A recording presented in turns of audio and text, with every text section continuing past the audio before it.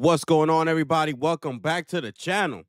Um, on this special edition of the show. Today it is April the 12th. Uh, so thank y'all so much for being here. So we starting early today. Real quick, we're starting early today because in 2 minutes, uh Bungie said yesterday that they had something special for us to watch at 11 a.m. So that's why we're starting earlier, right? We know the main show is at 1, but they said to be here 2 hours earlier if you wanted to see something special that they had in store for us. So that's why we are, starting up early, right? So thank y'all so much, man. Make sure y'all smash that like button as y'all come on in here. Salute to everybody who's in here already. Salute to all my supporters out there. Thank y'all so much, all the members. We have the memberships. It is pinned at the top of the chat, just in case y'all want to go ahead and take a look at that. We offer the best memberships in town, ladies and gentlemen. So let's get to it, right? Because I don't want y'all to miss anything. So here it is. This is their official Twitch. Let's bring up the volume. It should be starting in 1 minute, whatever it is that they're gonna show us. So this is it right here, people. Right there, full screen. Let me bring myself, excuse me, down a little bit. Okay, right there, should be good. Shout out to my brother Michael West in the building, ladies and gentlemen. Mike, what's going on, man? What's going on, man? It was a nice little members chat last night, man. We had a good time last night, man. Shout outs to all the members out there, man. Facts. Shout outs to my brother Albert in the building. What's going on, bro? Make sure y'all smash that like button as y'all come on in here, man. Let's make it a big day today, people. It's a big day today, man.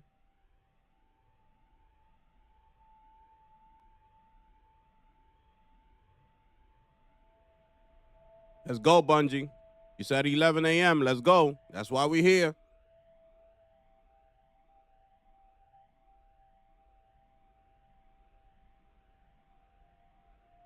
This better be great.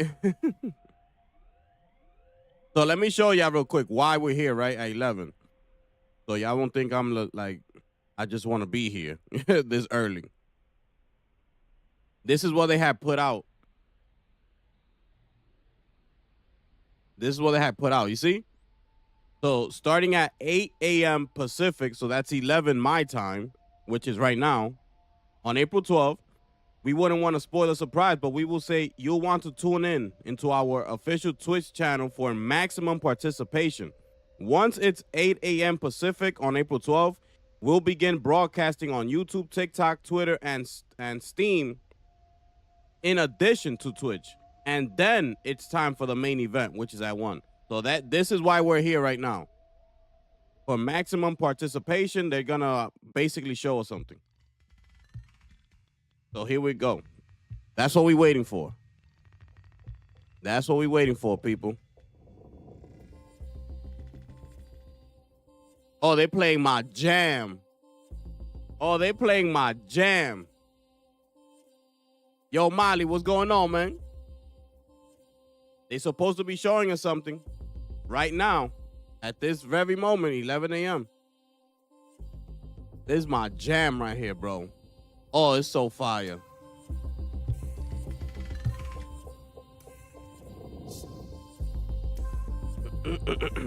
Yeah, we in here early, people.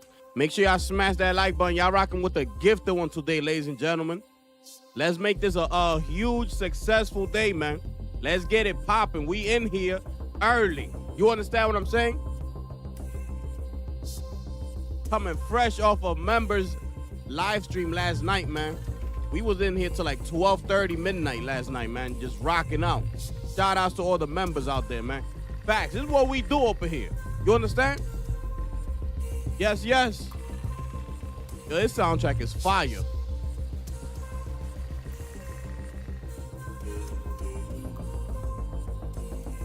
Facts, Marley.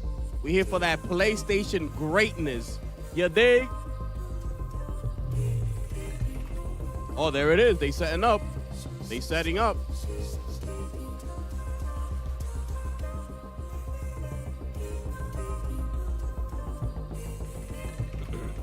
Oh, there it is.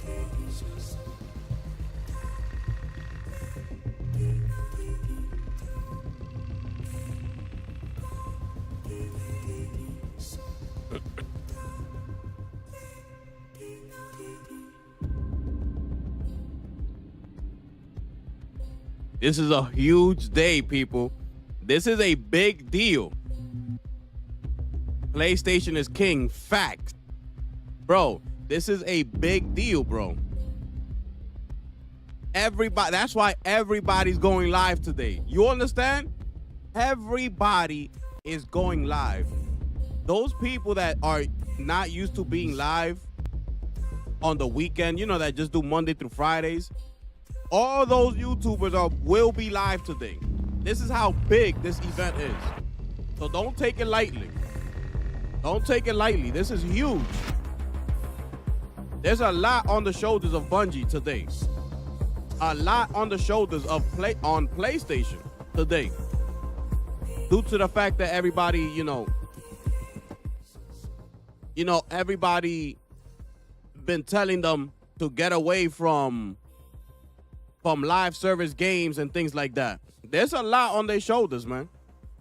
So this is a huge deal, bro.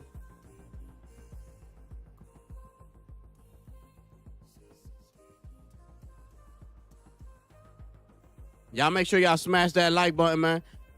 Say what's up in the chat, man. Let it be known. Let's rock out today, man. We having a great day today, people. That's facts. Oh, this beat is so crazy, bro. My goodness.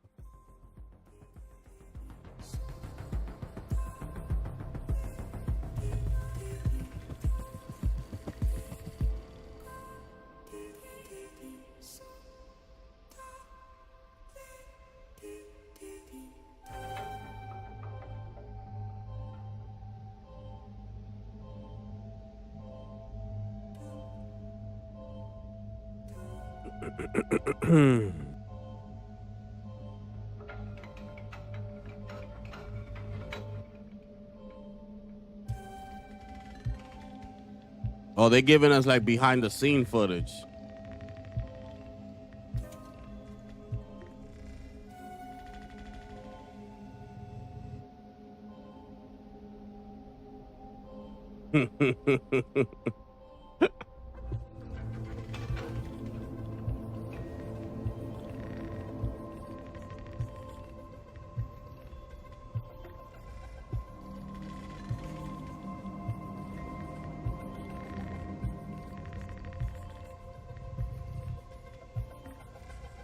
Ooh, that's a runner? That's a runner right there? That looks crazy, bro. What is that?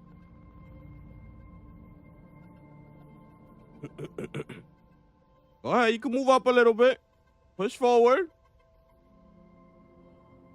Okay, now turn around to the left.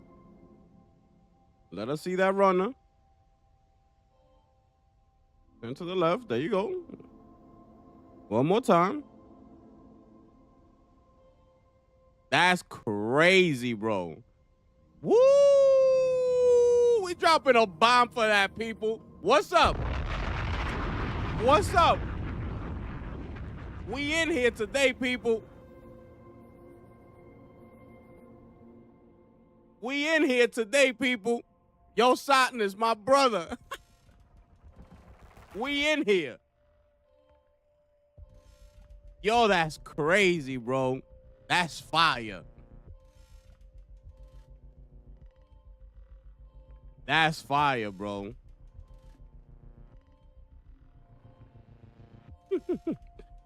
The nerve.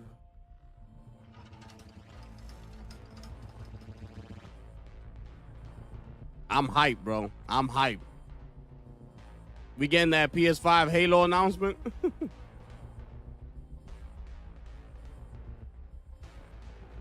Dude, you coming fire? Yo, bro, I appreciate you, bro.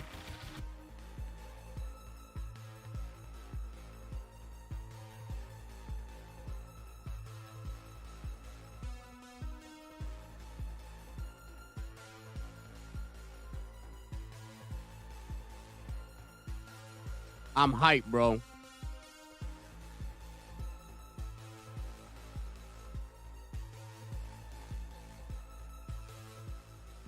They said they're gonna show us something. They didn't want to spoil it. They just said to tune in. That's why we're here. We just vibing out. We vibing out.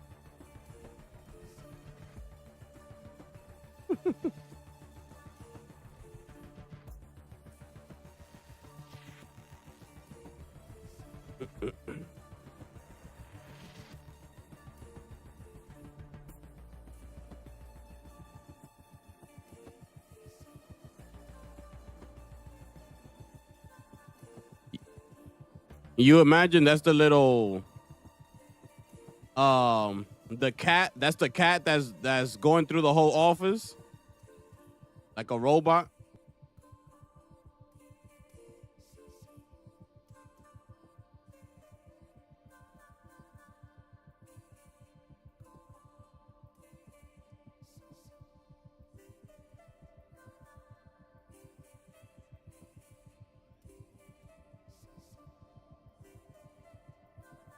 Yeah, man, but most of the team is still intact, bro. I know a lot. There's been a lot saying that, oh, Bungie's not the same Bungie from back in the day, from those Halo days and things like that. Yes, some people moved on, but like a lot of those people, they're still there, bro. They still there. You know? It's not like it's a completely new team at Bungie. Like, nah, bro. Most of those people from the original days are still there, bro. Of course, people move on and things like that, but as long as you still have that core, like most of those developers still there, we should be expecting something incredible out of these people today. This is a huge event, bro.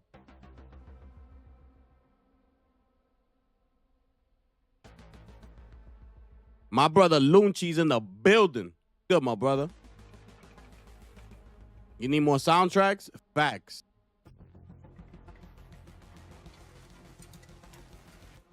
Oh. Welcome to Bungie. Let's go. Drop a bomb. Let's go.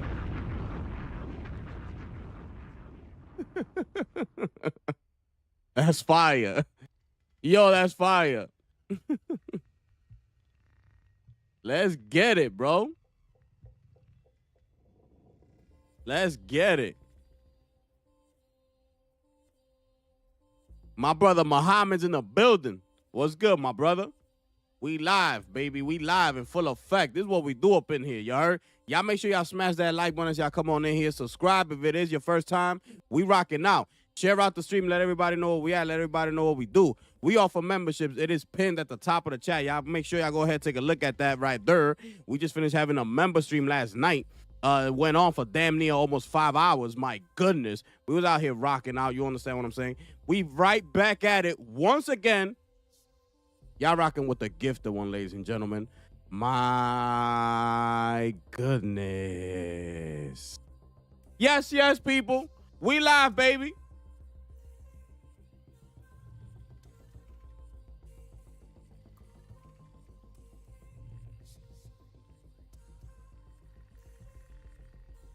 Yo, that Master Chief statue was fire, bro. The nerve on Bungie to show us that.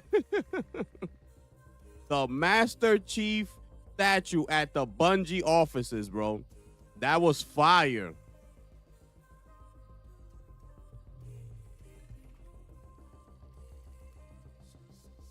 Oh, yeah, I see the battery life up here. I'm assuming that has something to do with all this thing.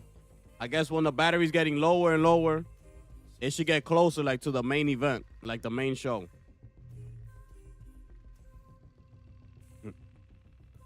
But they're gonna show us something. They're gonna show us something before the main show. Because they ain't bring my ass over here for nothing. I know that for a fact.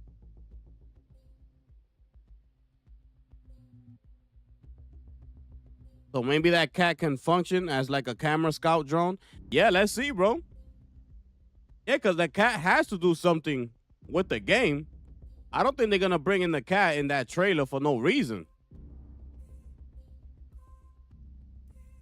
Yo, it's a big day at Bungie, bro. Yo, they hype. I'm hype, bro. I can't wait to see what this is going to be.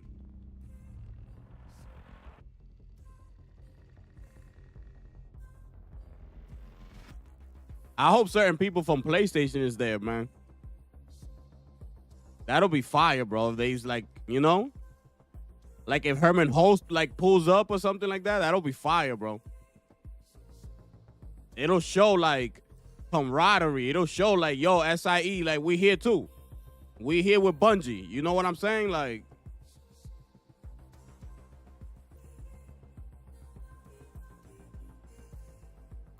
I think it's going to be a good game, and people are going to hate because it's PlayStation. Oh, facts.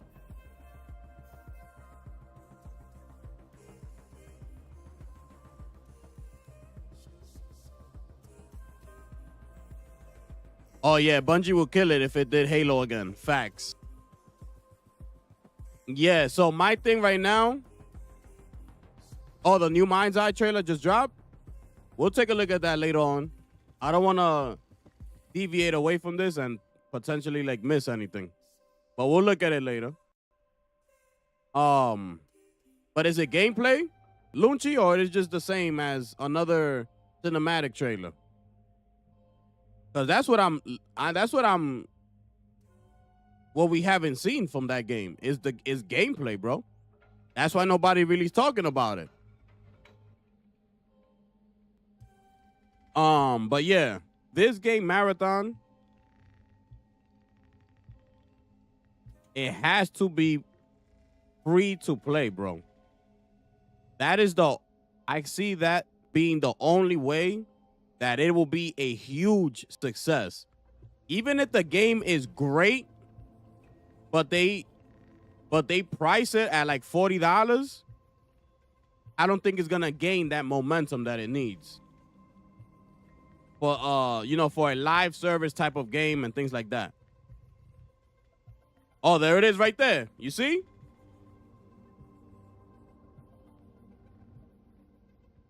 That was the cat again.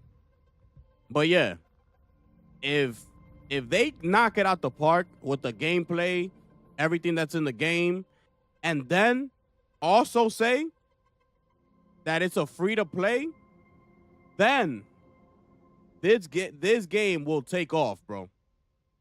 But if they show everything and it's great, everybody's excited, everybody's hyped, and then they come out and say, oh, but it's $40, I don't know how people are gonna take that. I don't think it's gonna give it the momentum that it's gonna need for liftoff. Like at liftoff, you need that momentum. You need everybody to get hyped and be able to just download it because it's on all platforms. PS5, Xbox, and PC. So if it's free, you're accessing all of those players, bro, to at least download the game and at least give the game a shot. That's what you need. You need traffic. You need traffic into the game. And the best way to do that is to offer it for free. If you put a price tag on it, it's going to limit the amount of people that would have been able to download the game and play it and at least try it out. If they don't like it after they try it out, it's okay. But at least they got to play it and experience it. That's what you need. You need that.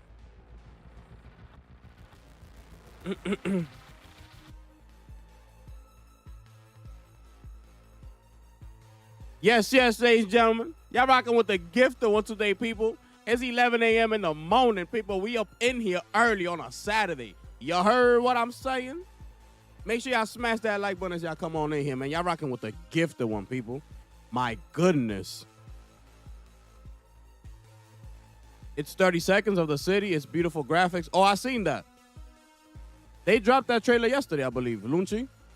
I seen that trailer. Yo, shout outs to my brother Chris in the building. What's good, my brother? Hope everything is good with you, bro. I appreciate you pulling up. What up, Hopey? My favorite YouTube streamer, hands down. Hope your channel blows up. I appreciate that, my brother. Real talk, bro. Appreciate you, my brother. Means a lot, bro. Like, thank you for that, man. Yes, sir. That's why we working hard, man. We're working hard over here. Y'all see me out here, man.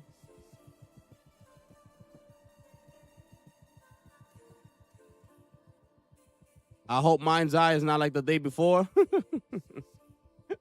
Yo, you imagine? That'll be crazy, bro.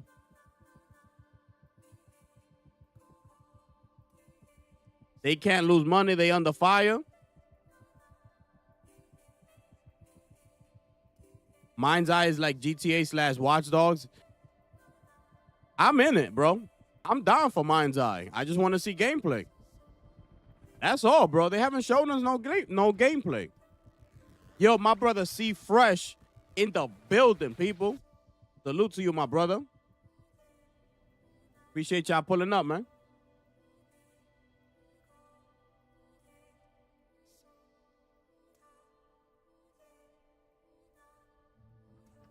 We vibing out right now, you know, waiting on Bungie.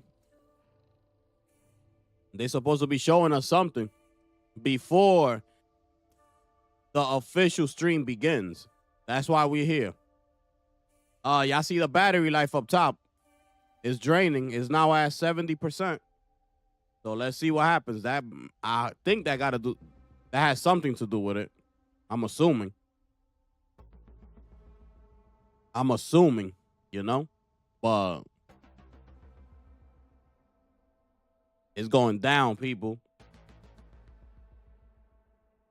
These people are under a tremendous amount of pressure, bro.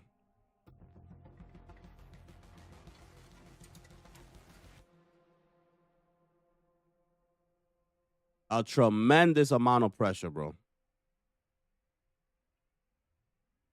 But listen, man. They're 2 for 2. They're 2 for 2. So that's why I'm so excited. You know?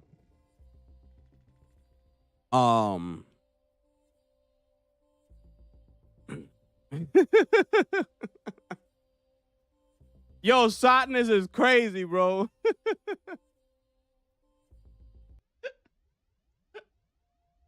Oh, snap, bro. Yo, this guy is crazy, yo. Yeah, Lunchi, this is a nice little rollout for Marathon, bro. They've done a great job. That's what I've been saying all week, bro. These people have been doing a tremendous job with the marketing and all that. Like, bro, they've knocked it out the park, bro. Showing little tidbits here as each day goes by. You know, more puzzles to solve. Like, you know, they kept the audience engaged. Like, giving them puzzles to solve.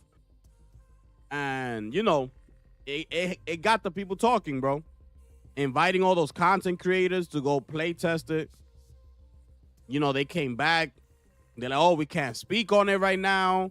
You know, that whole secrecy type of deal. Like, it's built up the hype level for this game, bro. And it all leads to today.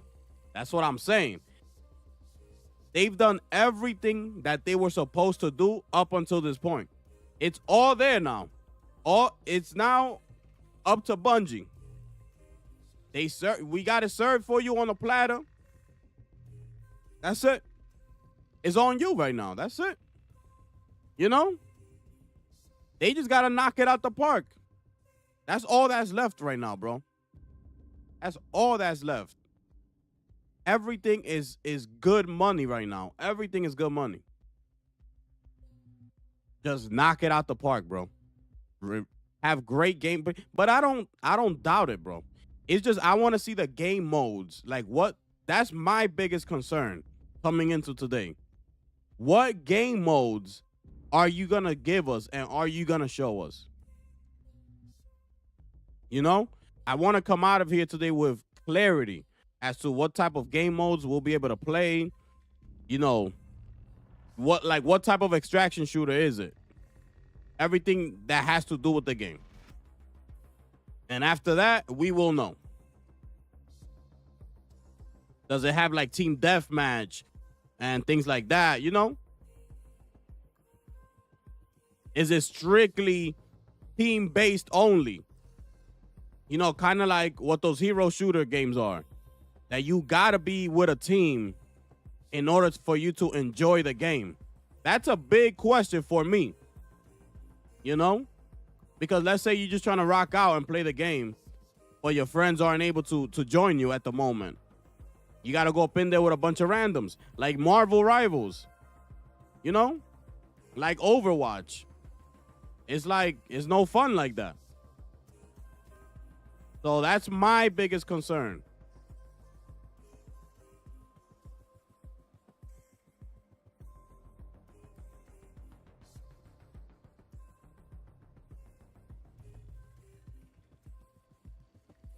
The Destiny thing that floats with you? Like over the shoulder? Yo, Ruben, PlayStation sucks.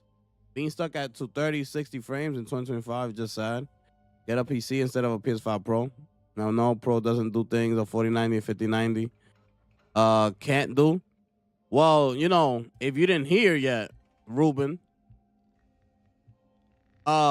Indiana Jones, the PS5 Pro is gonna be able to run that game native 4K, 60 frames, 3D audio, adaptive triggers, haptic feedback.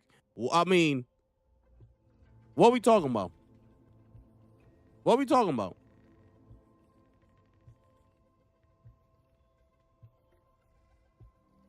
Yeah, but we don't care about that if it's going to PC.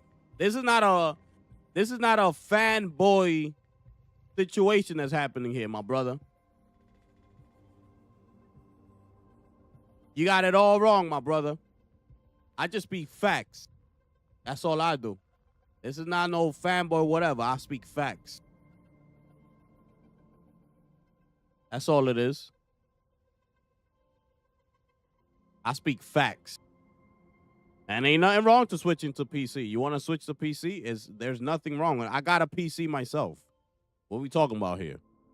And I got a very good PC at that. So ain't nothing wrong with switching to PC. It's all up to you. It's what you can afford. So ain't nothing wrong with that. Ain't no hate over here.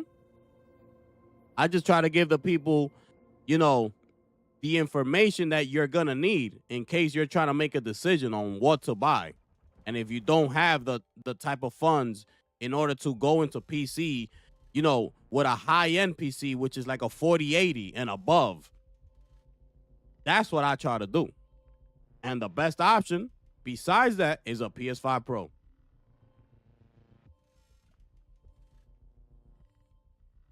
I know PC games are made on PC, my brother. I know that. I know it. That's why I find it so funny that since the Pro came out, everybody wants to compare the Pro to a PC, a high-end PC at that, right?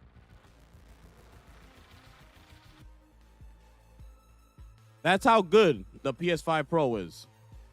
That's how good it is.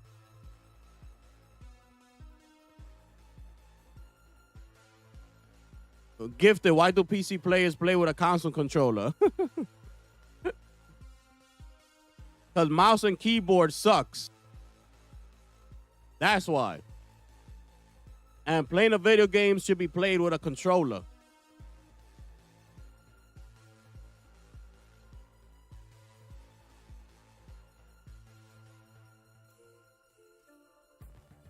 And yes, PC serves console.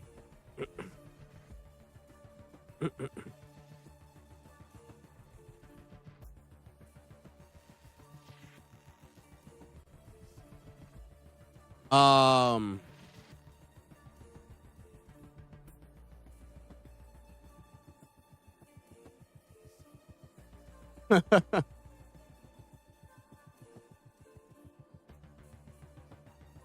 No, I'm speaking facts, my brother. What information did I give out that's misinformative? 4060 is not no high end.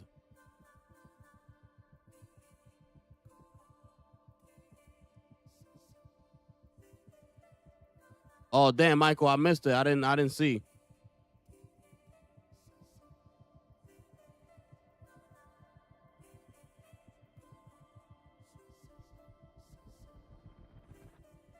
Bro, listen. How are you comparing it to a 4060? The PS5 Pro is running games upscale to 4K, going above 60 frames per second at $700.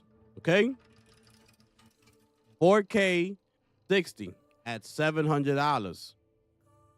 What is and we talking about price points here, right?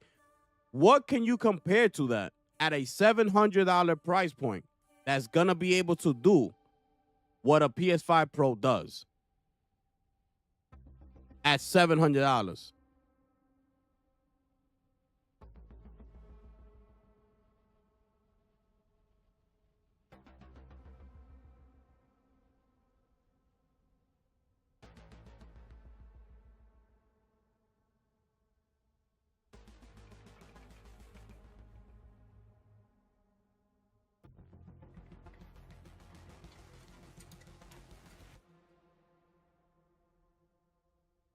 Let me know. Let me know. And most of those 4060, by the way, are 8 gigabytes, okay? You ain't doing nothing. You're not going nowhere with those 4060 builds. You know that, right? You know those 4060s is 8 gigs, right? You will have to bump up at least to a TI or something like that.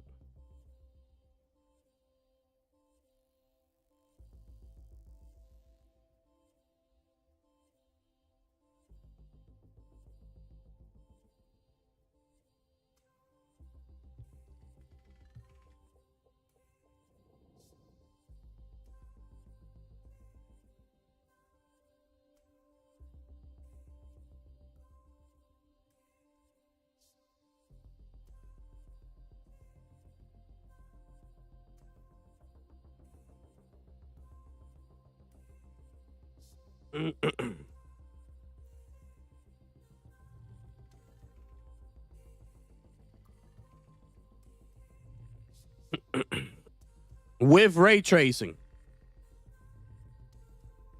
And a 4060 is just one part of the PC, bro.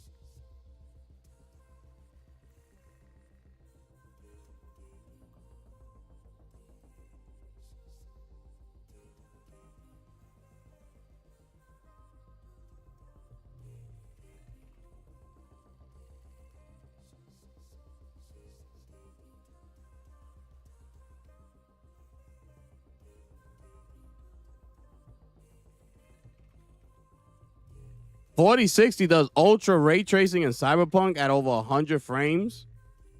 Where? And at what settings? You probably talking about low or medium settings. We talking about high settings up in here. When we talking about PS5 Pro, you need to bring up high settings. You're not doing that on 4060 on Cyberpunk. You're not doing it. You're not doing it.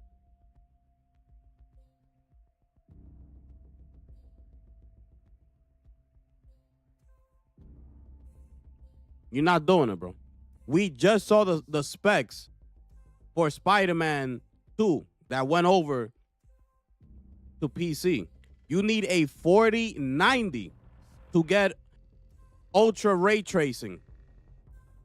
A 4090. Okay? You're doing that on a PlayStation 5 Pro at $700. In order to get that, you need a 4090 on the PC to do that with ray tracing, with full ray tracing and everything.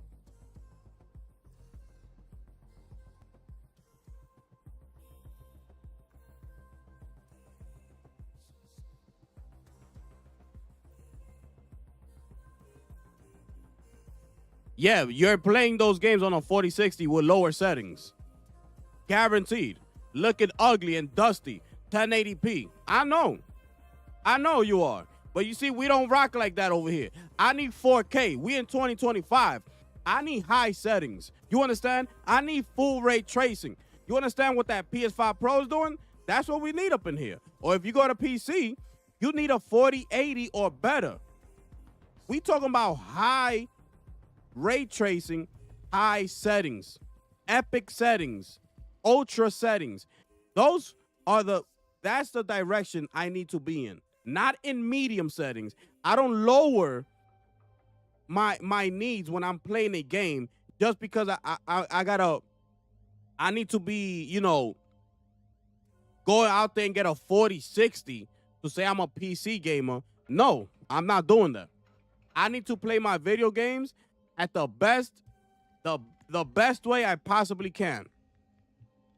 I don't rock like that. I don't do that whole, buy this because it's $300 and it's a 4060. I don't do that. I need to play the video game the way it was intended to be played. High settings, ray tracing, 60 frames, 4K. That's how I want to play it. That's how I want to play it.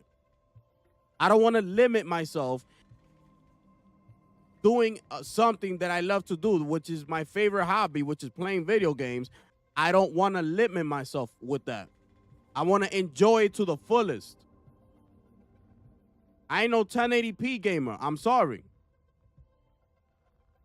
I'm a 4K gamer. Okay? That's me. We in 2025.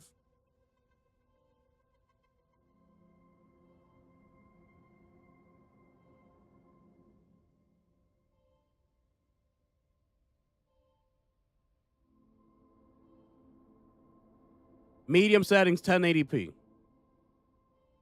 Medium settings, 1080p. Are you talking about 1080p? The PS5 Pro, yes, is upscaled. We know that. It's upscaled to 4K, my brother. We know that. But we getting 4K image. Everything is upscaled. Okay? Everything. Even NVIDIA with the newest graphics cards, you need DLSS. Because I know you're coming from watching my videos when I did back then with PS5 Pro versus PC. I know you're coming from there. You're gonna spend,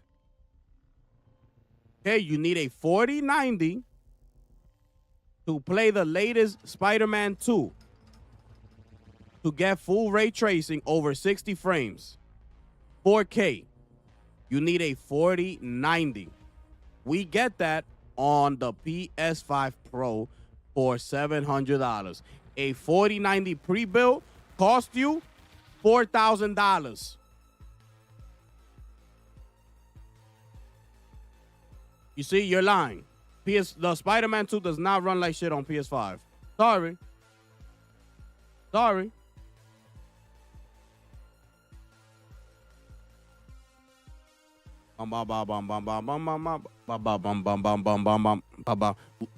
Well, I need a 4090. Well, I got a 4080 Super. Okay, I got a 4080 Super. I need, like I told you, I don't limit myself. I'm not that type of gamer, bro. I'm not. That's not me. I don't do 1080p and say, "Oh, I'm fine." No. I need to enjoy these newer games that are coming out the way they were intended to be played. 4K, 60, ray tracing, 3D audio, haptic feedback, adaptive triggers. I want it all. I don't limit myself, bro. I want the best of the best. Stop limiting yourself. 1080p is not it, bro. 1080p is not it. Move up, and you're going to see the difference. Bring up the quality.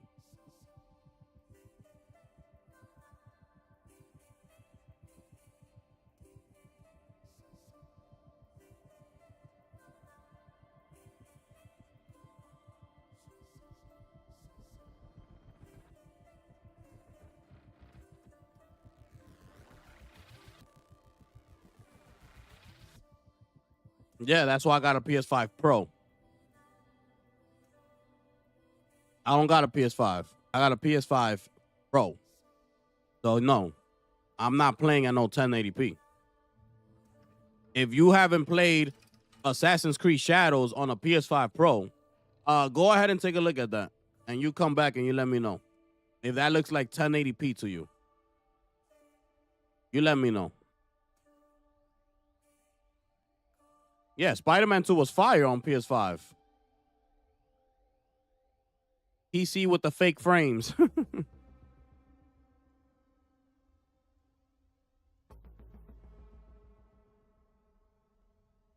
Where we at? Oh, we at 30%. Oh, it's almost time, I think. Damn, Michael, my bad. I've been missing the whole thing. I know you was trying to tell me to look at a couple things.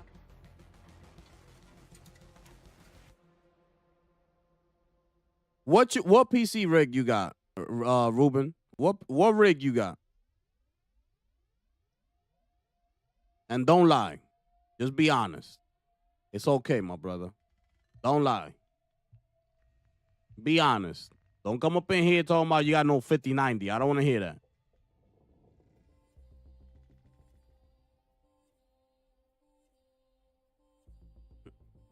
Yeah, it looked and ran great. Bro, Spider-Man, come on, bro. Come on, bro.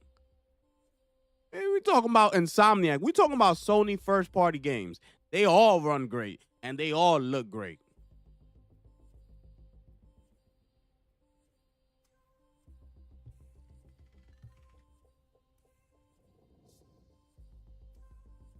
Let's get it. Let's get it. Let's get it.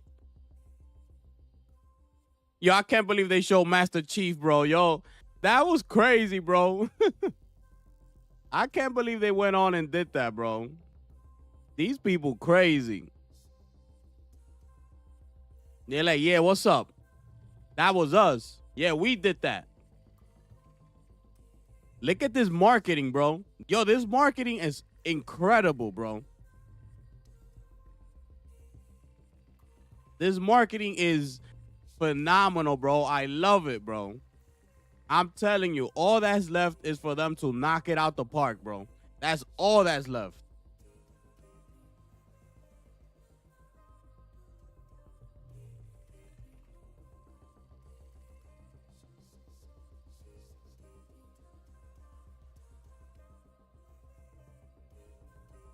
He got a 3060 laptop.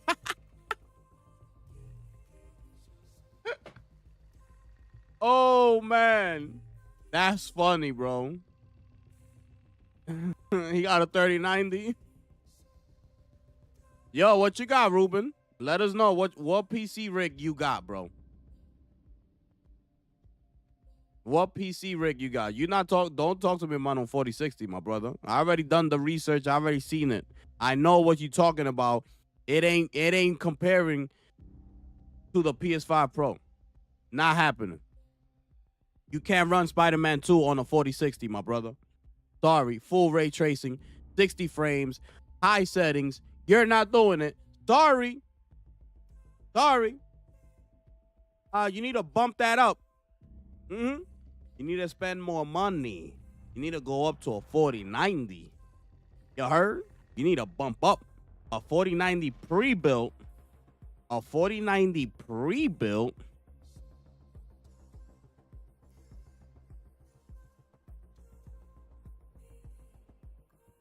A 4090 pre-built is gonna run you about $4,800. You dig? Let's get it popping. Let's get it popping, y'all.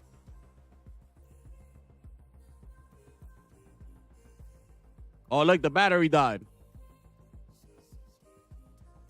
Y'all make sure y'all smash that like button, man. Y'all come on in here. I'm rocking with the gifted one today, ladies and gentlemen. Salute to everybody out there. Subscribe if this is your first time to the channel. This is what we do up in here. Share out the stream. Let everybody know where we at, man. We got memberships. We got it all, people. We do live gameplay. We do gameplay with the members. We up daily video uploads. We do gaming news, live shows. We got it all, people. My goodness.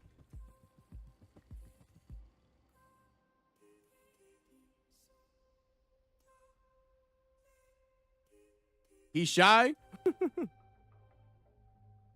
Yo, Mike, he shy or what? It's gonna have to be pre-built, otherwise he's gonna buy just the GPU, put it on the table, and be like, "Why isn't it working?" Facts.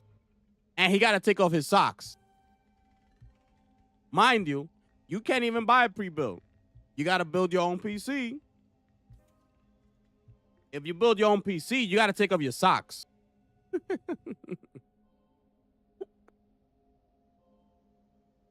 Oh man.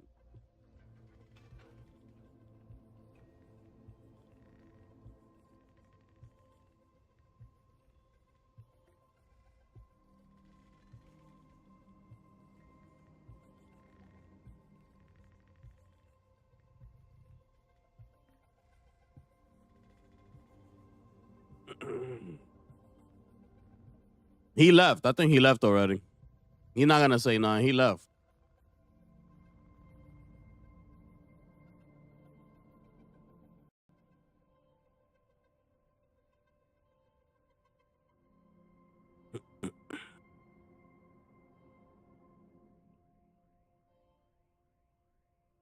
He left.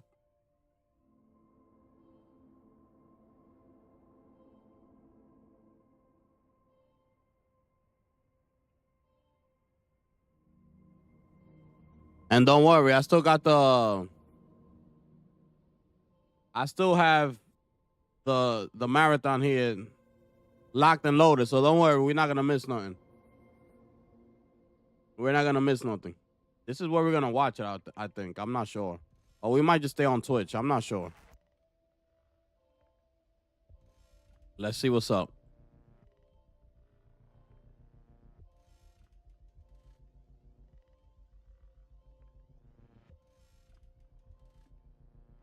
They getting ready to show us something or what?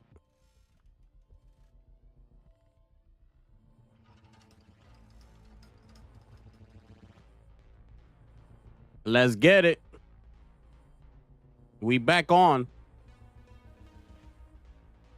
They swapped the battery. This is incredible marketing, bro.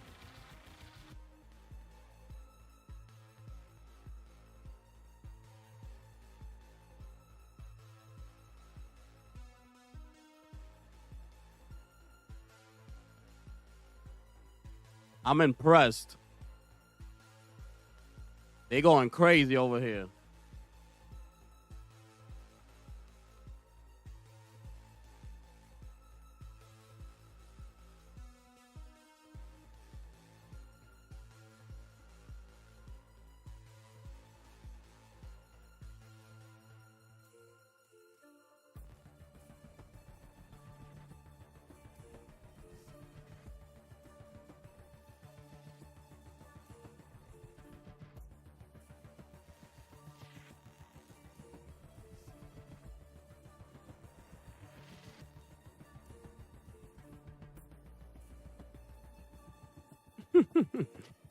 I'm telling you, today is gonna be crazy, bro.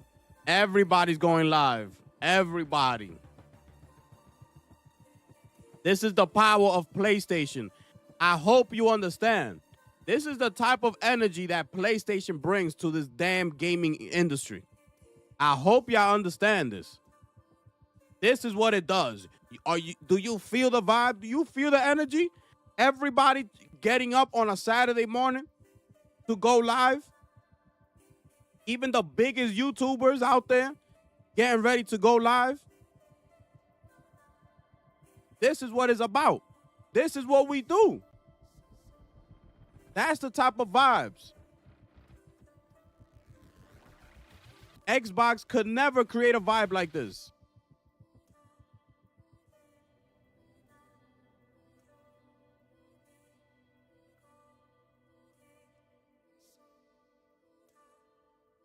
The anticipation is through the roof right now, bro.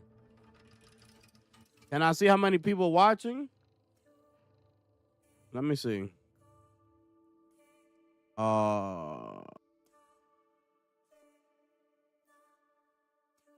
23,000 here. and this is on Twitch, but they're also on YouTube. They- let me see.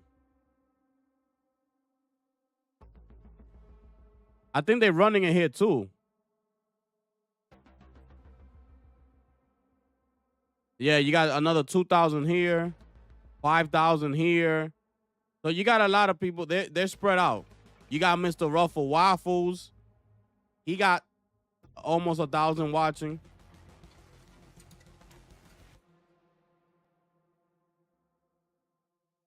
Yeah, so you see they're watching it here as well.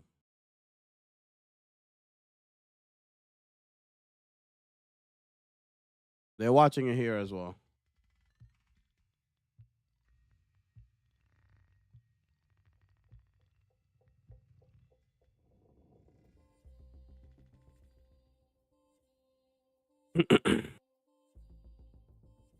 But yeah, let's see.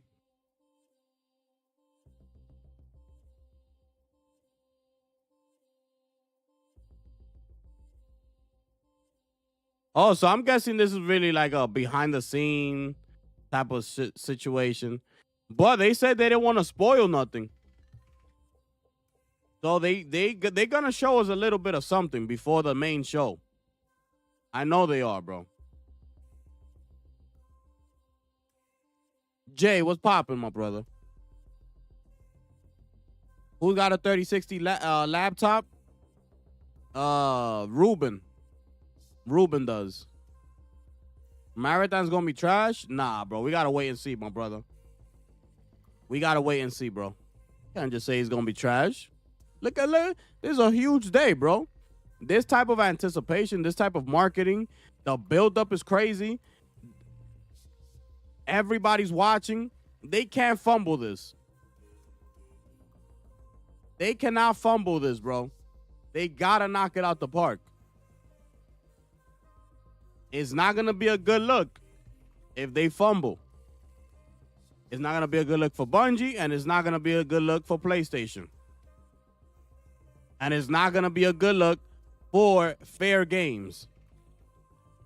Fair Games is also betting on this game being a success.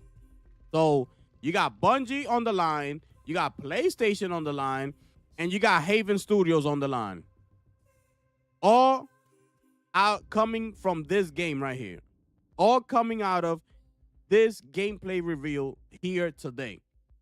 All those things are their reputation is on the line.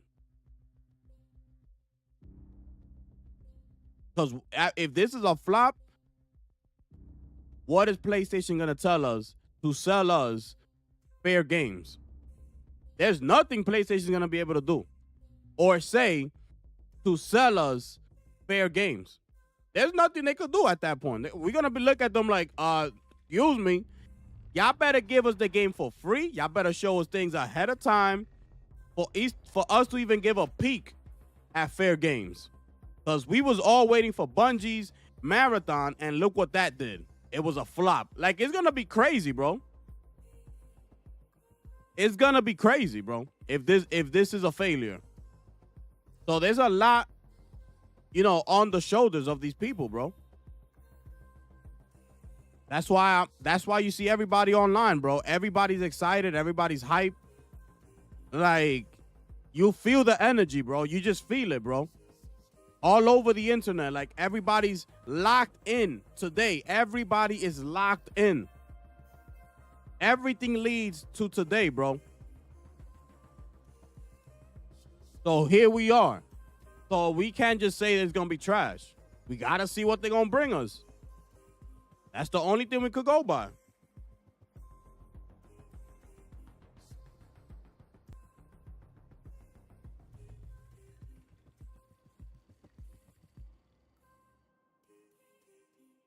Man, these people, this marketing, these people are incredible, bro. Y'all hated Foam Stars and Concord? Not me. Foam Stars, I wasn't a fan. But Concord, I liked it. Well, I never gave Foam Stars a fair shot. Oh, look, they're watching one of the streamers. That's fire. But yeah, I never really gave Foam Stars a fair shot. But Concord, I gave it a fair shot, and I played it, and I liked it.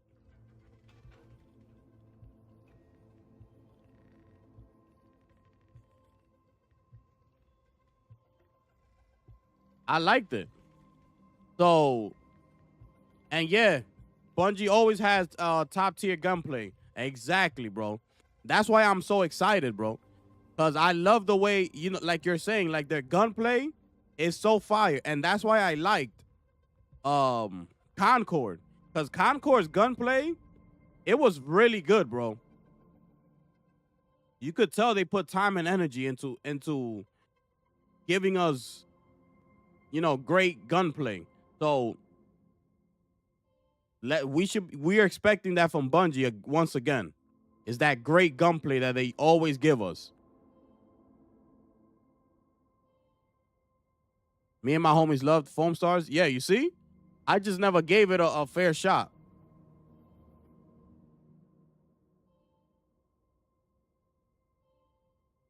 It'll happen. I'm calling it. You're calling it.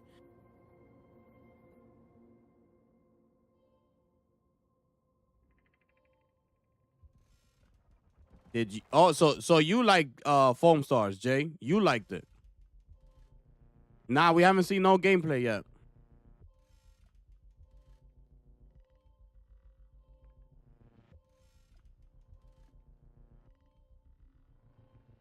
Yeah, but it was marketed different from Splatoon. That's what it. I think that's what got me. Like, I saw how Foam Stars looked and things like that, and I was just like, I'm not interested.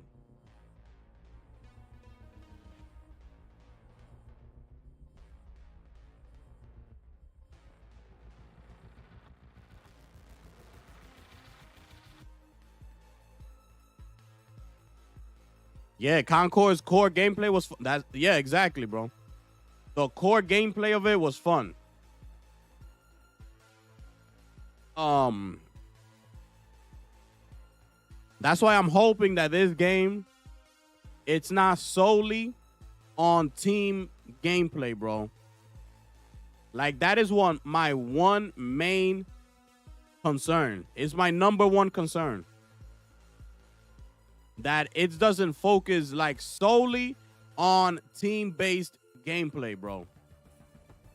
That is my one major concern.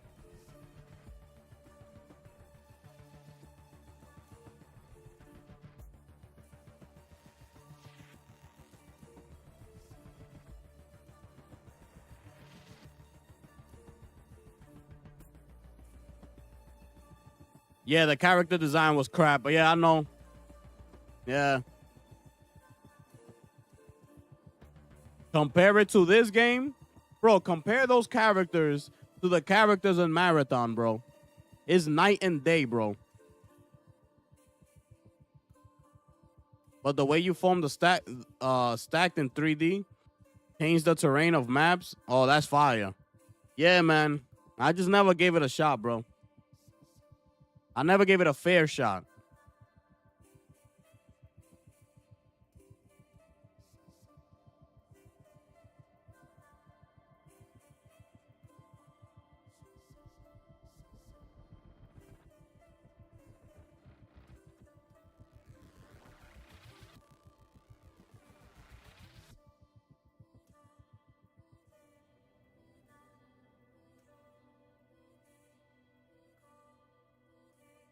Yeah, I never gave it a fair shot.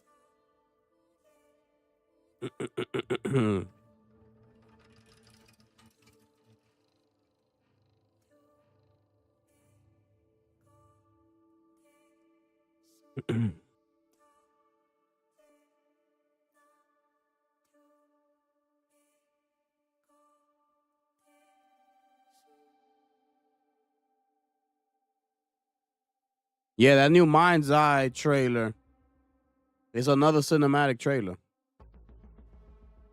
Like, bro, we need gunplay, my brother. I mean, we need gameplay. Excuse me. We need gameplay, my brother.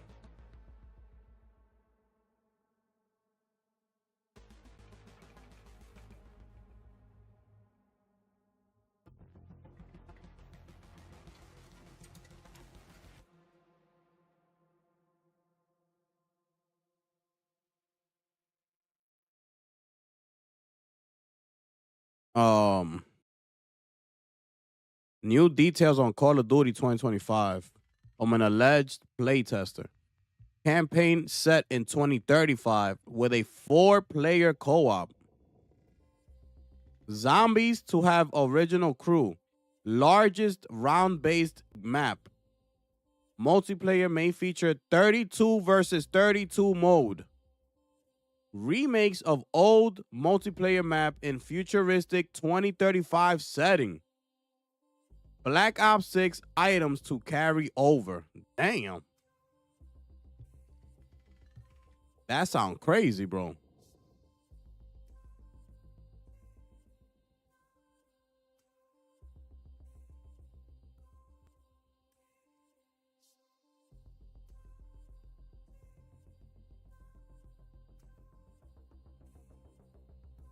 That sounds crazy, bro.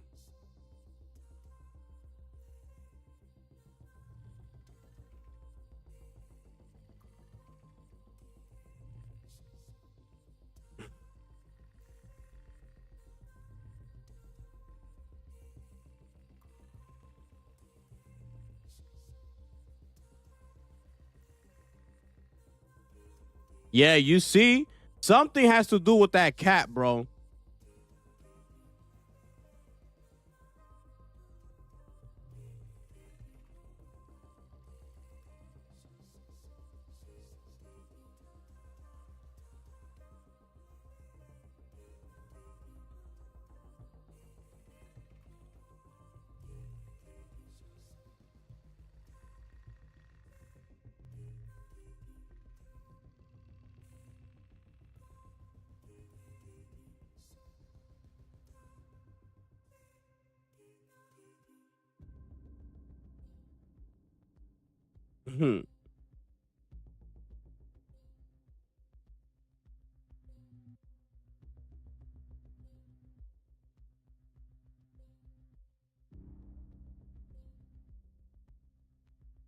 Yo, y'all want it like this, or y'all want it like this, or y'all prefer this view?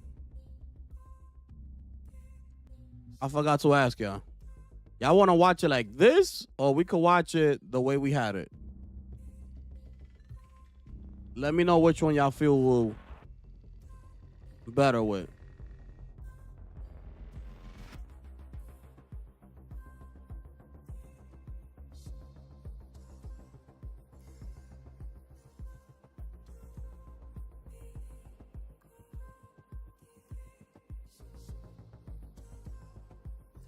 I know I got a lot of things up on the screen, so maybe y'all don't want nothing like in the way. But let me know. It's up to y'all.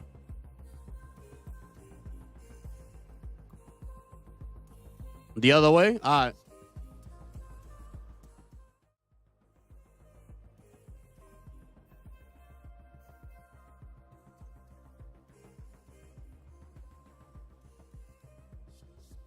Man, this soundtrack is incredible, bro. Everybody's also asking, like, who did the soundtrack? Everybody.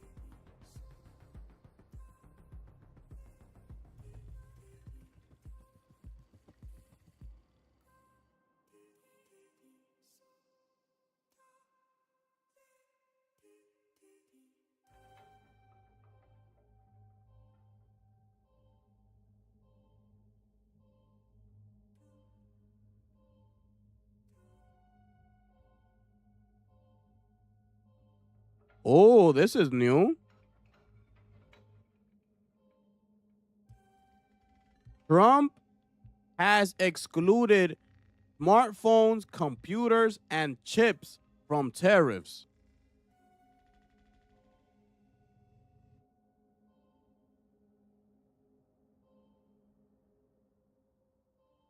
According to Tom Warren.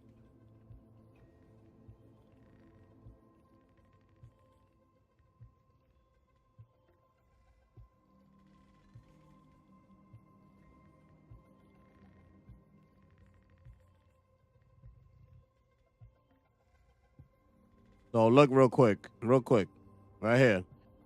Trump excludes smartphones, computers, and chips from tariffs. So this is the latest update, including from China.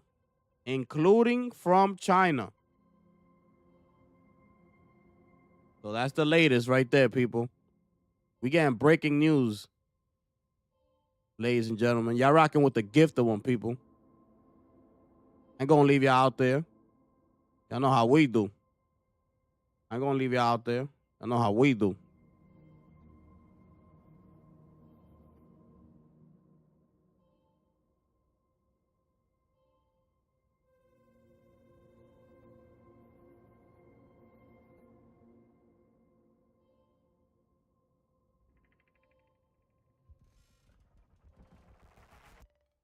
Let's see.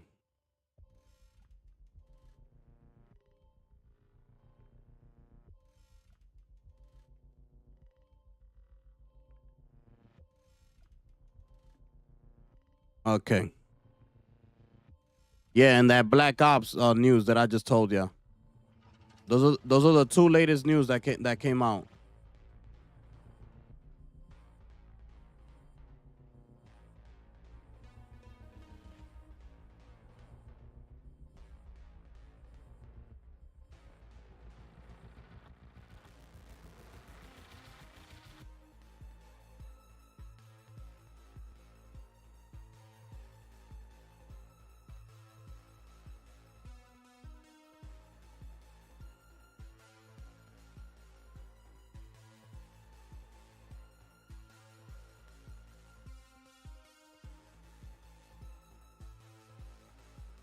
Also the marathon gameplay review show will run for 1 hour. So it's gonna be 1 hour long. And the embargo will be lifted immediately after the show. So that's when all the YouTubers will be able to speak on what they liked and what they didn't like when they went to go play test it.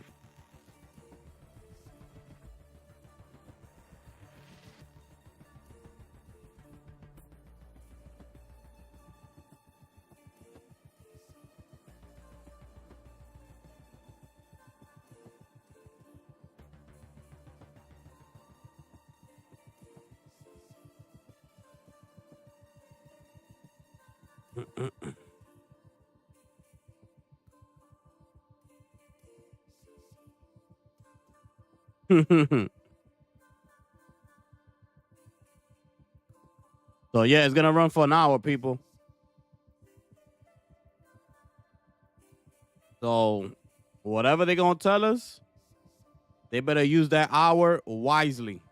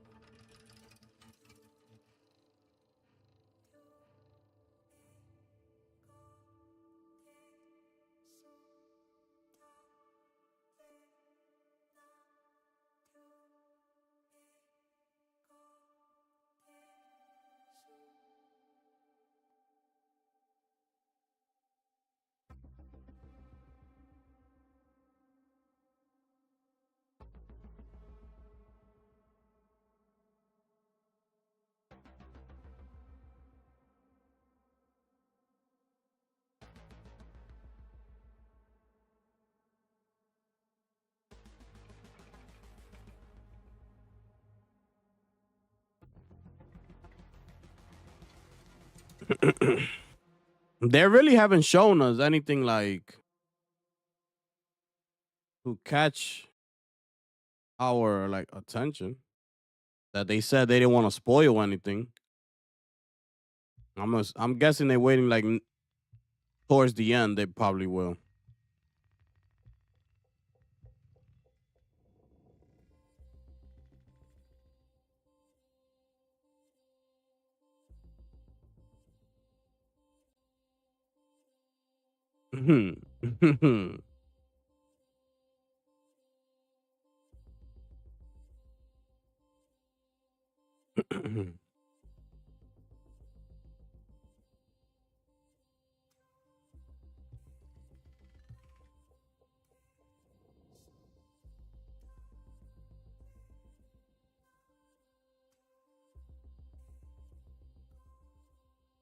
That's fire too. Graded for quickness, yeah. So you're gonna be able to pick stuff up to give you more boost, precision, and power. You know,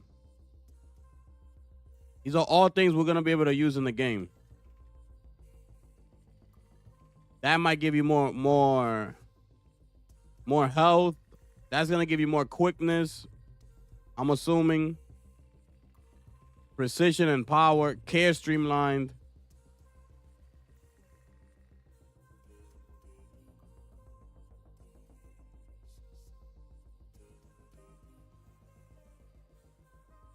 Cosmic energy.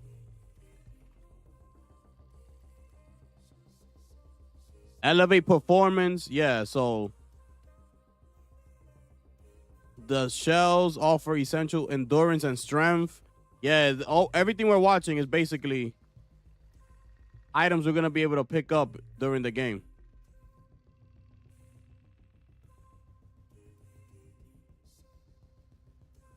I'm trying to read as quickly as possible. Uh, there's so much, but yeah.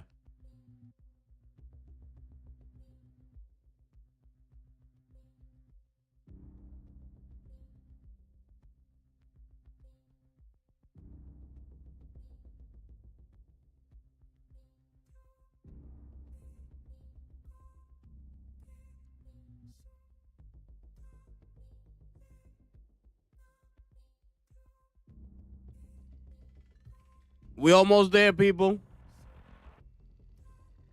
We almost there, people.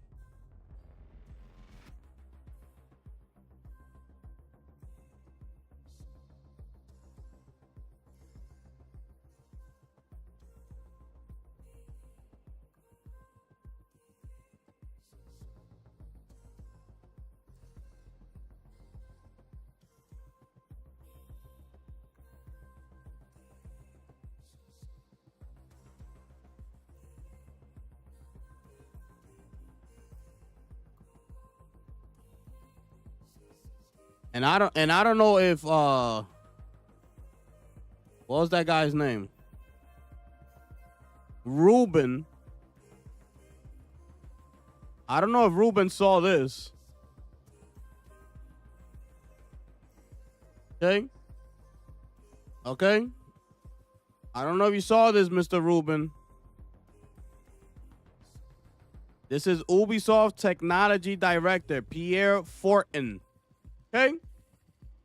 Believes the game on Sony's supercharged system is now the ultimate console experience and one that rivals ultra high end PC gaming. My goodness. By the way, my brother Ruben, if you still here, that was for you. That was for you.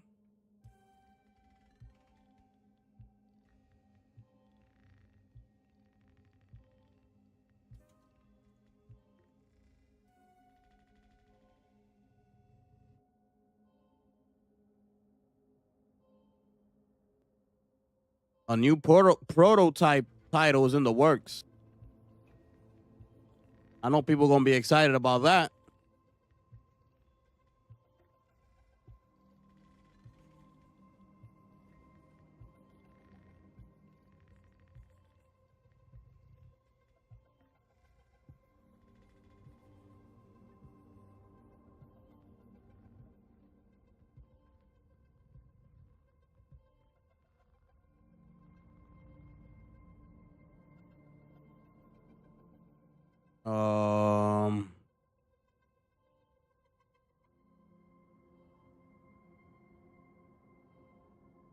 Um, okay. Let me see. All right. We up to date, people.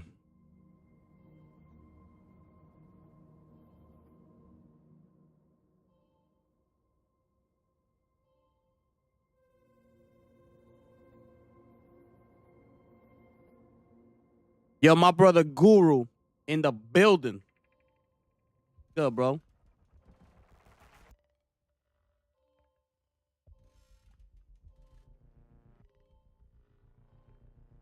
Yeah, you can't wait for prototype? Yeah. Another prototype is in the works. In the works, people. Let's get it popping, man. Y'all make sure y'all smash that like button as y'all come on in here, man. Subscribe to the channel, baby. Let's get it popping. We got memberships. We got it all, people. Let's get it. Let's get it, people. The time is almost here.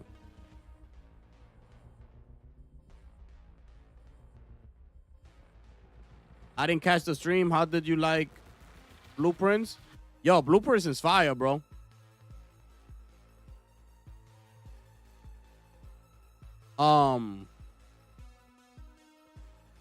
Blueprints is fire. It's gonna, in the beginning, it's gonna, you gotta get used to it because, you know, you're learning the game. But once you learn it, you're gonna want to keep on trying and keep on trying. It's good.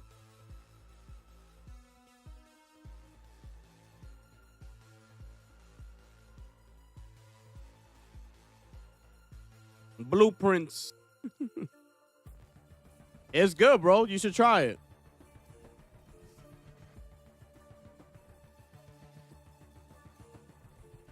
You should definitely try, bro. It's good.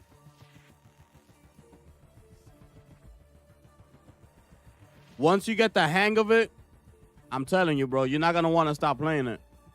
You're going to want to figure it out. Oh, so you played it. Making some progress, but some puzzles are getting tougher. Yeah, bro. Okay, so you get what I'm saying.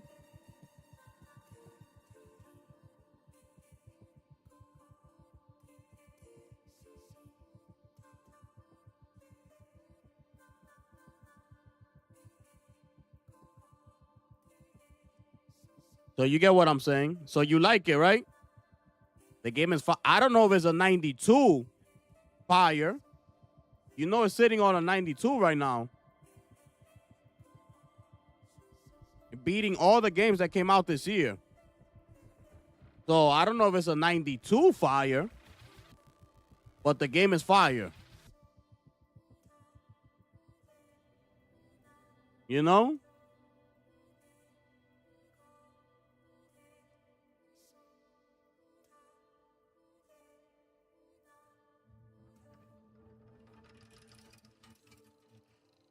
Yeah, exactly, Sotness. Exactly.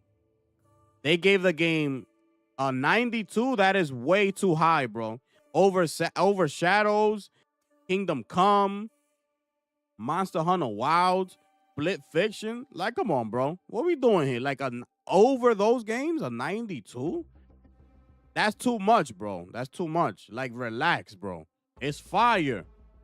I'm giving the game its credit. I'm giving it its props. Like, it's good. It's a very good game that will keep you entertained, bro. And you're gonna want to figure it out and I get it, but a 92? Come on, bro. I just finished coming out of AC Shadows. Arguably could be the game of the year so far, bro. Game was that incredible. Like, what we talking about? See, this guy just said he forgot Marathon was coming. What I'm telling you, this game's going to be dead without you knowing it. What happened to the game, the finals? Who said that he forgot Marathon was on?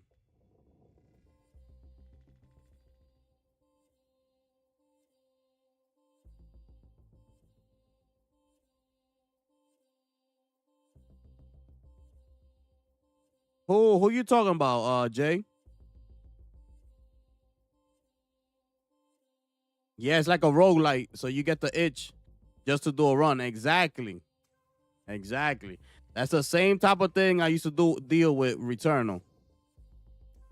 I'll go for a run, but all right, let me see what this run is gonna do for me today.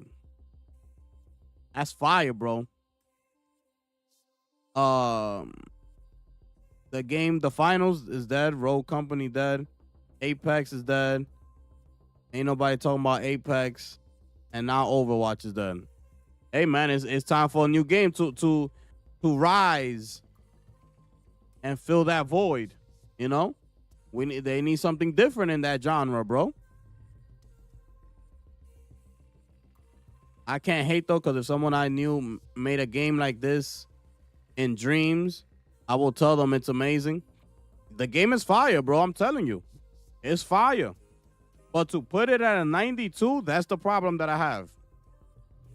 Because now what that's gonna do, the game of the year is gonna come. I mean the game awards is gonna come, and now that's gonna be one of the games that we're gonna be seeing, like it being nominated for a whole bunch of awards, and potentially the game of the year award.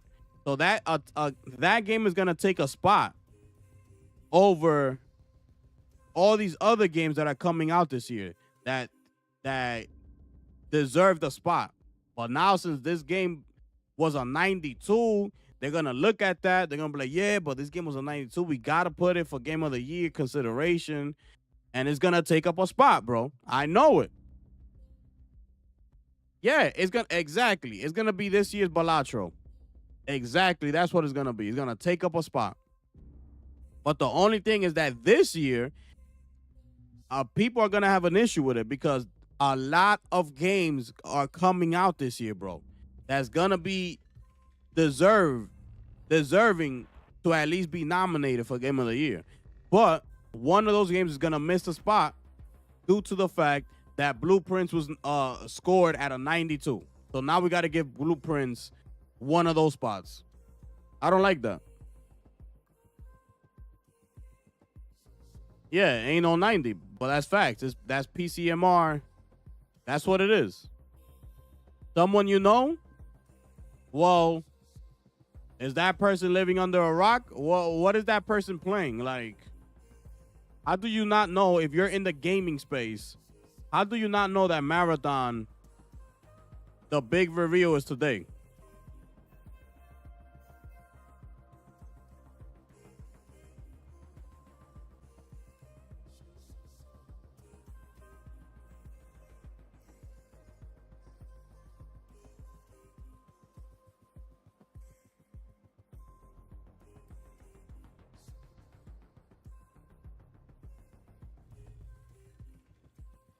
Let's see, people. We almost there. We almost there, people. Let's see. Unless another Balatro comes along. Unless they drop a DLC to Balatro.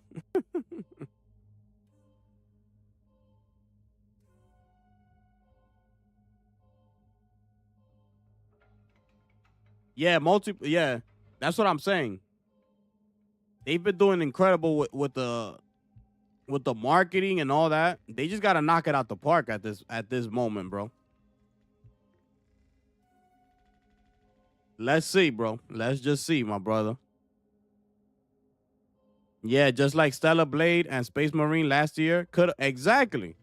That could have gone to either one of those games, bro. Because nobody wants to repetitively play PvP when they are doing the same. We need more platformer stories and good story games. But bro, PlayStation gives you all of that. What are we talking about? We spoke about that, bro. PlayStation gives you all type of games that you're talking about. Platformer, story, you know, good story games, like everything. PlayStation offers all of that, bro. But they need something to offer to tap into the multiplayer live service. They need a staple. They need something. Helldivers is not that type of live service game that you think it is. It doesn't have this store that you could just go up in there and buy battle passes all the time, buy skins. Helldivers is more of a grounded game. Yes, it has a store, but it's very, very limited. So They see the charts, they see the money coming in monthly. That's the area that's bringing in the most money right now. I just did in yesterday's live. I just told you that in PC gaming in last year, 58% of the revenue coming in for PC gaming was through microtransaction. 58%. Okay? That's gonna tell you everything. That's why we're here today. That's why Bungie needs to be a success. It's because of things like that. You keep saying one thing, but the numbers say another. You say you want this, but when Sony looks at the chart, is looking at a totally different situation. We've been talking about that. Ratchet and Clank was fire, bro. Rift Apart, one of the best games in this generation, bro. What are we talking about?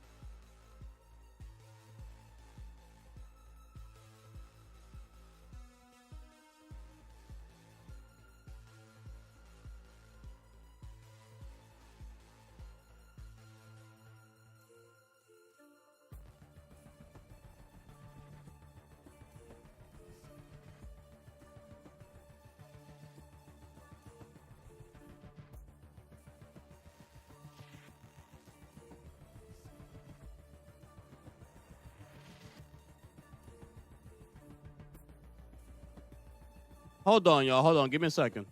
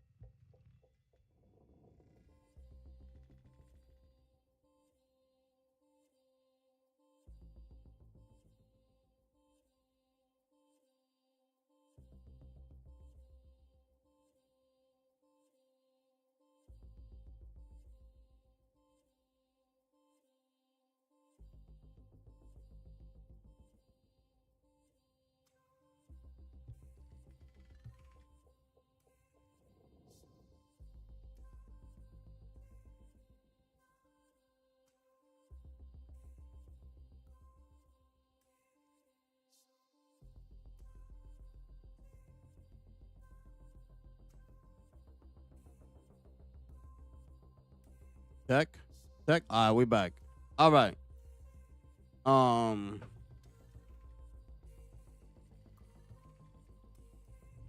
You should have told Ruben to buy a game. Do you buy games? Facts. I don't know why he left, man.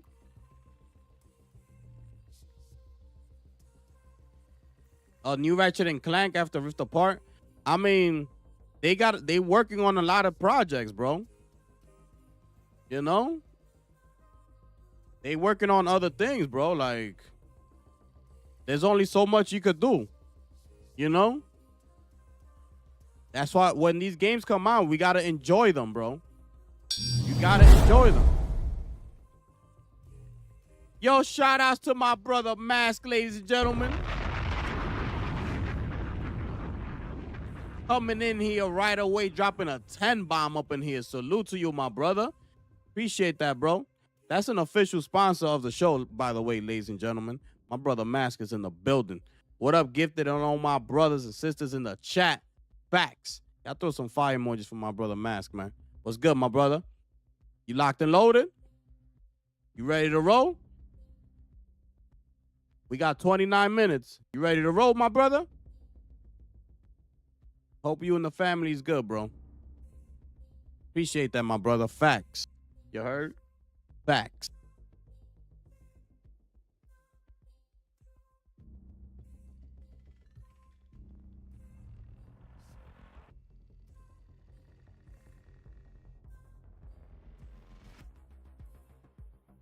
Yeah, exactly, bro.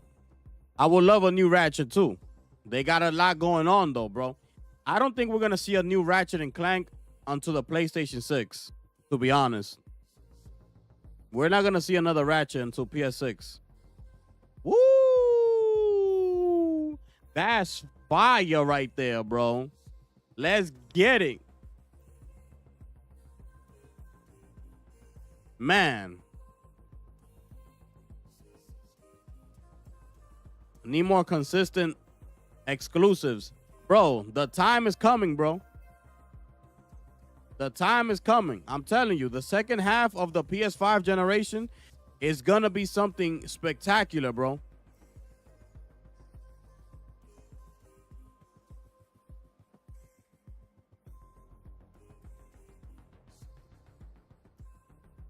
Woo!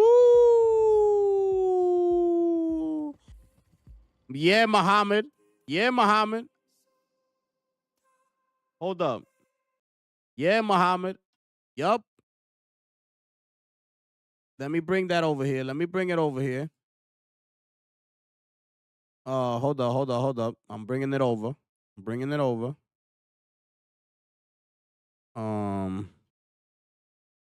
Oh, they got images of Mena Hero Project, bro. Yo, that's fire, bro. All right, let me just show this real quick. Shoot. Okay. Boom. Boom. Wait.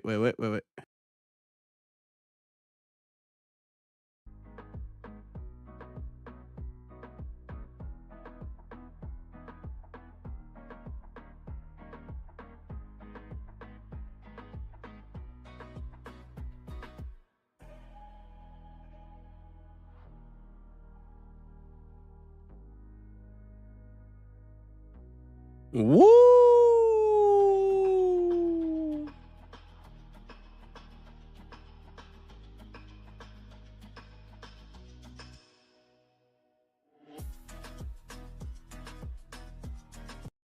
There it is, people. There it is, people.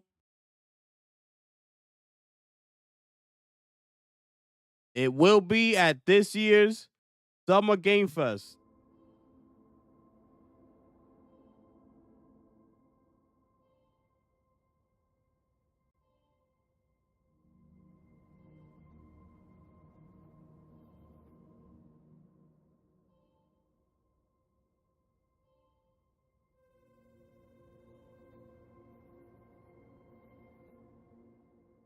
Shout out to Jeff Keighley, man.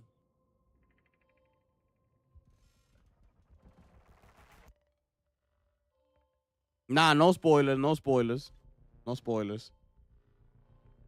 Shout out to Jeff Keighley, man. Yeah, if it would have been a spoiler, I wouldn't have shown it. So we could look forward to Summer Game Fest, bro. Yo, Muhammad, I appreciate that, bro.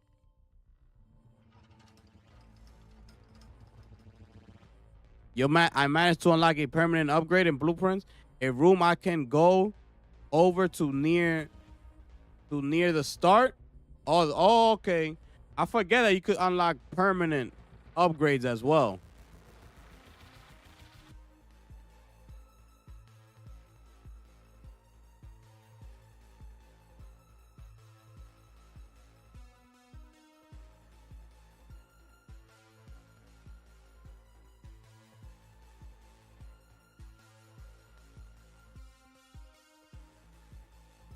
Bro, PlayStation is working, bro. These dudes are out here, bro. They out here putting in work, bro. I'm sorry, bro.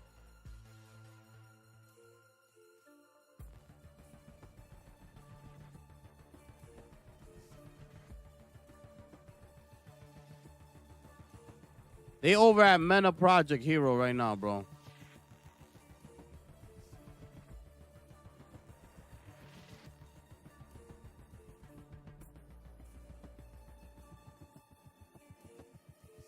Look at these flicks, real quick. This is Mena Hero Project. They outside, people. Look at this. They out there, bro. Look at the floor. They outside, people. Come on, man. Develop Mena. Come on, let's get it popping, man. What we talking about here, man? What we talking about here, man?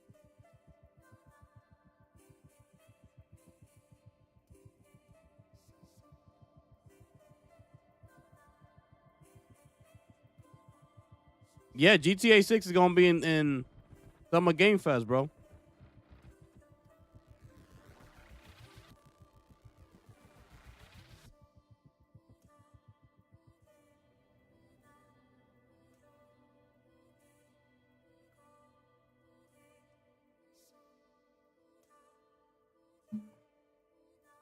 PlayStation is live.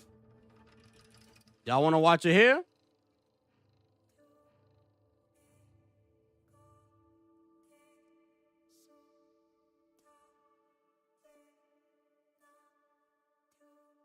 Nah, not yet.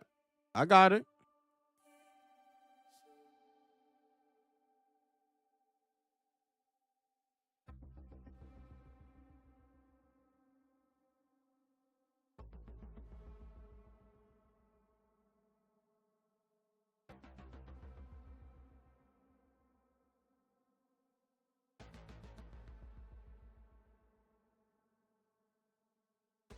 Yeah, I'm right here. I got it right here. Mike. Y'all want to switch over to the YouTube on PlayStation? Or we could stay here. It's the same thing, bro.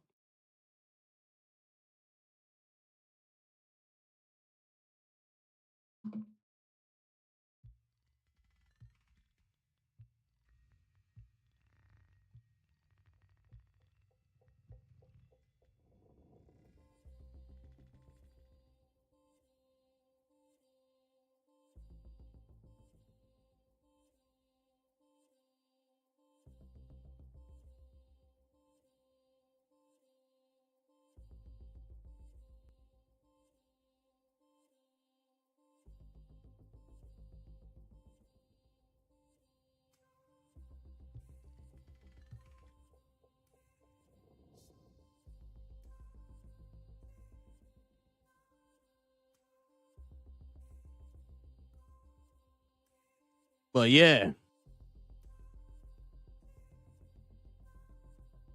we almost there, people. Bro, but they didn't really show us nothing, bro. Honestly, they didn't really show us nothing. A lot of behind the scene things and things like that is nice, right? But bro, 2 hours of it, you could have done this 1 hour prior to the launch, to the event, not two. We didn't need 2 hours of this unless you're about to show us something crazy.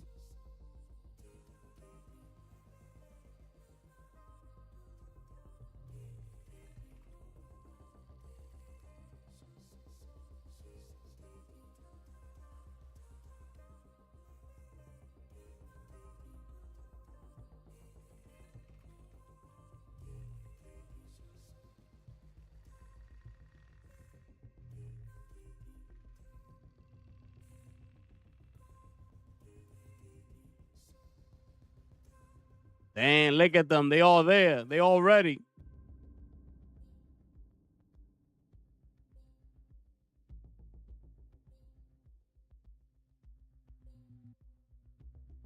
Where's that developer that we was watching last night's video in the member stream?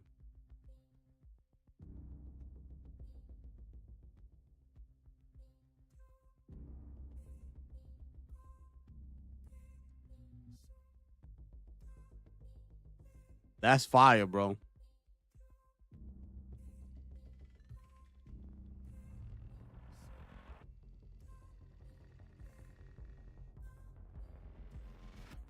Yeah. Like, bro, like 2 hours of this, bro. That's why I came in here so early, because I thought it was gonna be something, something crazy, something special. But I get behind the scenes. Is I appreciate it's fire looking at all this, but I don't need 2 hours worth of it. An hour would have been just fine.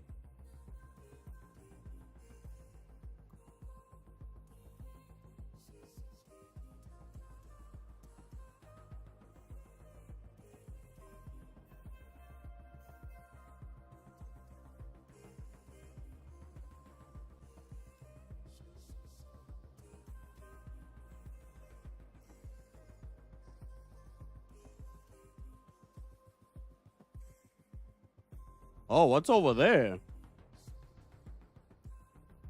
Where all those people sitting at over there? That looks like that's where the big showcase is gonna be at.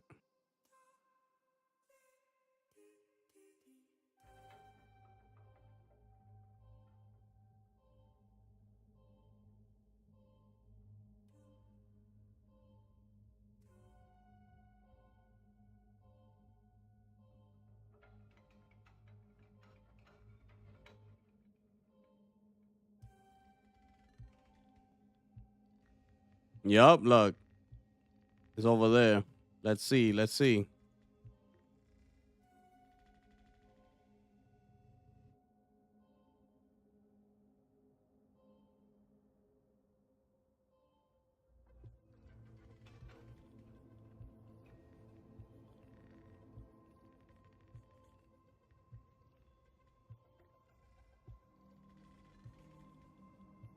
You see, that would have been fire if like people from SIE would have been there, like right there, like Herman Host or some other people like going like, yeah, yeah, come, like that would have been like fire, bro. This is a big deal, bro.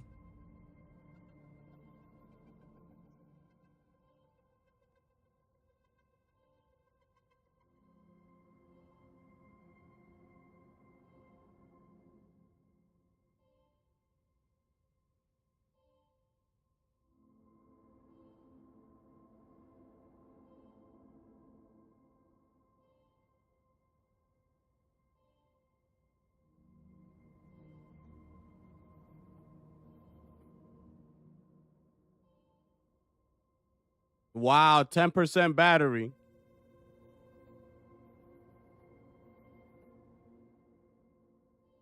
Yeah, this is all fire, but 2 hours of it? Like, come on, bro.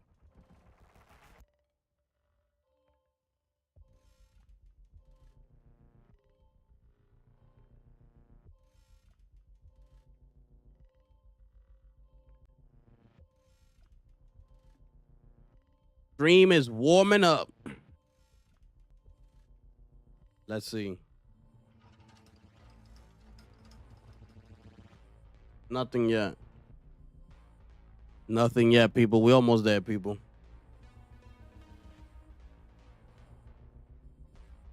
34,000 now watching. You got 1,600 over here. And, everybody else who's live, everybody's tuning in. There's a lot of people. All eyes are on this.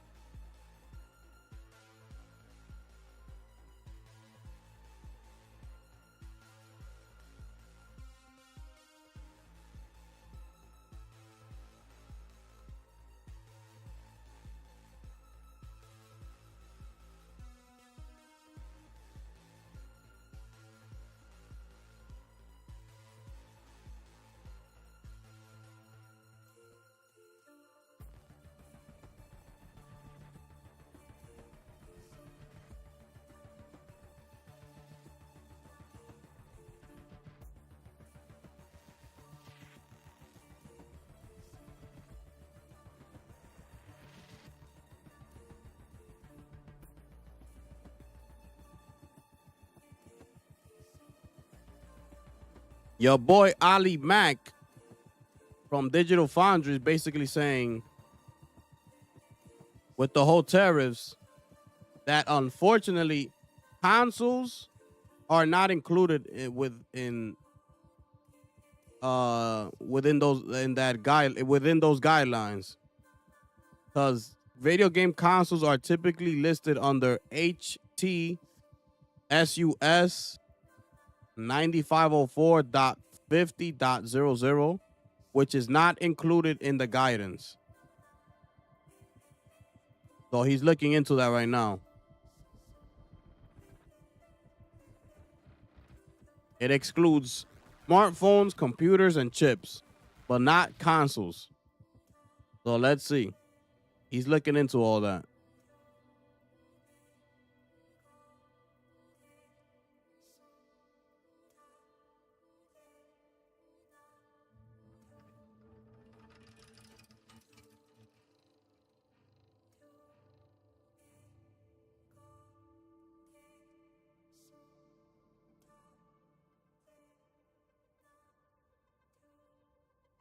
All right, PlayStation is live. Y'all want to switch over here?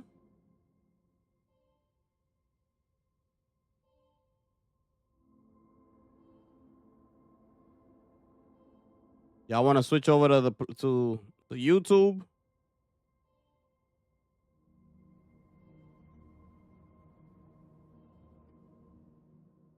Well, we can stay here. It's the same thing.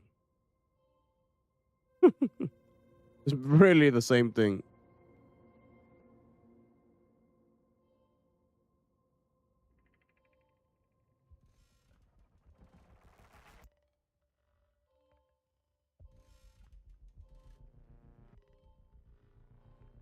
Fortunately or unfortunately.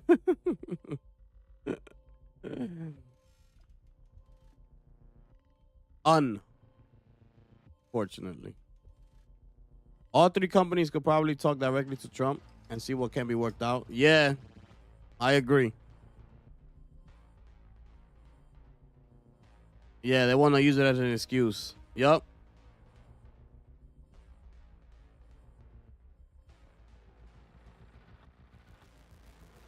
Facts.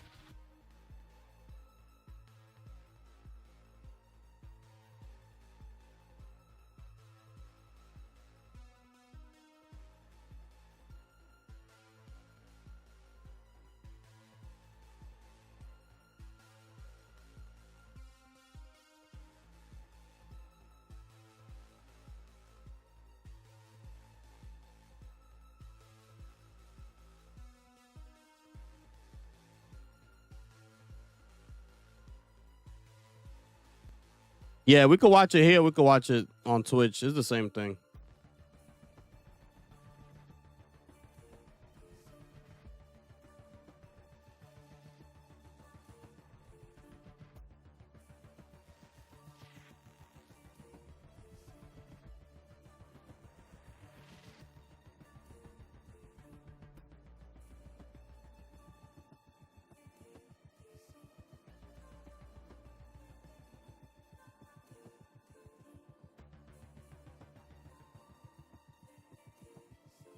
Bro, they didn't show us really anything during the whole 2 hours, bro.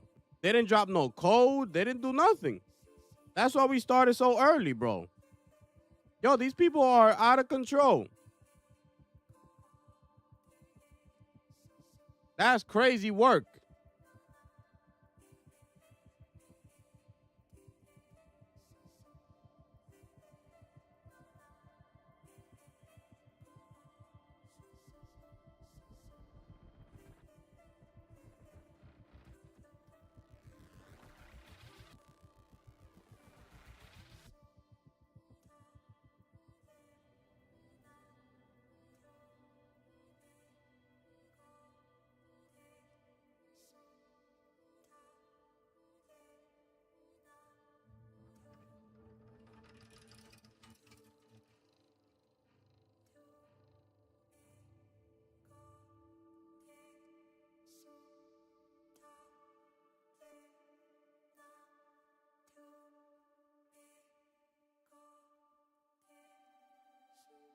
Oh, hold up. Our full reveal to go ahead and show you some marathon gameplay live here from Bungie HQ, but we actually have the distinct privilege of being joined by a pretty solid contingent of the marathon development team in-house. So in addition to some of the folks we're going to be talking to on stage here in just a little bit, we wanted to take the opportunity to get to introduce you to just a few of them here before we kicked off the show. Now, first things first, someone who's been here at Bungie for a little bit and someone who has also agreed we're going to do it on film and make sure that everyone knows that you've agreed to take me on a run at some point. But Kevin Yanis here in just a little bit, we wanted to take the opportunity to get to introduce you to just a few of them here before we kicked off the show. Now, first things first, someone who's been here at Bungie for a little bit and someone who has also agreed we're going to do it on film and make sure that everyone knows that you've agreed to take me on a run at some point. But Kevin Yanis, Senior Design Lead here at Bungie, how's it going? It's going great. I'm really excited for this truly momentous day. It's going to be a lot of fun. What about today's show are you most excited about? Yeah, honestly, I'm really excited for the team, or for everyone to see the team's work on the runners. We've been developing these gameplay fantasies and visual for a long time. I know the community's reacted really positively to some of the previews we've given, and you know, Bungie games have this immaculate touch and feel, this great gunplay, and with Marathon, we're adding tac shooter elements to it. To really increase that depth and mastery that people expect from our games. So I'm excited to see how everyone reacts to that. Yeah, now we're going to get to see a lot of that soon, but we're also going to get to see, you mentioned you get to work on the runners. Can you tell us just a little bit, without spoiling what's on the show, what we're going to see today? Yeah, sure. With these runners, you're going to see they're pretty archetypical. So you're going to see different but clear and distinct fantasies and gameplay identities and roles, and hopefully people walk away from this understanding how their team compositions are going to look like and what their friends are going to play. Outstanding. Kevin, well, thank you for being here today, man. We appreciate it. As we go right on down the line, we're also joined by Senior Engineering Lead here at Bungie, Mr. Sean Chan. Sean, how's it going, man? Hi, I'm great. Yeah, it's really good. How are you? Doing great. Thank you for asking. That's so nice of you. For folks out there that may not know what it is a Senior Engineering Lead does, what do you do here at Bungie? Yeah, I make sure everything works. So, like, if something doesn't work, Kevin comes and calls me, right? This doesn't work, come call me. Everything's like, call Sean if it doesn't work, you know? I mean, it's a huge undertaking, obviously, here working in video games. It's such an intersection between art and science. Anything particular today that you're really excited for people to see? We have a lot of cool tech that people haven't seen yet, like stuff that can happen in this game that we just haven't seen before. Right, so this will be the first time they see it. I'm really nervous, and I hope everything works well. Being nervous means you're both excited but want it to go well, so that's a good thing. Absolutely. Well, Sean, thank you for being here today, man, too. We really appreciate it. And of course, as we go on down the line, we're also joined by Marathon's narrative director, Julia Narden. Julia, how you doing? Really excited, Andy. Today, we're obviously going to get to show off a lot rather today here in just a little bit. But what are you most excited for people to see? Oh man. So as you know, we've been treating this as both a reimagining of and a direct successor to the original trilogy, which means we've been taking that really rich, textured world building from the original games and using it as sort of a sacred foundation that we want to continue building on. And finally, we get to share some of that with our community today. It's very exciting, and selfishly, as someone who grew up playing the original trilogy with his dad, it's been so much fun getting to talk story with you. Can't wait for everyone to get to see. Anything in particular, anything else that you're excited for people to get to dig into as they learn more about Marathon? We've unleashed a little bit with the ARG and everything, but any thoughts so far? If I said it, I'd get in trouble, so I think I want to keep it a surprise. Fair question. All right, well, we got a big show coming up. Thank you, Julia, for being here. Thank you all, too, for taking the time to join us today. We appreciate it a ton. All right, we are in Let's get it now, everyone. So we'll be back in just a little bit on the other side with some Marathon gameplay. Don't go away. Let's get it popping, people. Let's get it popping. You heard me? We here, baby.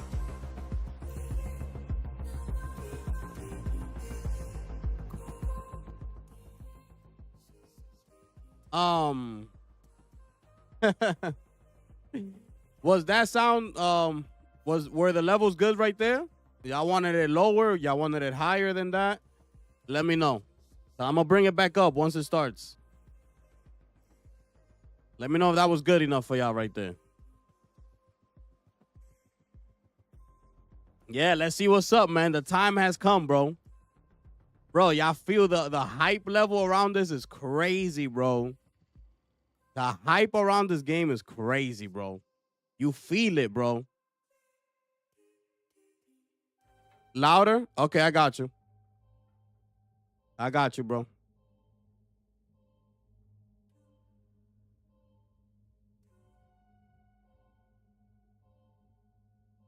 Yeah, just let me know in the chat.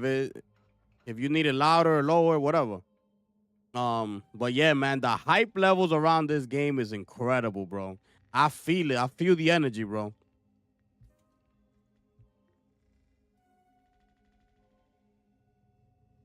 It's not exclusive. I don't want it to be exclusive, bro. I don't care.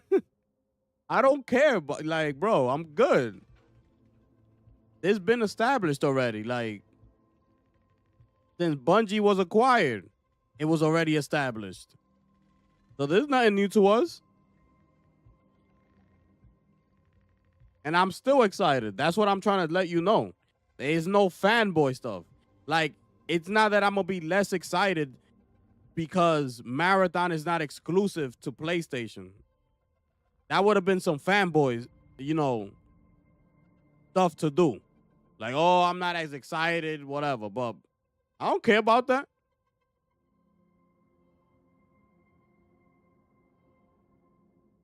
It's still tied in with SIE, bro, at the end of the day.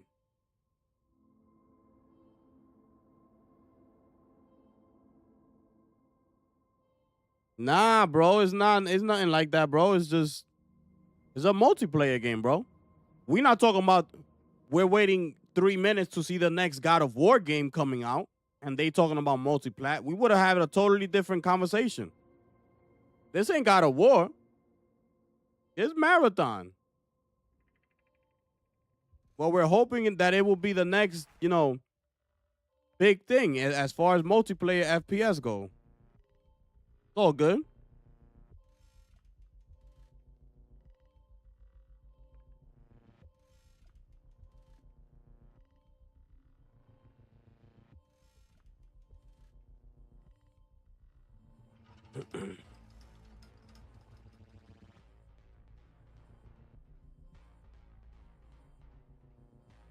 I grew up on exclusives too, my brother. I know what it's about. I'm with exclusives. I'm not an anti-exclusive person. Okay? I'm a pro-exclusive person. They do good for your business. But this type of game, you don't need it to be exclusive, bro. It's a multiplayer live service. You want it to get to as many people as possible, bro.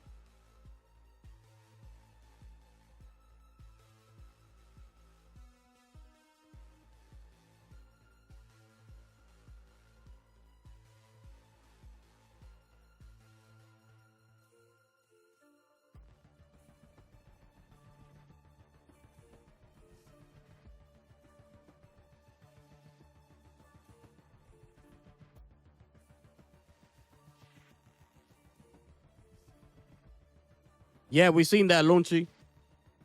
Yeah, we seen that, bro. I put up the trailer here a couple minutes ago. Appreciate you, my brother. It's gonna be crazy. Summer Game Fest, man. Shout out to Jeff Keighley. That's why I always shout out Jeff Keighley, and I give him his credit. You see what I'm saying? It's like people call Summer Game Fest boring, and I get it. But, bro, it's keeping the energy of the video game industry out there, bro. If it doesn't exist, then we'll be receiving nothing. So, you know, now we got Summer Game Fest to look forward to. Get ready. PlayStation gonna be there. GTA 6 is going down, people. It's going down, people.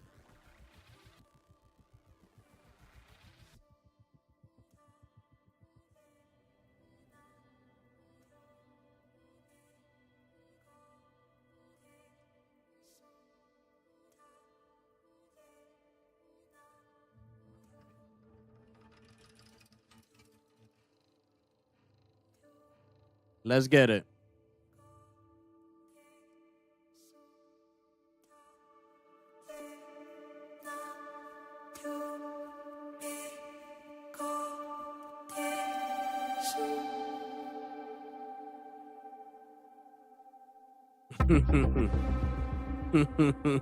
Facts. Let me know the levels is good and everything, man.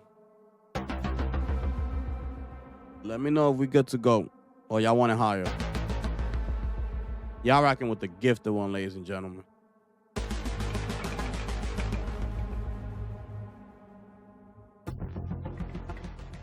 Oh, here we go. Here we go. Let's get it.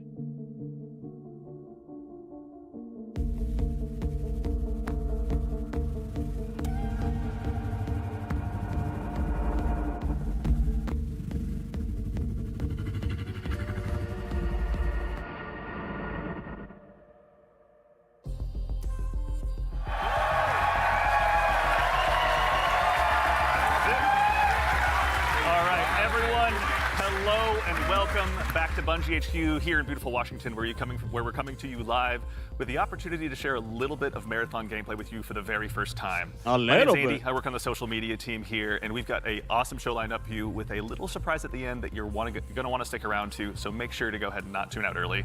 But no need to worry. You're not going to have to sit here and listen to me. I'm joined by some of my teammates here at Bungie to walk us through some of what we're going to be seeing today. So no time like the present. Let's get into the show. First things first, this gentleman here to my right, to your left, is Marathon's game director, Mr. Joe Ziegler. Joe, how you doing? I'm doing great. Thank you very much. Super excited to finally show something about our game, you know? We've been a little bit silent for a while, but we're hoping you'll have a lot of fun today. Yeah, we'll have another video in addition to one of just you in your office hanging out. Exactly, I won't be talking for like 20 minutes straight this time, I promise, yeah. So for anyone out there that may not know you or what you do here, can you tell us just a little bit about yourself? I work with a lot of amazing people, some of the people on this stage, a lot of people who are sort of in the audience here today.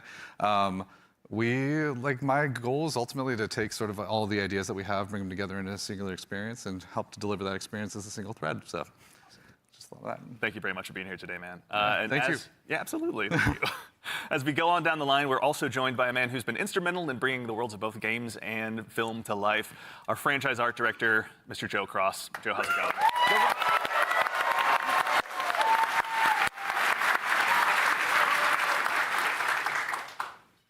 Joe, for anyone, obviously you've got some fans here, but for anyone out there in the audience at home that may not know you or doesn't get a chance to work with you, can you tell us just a little bit about who you are and what you do here? Yeah, so I'm Joe Cross. I'm franchise art director of Marathon. And my job is to sort of set the tone and the vision, the visual style of this, reimagine this IP and this amazing game. And then, make sure that our world-class art team is set up for success. Paving the way a bit. Awesome. Well, thank you very much for everything. Yeah. We're going to have a lot to dig into today, so thank you for being here as well. Thank you. As we go right on down the line, we have, without a doubt, the most important Andrew on this stage here today, our gameplay director, Mr. Andrew Witz. How's it going, Witz? Good.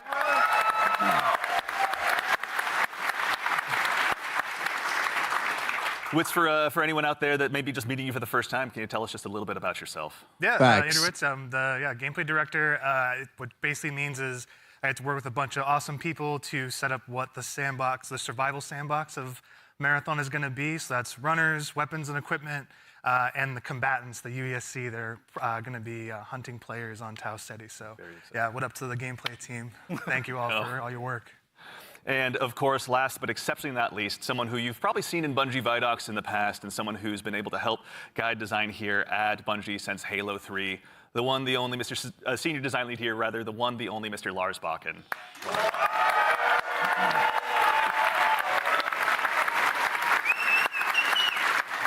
Thank you. Thank you. Lars, we're back. You could say Marathon's back. You could. I'll leave that to you, though. Well, for anyone out there in the audience who may not get that reference and is just meeting you for the first time, can you tell us just a little bit about yourself and what you do here? Yeah, my name is Lars Bakken. I'm a senior design lead on the Run team. Shout out to Run team, everyone that's out there right now. A lot of fans out there. So the Run team is consisting of, we make the maps, so the zones that you're going into, we make the activities, so we take some of the cool stuff that Andrew's team, we remix it, we add the UESC in, we make them real difficult on purpose. And then we also have the contracts team, which are the factions, the corporations that players are sort of doing deals with because they're mercenaries.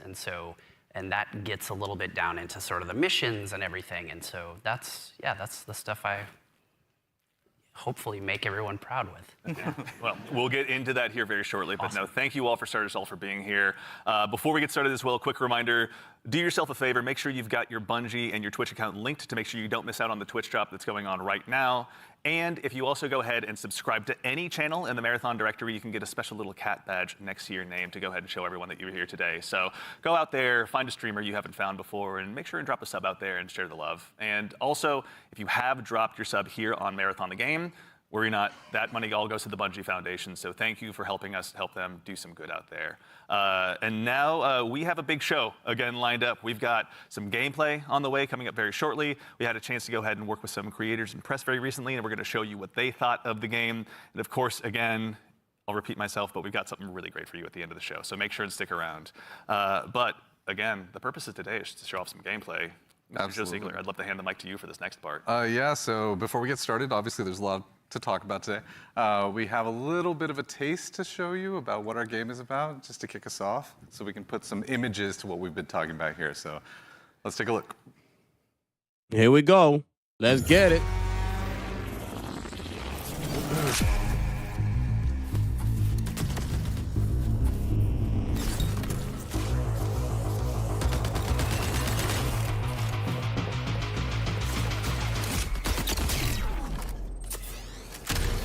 Woo!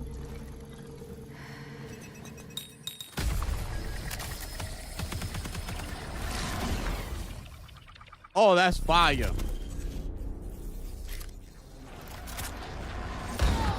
Death. The end of all things. But the dream is not over. My dream. Yours. Now, run.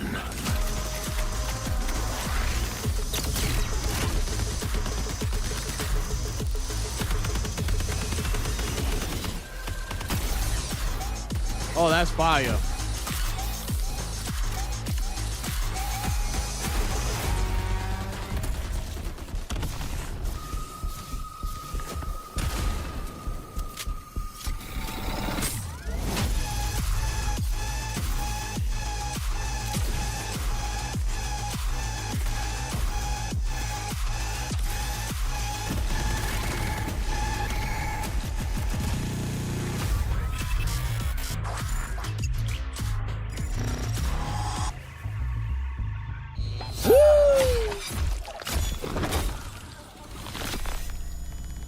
Oh, coming September 23rd.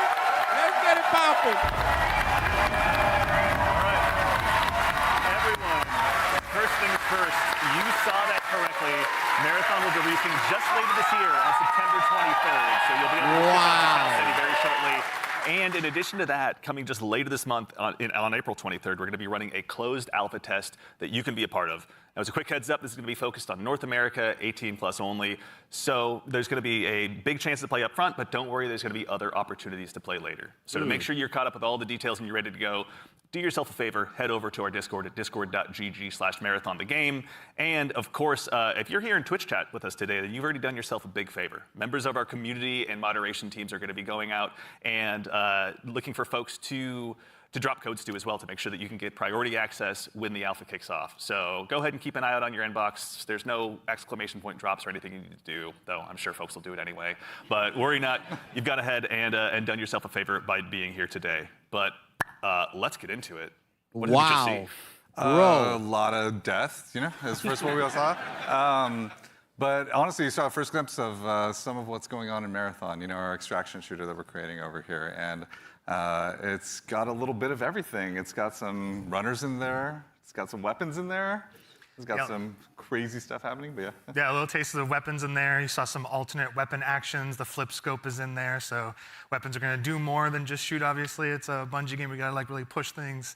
Yeah, a lot of runner abilities are in there as well. The UESC, obviously a little taste of the UESC and what they're capable of. Yeah, a lot of awesome stuff. And some fun world interactions too. Like there's that sequence where the shutters go down and then everything goes wrong for the team that's in that room. But that's, yeah, it's pretty cool to see those things. Yeah, everything goes wrong, the Andy Salisbury story. Mr. Ziegler, so why are we making Marathon? Why is Bungie going into the extraction shooter space? I mean, extraction shooters are something that are a passion of all of ours. Like we really like the idea of bringing this experience that we've all enjoyed, which is this kind of intense survival-based experience where you are frequently unsure of what's going to happen next, but you're on that adventurous ride of it. You know, we talk about it sort of like it's a horror story that's kind of unfolding before you, and testing yourself to see if you can survive it. And we really wanted to take that and sort of, I don't know, bring a lot more people into it. When you love something, you really kind of want to just, you know, attract others to it, and so you can have a bigger party with it. And so, yeah, we've been doing a lot of work to make that happen. Yeah, you know? No, it shows. And, you know, Lars, obviously, Bungie's got a long history of shooters, but this is a new type altogether for us to dive into. From your side, what's it been like designing for all of this? It's been fantastic. So when I started at Bungie, it was on the multiplayer team. And I am a competitive person in my nature. I really enjoy PvP. And so having to take that in the Marathon game and think about every single angle of every design, knowing that there will be other human beings in, around, and on the other side of it has just been fascinating and really exhilarating for myself personally, and I also know for the team. Yeah, it's been really exciting to see. And, you know, obviously, you mentioned we saw a lot. We saw some runners. Mr. Witz, can you do me a favor and help introduce these 4 runners that are going to be available when the closed alpha test begins? Yeah, for sure. We'll have 6 runners at launch, but we're focusing on the core 4 here they're going to be in the alpha. So going left to right, we have Locust. Locust is our soldier kind of fantasy, our soldier kit, all about push forward gameplay, right? The first one in, trying to get as many picks as possible, right? Against either the UESC or other players. Next, we have Blackbird. It's a very reconnaissance-based kit, all about like figuring out where players and enemies are in general and punishing poor positioning. Glitch is like our agile disruptor kind of kit, all about pushing forward, disrupting enemy teams and what they're doing and getting out and kind of having that kind of cycle. Void is our stealth boy, our sneaky boy, all about throwing down smokes, going a full active camo cloak, into the darkness, getting some reses, and then taking some people by surprise. So yeah, this is our core 4 right now for alpha. A lot of different play styles to choose from out of the gate. And even furthermore, Joe Cross, also, if anyone's not following Joe Cross on Twitter, do yourself a favor and do so. But you've been sharing some art with these runners pretty recently out there on Twitter with everyone. You know, before the show, we were talking a little bit, and I've heard this come up a lot, but you know, you guys have been working off of this concept of graphic realism. Can you tell us a little bit about what that is and what that means for the design here? Yeah, it's one of our ingredients that we've sort of conjured up to help us define the visual world. For these runners, you know, the first thing we wanted to make sure was their visual fantasy reflected the gameplay fantasy well. And then we sort of have our you know, unique recipe of influences and inspirations for the reimagining of this world. And one of those sort of constraints we've created is this idea of graphic realism, where we kind of reduce the amount of geometry, we limit our materials, we use a lot of graphic design and color, and we sort of use it as a tool to onboard artists who are working on the project. And then it doesn't hurt to have a world-class concept team cranking this stuff out. And that's sort of the origin of a lot of these designs.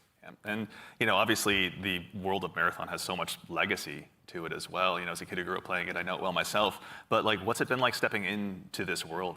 It's amazing. Yeah, for the art geeks out there, the sort of the father of the Marathon visual world in a lot of ways is this guy, Craig Mullins, who you see art represented on the left, started out as a fan, then got incorporated into the IP officially by Bungie, and so his legacy looms super large, and we've always tried to, you know, pay attention, pay homage, make sure we were doing justice. And you can see here in the center, this is kind of a proto-runner we developed early in the process to make sure that, you know, our sort of approach to graphic realism and style lined up and sort of represented that.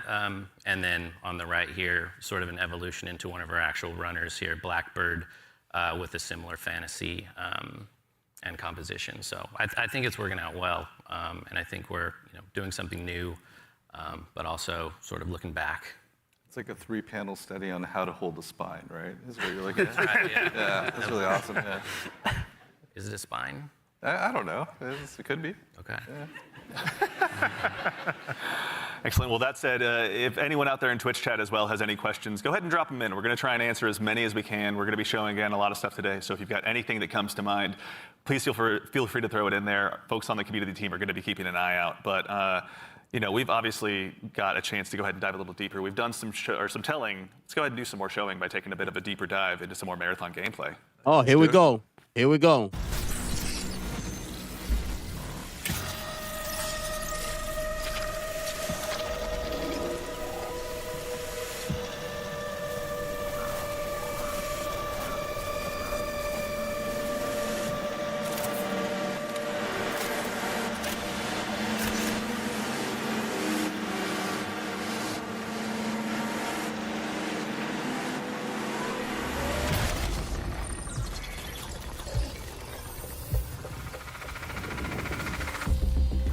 Marathon is a team-based extraction shooter set around the mysterious and cutthroat world of Tau Ceti 4. You are a runner, a cybernetic mercenary who's given up their human form for a biosynthetic shell with unique abilities and stats, capable of both tactical and fast-paced combat. Here you'll fight in a crew of up to 3 players across a variety of zones and points of interest. You'll face rival runners in zones of up to 18 players, countless security forces, and otherworldly threats. To scavenge the remains of a lost colony for glory and fortune. The environments of Tau Ceti 4 are filled with weapons, materials, and equipment you can scavenge throughout the map. Before deploying, you'll strategically build your loadout and select a runner to ensure you're equipped for the run ahead. Your objective is simple. Get in, gather as much loot as you can, and make it out alive. Die, and all your gear will be up for grabs. Survive, and your loot can be taken into future runs as you grow in power and fill your vault. Death is inevitable, but it's never the end. Think quickly on your feet and outplay your opponents. And in your next run, you and your teammates will be the ones coming out on top. And even if you're down on your luck, factions can sponsor you with a fresh loadout, so you can get right back into the fight. Bungie brings its best-in-class first-person multiplayer action to the forefront.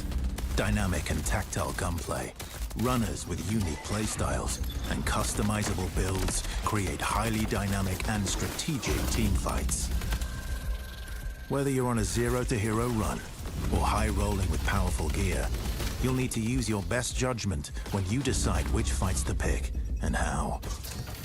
Because no matter how geared you are, players with skill and strategy will always have the edge. Marathon is designed to be played in crews, with contextual pings, shared objectives, and down but not out, to streamline playing with your friends. Death is not the end. And if you're the last one standing, you can overcome the odds to revive your teammates and get out with your hard-earned loot.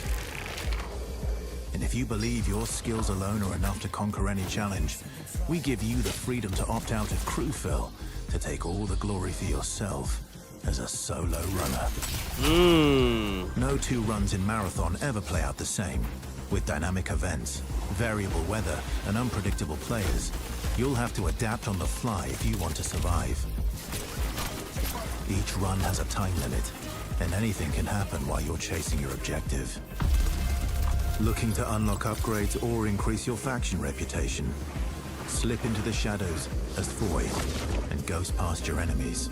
Search the map for rare materials and profit opportunities without being discovered. Want to push enemy teams and steal their loot? Bring in Glitch with agility implants and your strongest weapons to disrupt rival crews. Running support for your friends? Grab extra equipment, shield charges, and a specialized backpack to be the lifeline they need. You're always free to experiment with team compositions, and the only limit to how you want to play your runner is your loot and imagination.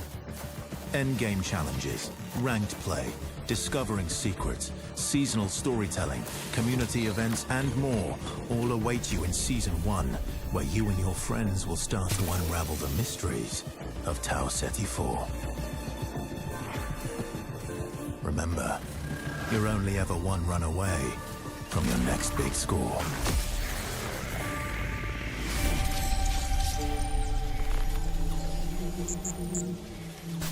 Bro, that's fire. All right. It's a decent amount of gameplay. All right. Let's get into breaking this down. So I think for starters, again, as we touched on before the break, Bungie has such a rich history with Marathon. Joe Cross, from your standpoint, facilitating this gameplay with your art style. Again, what was it like kind of approaching this from your perspective? What were you looking to do? Build on a legacy. The narrative of Marathon is incredibly rich and like inspirational, easy sort of inspiration for art. I also love just sort of having the keys to this car from this era, working on a game from this era. I love older games. I love the way the games look from the PS1, PS2 era. So there was a lot for us, and like I said, paying homage to some of the great sort of iconic artists of the time. So yeah. And also we had some keen-eared folks in chat. I think it's Joey Wolffinder asked if this is Ben Starr. Yep, Ben Starr was the narrator of that piece. Excellent ear. Great voice, right? Yeah, super cool. voice. Yeah, Wonderful voice. He's almost an Andrew Witz, but he does his best. Fire. All right, I'm gonna put you on the spot with a tough one, Mr. Joe Ziegler. Yeah. Who's your favorite runner? Ooh, controversial question. I play a variety of them, but I will say probably the one I end up playing the most is Blackbird, yeah. Yeah, probably. Any Blackbird mains out there? I like playing Blackbird because it's a great crew runner. Like, it's in terms of being able to provide a lot of information, provide a lot of support. It's also a great runner that's kind of helps to counter a lot of strategies that can occur, especially ambush strategies that happen. Also to catch Void out of position if Void's trying to hide. So yeah, there's a lot of versatility to how you can play it. Nice. Mr. Witz, I think you and I share the same main. I got to ask as well, who's your go-to runner?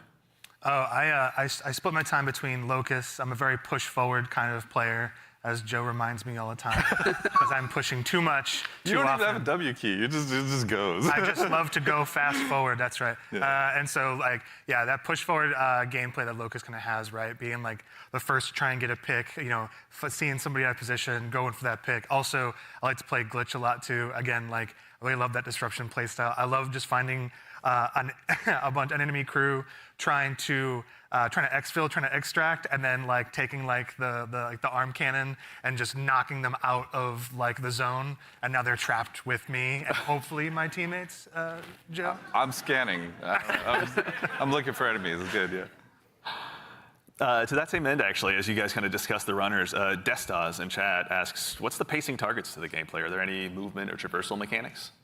There are a lot of movement and traversal mechanics inside of the game, but it varies. Your effectiveness varies per runner. Yeah, like everything in we're making like a survival sandbox, which means everything kind of has to have a cost, right? And so like if you want to go fast, like Locust has like a super sprint, so to speak. Like they have leg jets that kind of come on to help you sprint even faster. That causes heat. So basically, it's almost like a stamina system, but we call it heat because we're these awesome mercenary cyborgs, right? Where like the body overheats, and so this character has like some mobility, but you overheat quite a bit. So that's kind of the cost that's there, and so that's what pushes us into like finding implants that maybe like expand like how much like your heat meter, and also give you more agility, so you can even go even faster, right? So yeah, there's a lot of cost in the game in terms of when we place a mobility thing in there, we really want to make sure. It's like, how does this affect the pace, and how does this affect the overall survival sandbox? And to be fair, we're still looking at the alpha builds. We got to balance a lot of stuff because some stuff is kind of sketchy. Yeah. No, we have a lot to learn. That's why we're doing this, right? Yeah, I mean, and actually, while we're talking about kind of those finer details, Witz, I'd love to still kind of bug you a little bit. In Marathon, build crafting is a big deal. What does that mean in the world that you guys are building? Yeah, and so like the runners are essentially like a base, right? And so each runner has, they have a bunch of implants that you can kind of find that do kind of wild things, and like as they go up in rarity, right? There's a lot of stats, so you can increase your resistance to certain things. So like Tox is one, so you can essentially be poisoned, right, as our Tox, and so you can build up resistances to that. You can increase your agility.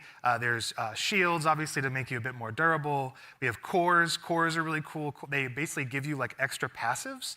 And at the base rarity, like they have these kind of passive that you kind of play around. At the highest rarity, they are specific to the runner kit that you have, the runner you're playing. And what they do is they really augment your abilities wildly, right? So you can, you're doing one thing and then you get like a chord specifically for glitch, and now you're like, oh, my double jump is a triple jump? Like that's how much we want to kind of push that, so that gear really matters. And so builds are like completely the implants, the cores, weapons, weapon attachments. Weapons have like a pretty cool progression too. We have gold mods, which are kind of like the highest end of the attachment pool. They're essentially like exotics in our game, right? What is the exotic version of this Magnum that can do some wild stuff? So yeah, like really it's the entire package together is what the build crafting experience is in Marathon. That's super exciting. And actually, to that same end, we got a question in chat as well from, I think, Firex is how you pronounce it. How many players are going to be in each map? Varies per map. Yeah, it varies per map. Got it. The footage that people have seen a lot of, Dire Marsh, we support up to 18 players. Excellent. Okay. All right. So going to be room for a lot of play styles. To that same end, I know we talked a little bit about Void earlier as well. Lars, can you walk us through maybe just your play style when you're approaching any of these runs? Sure. Yeah. Let's go ahead and sell out the best strategy. I have to give away my secrets. So Void is really fun for me because it leans into this part of my personality that is like very devious.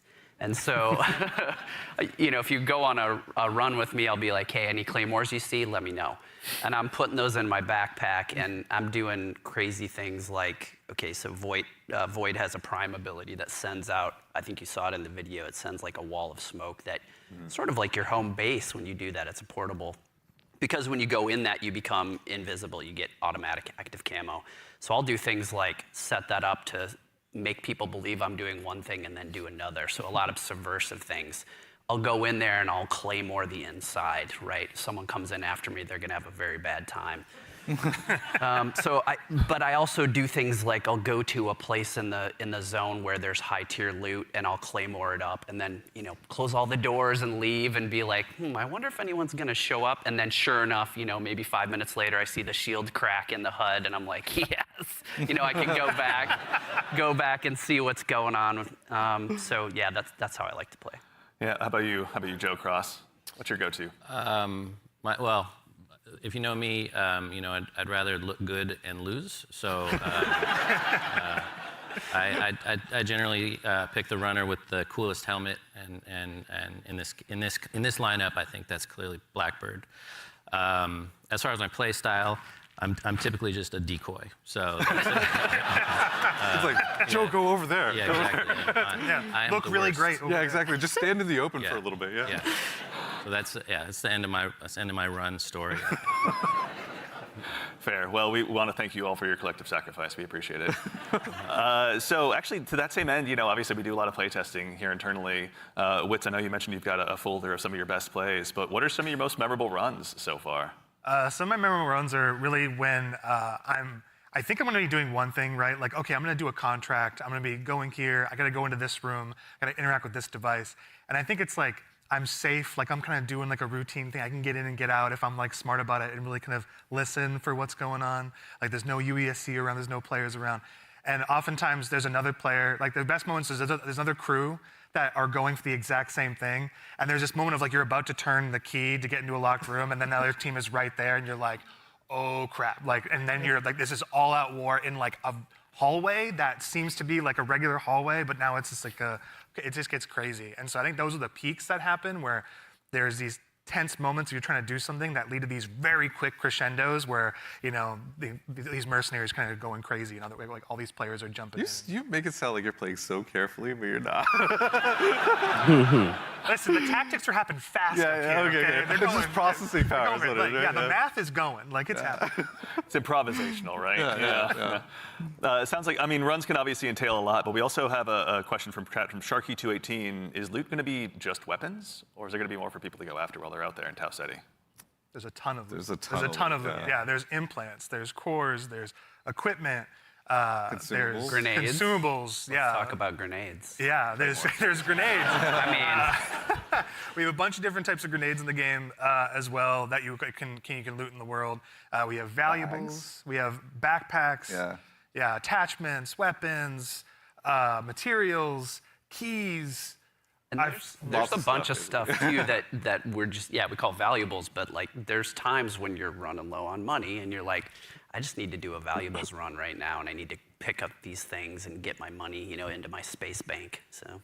Space Bank, yeah. That actually is a good segue from, and I'm not making this name up, Ballin' Hobo asks, what do I do with the loot when I extract? Like, why does it matter in the long run? Yeah, there's a variety of reasons. So a lot of it was related to sort of our factions and contract system.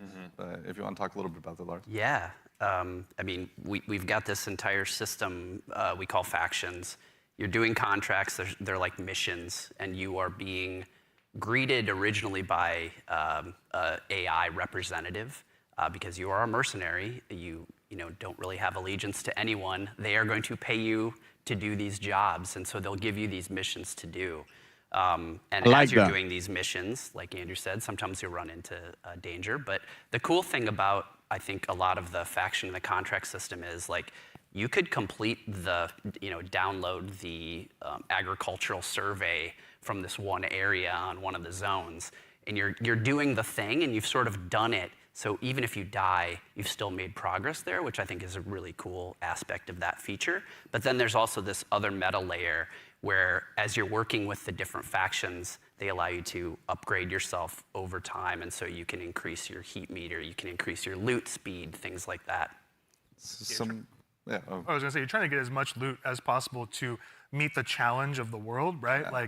Like essentially, different missions get harder over time, right? Which means you want to have more loot on you so you can survive longer, so just in general, be able to do fight all the different, hostile entities in the world, like get through there's a POI on a zone that's heavily fortified by UESC and all of the different units that are there, the snipers, the assault units, like you want to be able to not only withstand that and players. So there's a lot of reasons why you want to get loot. And honestly, like a lot of the loot translates into things like upgrades, that you utilize through the factions. But there's also an in-game store called the Black Market where you can use a lot of your currency and things like that to actually re-equip yourself if you go on a bad run, or to upgrade yourself if you need anything from that space. So yeah, there's a lot of reasons to get a lot of good loot out. I don't think I'm ever short of reasons to get loot out. That just says something else about me, though. I'm just a loot goblin. So sometimes extraction shooters also can be seen as kind of hardcore and maybe tough to get into. What are some of the things that you guys are doing to make them easier to dive into? Yeah, I think there's a couple things that we could talk about. One is we are obviously investing, besides doing a little bit more onboarding in the front end so players can understand a little bit about what the nature of the game mode is. We're also doing a lot to make combat something that's a little bit more approachable, but also just equally as deep and have pretty wide things. But I think Andrew could talk about it, Yeah, we want to make, this is like a Bungie shooter, right? We want to make sure it's approachable. We nail those fantasies. Every button press feels awesome, right? And so really trying to bring that kind of, morph the Bungie action game into in the survival space where, again, everything kind of costs something, right? Getting shot, you're not going to have a limb system where your limb's broken or anything, but you will, guns do stopping power, right? Which they can knock you out of sprint, they can slow you down, right? Status effects are still in the game. And so if you are hit with a chem grenade, right, you're gonna be toxed. You can be immobilized, right, which really slows you down. You can be overheated. There's all these things, and that pushes you into using consumables and making sure you have an answer for these things that happen. So we're trying to make sure that you keep the depth of the survival game, but the approachability of the action game, right? And so that's how we're trying to marry that together. And in addition to that, if you have some bad runs, right, and you don't have a lot of, you see your loot kind of going down, we have the sponsored kits, it's kind of talking in the video earlier, where it's a package of gameplay items like weapons or equipment or maybe a shield or something or consumables. That's kind of the floor for what we think you can be really you can be capable in the environment and actually fight other players that actually are kitted out. So you're never feeling where the goal is that you can always clutch even if you find somebody who's completed kitted out in really high-end gear, because that's your payday, right? That's the beauty of the moment of oh my God, I took this player and they have the best shield in the game. Hell yeah. Yeah.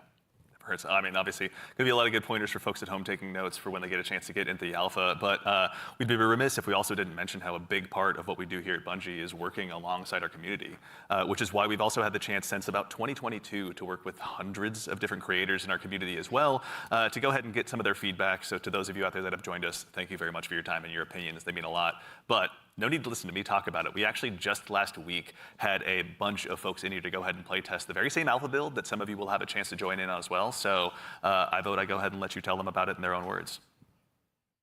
You kind of feel the blood pumping. Got him, got him, got him. Down them all again and again and again and again and again and again and again and again and again. This looks fire, bro. This is a new world.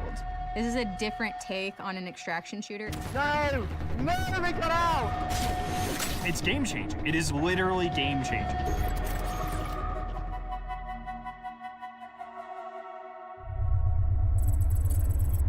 Oh, this is when they invited them. Okay. They're showing us the footage. Such an exciting time for us. You are the first group outside of Bungie to play test our alpha build.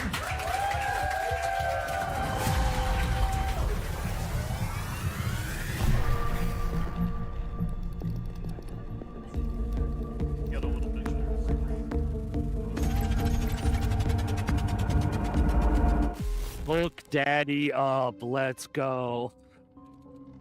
Okay, I am ready and up. Whenever you two are. Go. Yes, sir. Oh, we are bringing some money in this time. Quick read. Oh, you looking around? See Yeah, I'm who's, gonna see who we're gonna read with. Alrighty. Bio research is right next to us. You want to do the intercept? Yeah. You just want to grab that real quick? Oh, this is gonna be big, bro. This game is gonna be big. Yep, Medro. That should be a good one. It's like it's like Warzone, like Resurgence. Oh, okay. There's Oh, yeah. so for the gang, there is fall damage, and it is severe if you There drop. is. I got a mod a earlier that like drastically reduces it though. So there are ways to reduce it.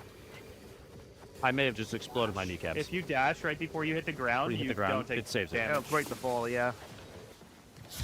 Happens to the best of us. AI on the right. Oh, Yeah, I more can't AI wait to inside play, the- bro. like That the gunplay little of Bungie downtown everywhere. is very premium, bro.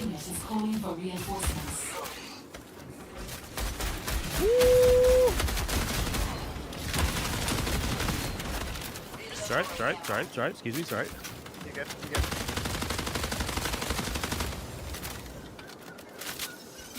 Okay, still heading to field maintenance. Yep. Objective updated. Oh, I got AI over here like crazy. I like it, bro. Because it's like you're doing missions within the game. And mind you, you do not have to engage in every single fight. Remember, they said that. You could sneak like as a group. I need some, Just work your way ammo. around That's the fine. map. There's a green punk right there. There's like 36 underneath. Oh yeah, here I think. Clear. Down one. I hit one for the kill, but I'm 1, 2. There goes your third person. down. That's Bungie. Actually, you want to do the HPD? Right here. Red dot's right there. Either way, I'm getting shredded right now, so I Then gotta clear the one, clear the AI outside first. They're just gonna beam us if we don't get rid of them. we gotta. Yep. What the? What? That's a purple one.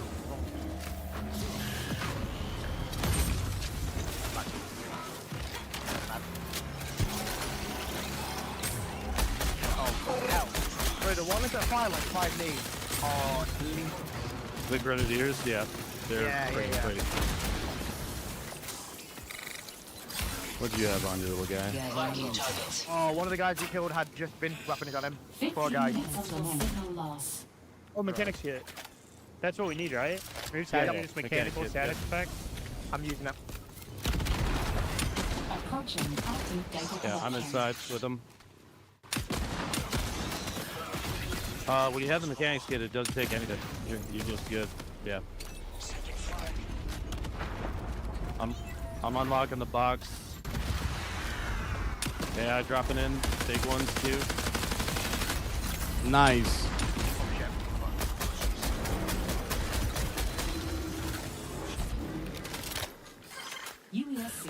We got long shots in 2.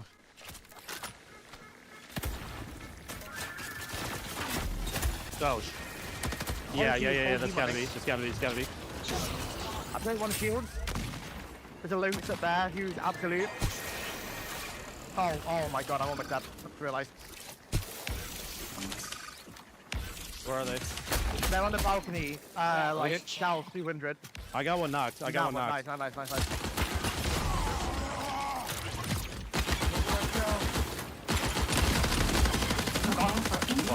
That's annihilated, dude. Oh my god. On me. I'm out of ammo. Yeah, I would say it's a self Oh yeah, there's a sniper. Freaking no! It's a Brian. Kill him. He's a fiend, dude. I'm coming to you, friend. Yeah, I see him. Don't underestimate this guy. Oh my god, that thing.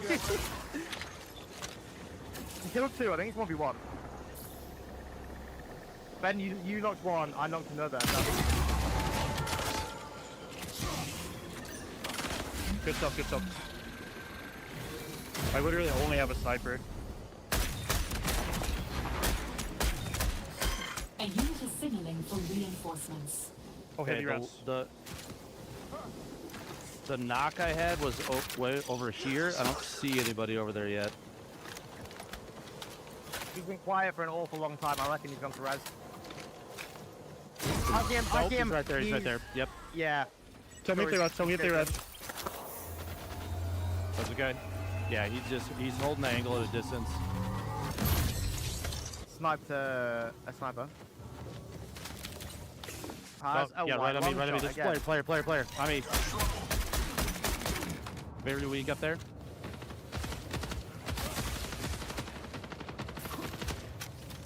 I'm underneath. Are they where we got down? Nice. Knocked one. Coming. Got one left. I get shots on the right side, like usually. No, if they're close. Find data cards and AI uplink. So that team hasn't completed the mission. Yeah. A1. Is that him up there? The other team, this team completed it. All they gotta do is exfil and they done. Yes, sorry, he was. Yeah, hear him. Or is that USAC? No, you said we're shooting something in here. They were shooting something in here.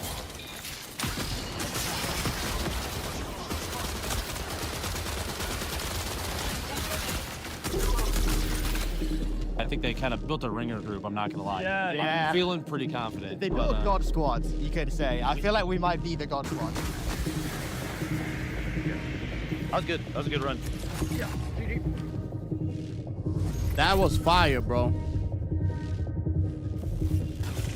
We got knife some AI and grab some gunners. We can go to field maintenance. Yeah, a loot container key. Isn't there one of those around here? Yeah, it's right here.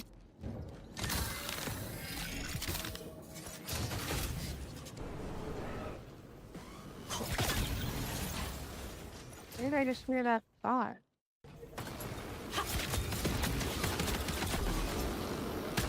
Whoa! I knifed one.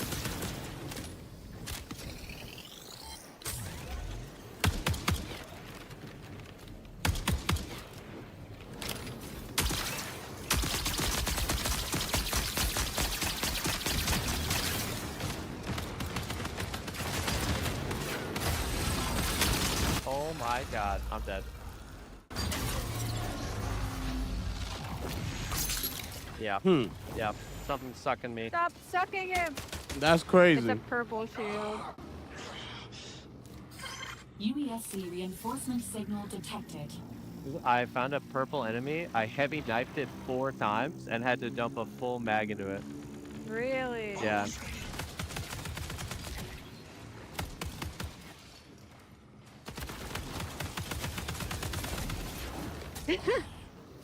Okay. Yay! I don't want the conquest. LMG. I should take it, but I don't want it. But here, take Oh, this. long Take shot. this. I'm saved. AR, let me What's get the that question AR. marks again? That That is are a on good the map? Oh, I think those are the players, right? Huh? Like Like this? the cash players? Yeah, I don't know. Players.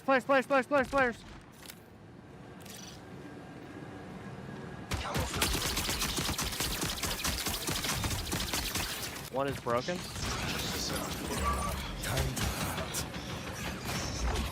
Okay. Oh, so that's one of the 3 skills. Knocked one. I knocked one.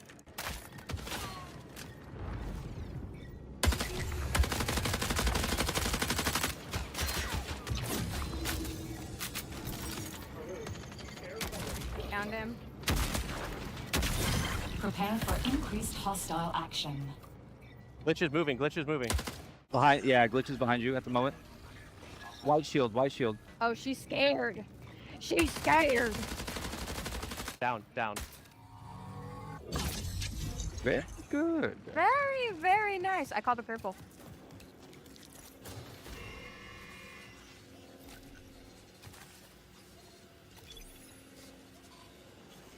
Yeah, I want the frickin' purple. There's a green on this Purple shield. Who has that? one. Me. The big items, the big drops, the stuff that's like really high value, they're like, I have to get this out. Doesn't matter if I'm playing Lucas or Void or Glitch. If I've got a better aim, I'm going to win. There's no other extraction shooter like that where I can have that kind of gameplay. When people find out about some of the secrets and stuff, they are going to lose their mind. Playing so far has just been refreshing, I'd like to say. Everything felt really locked in. This being sort of the next full Bungie experience. There's our boy. It's an exciting moment. The game is inherently fun. I just want to play There's more. our boy.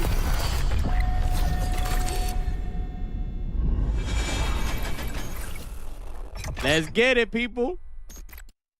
Let's get it, people. All right, so obviously having those creators in was a whole lot of fun. Getting to work with both creators and players alike has been a privilege. It's been a great time getting to set that up. And of course, I promise I'm not saying this just because I work on the social media team here, but if you head over to our YouTube channel, we have a full 20-minute version of that. So youtube.com @MarathonTheGame is where to find us. Also same with all of our other socials as long as I'm at it. But Lars, obviously again, like we talked about before that video, we're familiar with working with our community really closely, but have we ever done it this early or at this scale before? So I've been at Bungie for a while now, since the Halo 3 days, and I think the thing, even since my time, we've been really good about is working with players, working with the community. It's something we take pride in. And on this game in particular, yeah, we brought people in, players in much earlier into the process than I think we ever have before, and it's given us really good insight. You know, we tell them when they show up, be brutally honest, because that's how we learn, that's how we understand what needs to change, what needs to get better, and I think it's been really great. That's been a ton of fun. I mean, even again, like these folks were all here last week. You guys were in there with them. Some of you playing as well. What was it like? Oh, it was super exciting. Yeah, I mean, like when you have a lot of there was a combination of players who we've been engaging with for a long time, and some players who were brand new, and it was great to see sort of like the mix of the both. Especially when you got to some higher level skilled players who just joined in and immediately got it and started destroying everybody, like Tens and Lupo was in there, and but yeah. Yeah, you had some pretty awesome moments, didn't you? Yeah, so it was pretty amazing to jump in, and I'm gonna throw Nick under the bus for a moment here. Like, apparently he was on the team with Brian and Jeff Keighley, and they were not having success. Y'all were like destroying them, the creators. And, yeah, it's probably your team that was destroying them. So I was brought in as like a hired gun to help get Jeff through, and thank you. I did my job.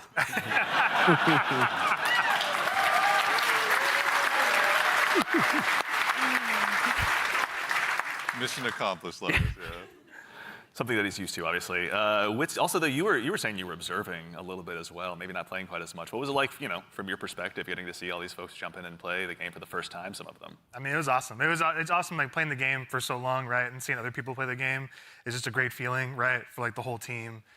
You get to see things that you designed for happen in real life, right? You'd see people who are like being hunted by other players that take refuge by like we're a heavily fortified area, and watching the UESC equalize a little bit.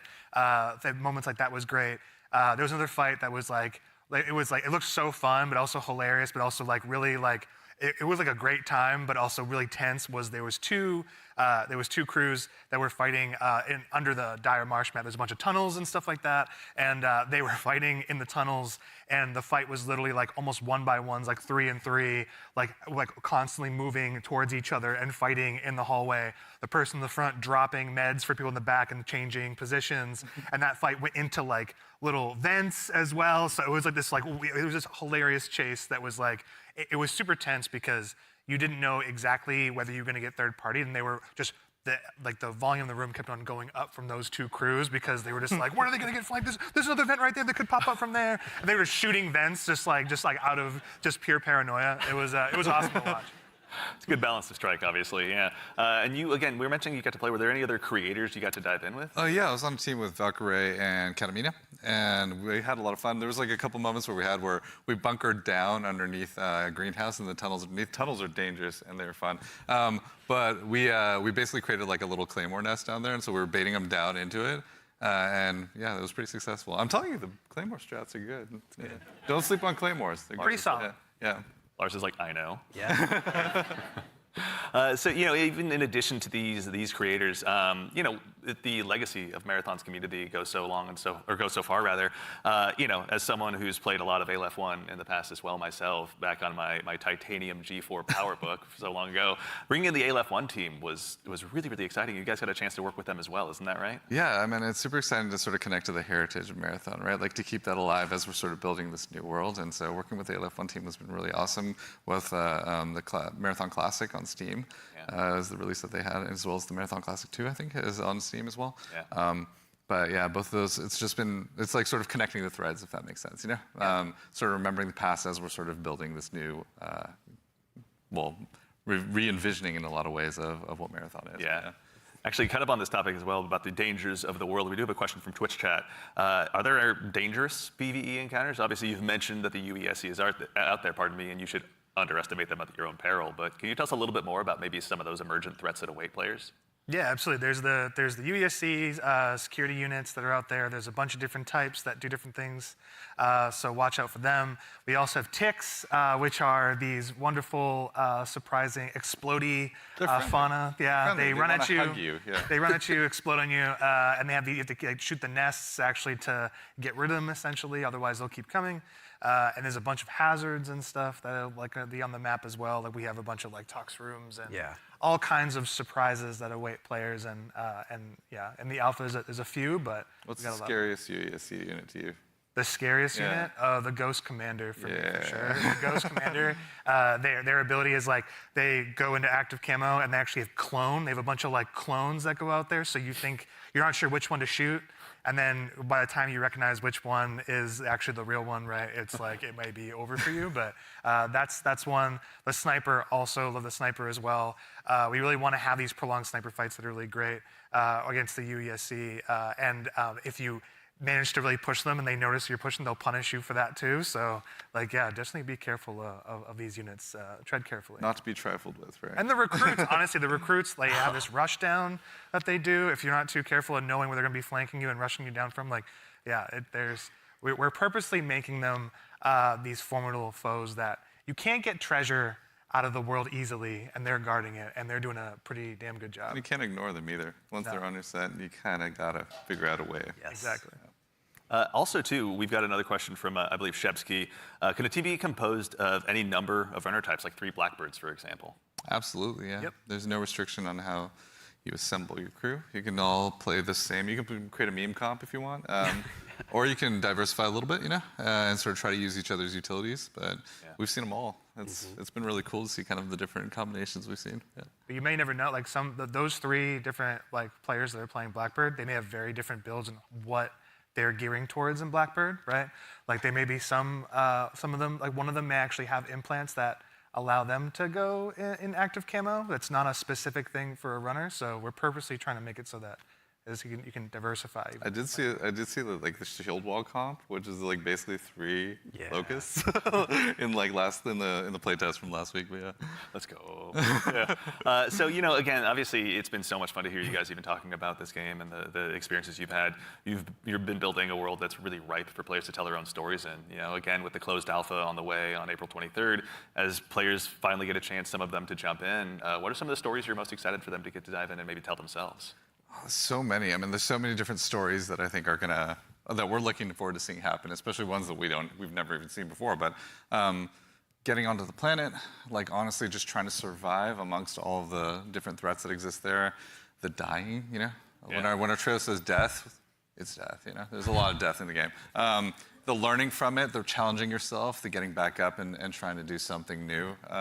It's gonna be exciting. I'm sure there's plenty of other things. I'm curious, Mr. Cross. What are you expecting? I mean, I'm had the fortune to launch Destiny and now Marathon. It's always amazing to put something out into the world that you've been working on, sort of in a bubble for 6 years or something like that, and have the players experience the visual world for the first time is amazing. Introducing the IP into the world, sort of beyond the game. Sort of the culture it creates. Always excited to see like what the fans tell us what the game is and what the metas are and what the IP is, and so that exchange is always amazing. Yeah, check out the Discord. It's getting wild in there right now. Wits, how about you? Anything come to mind on your side? I'm just really excited for folks to discover the content and play with it in interesting ways. We've been making this meal for a bit. It's just time to see folks play, right? Like we've been making the sandbox for a bit. We've been working together on all the activities and everything in the world, right? It's just going to be exciting to see people react to it organically and learn from it. Yeah, very exciting. I'm also curious to see which runner will be the crowd favorite, out of the end. I have theories. I know you have many theories. Yeah. Many theories. Chat, Discord, let us know. We'd love to hear what you guys are thinking. Absolutely. But that brings us to just about the conclusion of what's been a very action-packed show. So for starters, guys, thanks so much for being here today. We really appreciate it. Thank you so much, and thank you everybody out there. Like our team is literally sitting behind these cameras here, and they're amazing. Like you should give yourselves a hand, for putting together.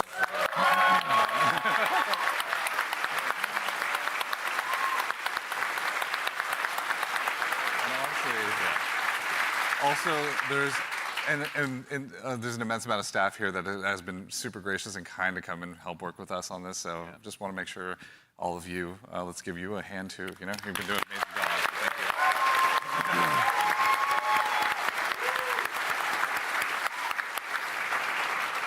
That's right. So again, as we noted at the top of the show, coming up at the very, very end, we've got a very special surprise. So go ahead and do yourself a favor and stick around all the way through till the end. But again, a huge thanks, Joe Ziegler, Joe Cross, Andrew Witz, and Lars Bakken. Thank you all for being here today. And of course, again, to echo Ziegler, thank you so much to the entire dev team here at Bungie. Thank you so much for being here today. Whether you're here with us in person or you're at home, it's your contributions that make Marathon possible. So truly, thank you. It's honestly humbling to be here today.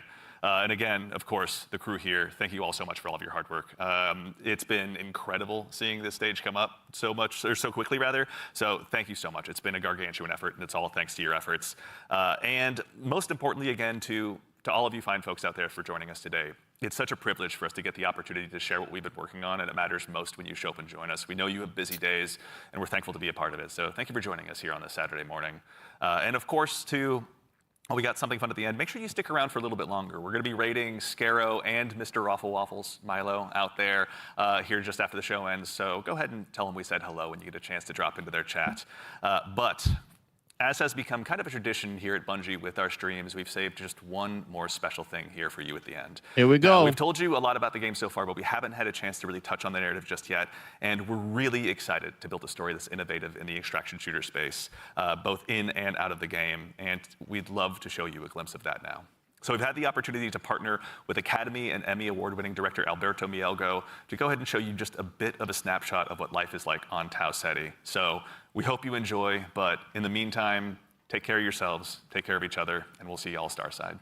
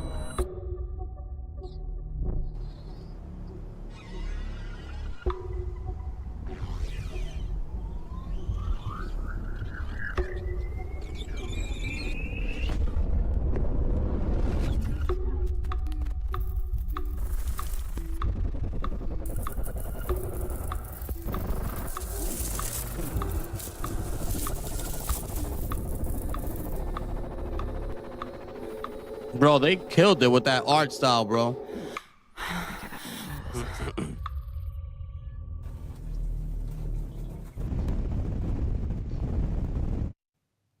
I met a traveler from an antique land who said, "Two vast and trunkless legs of stone stand in the desert. Near them, on the sand, half sunk, a shattered visage lies, whose frown and wrinkled lip and sneer of cold command tell that it sculptor well those passions red which yet survive. Stamped on these lifeless things, the hand that mocked them, lifeless thing that mocked them, and the heart that fed, and the heart that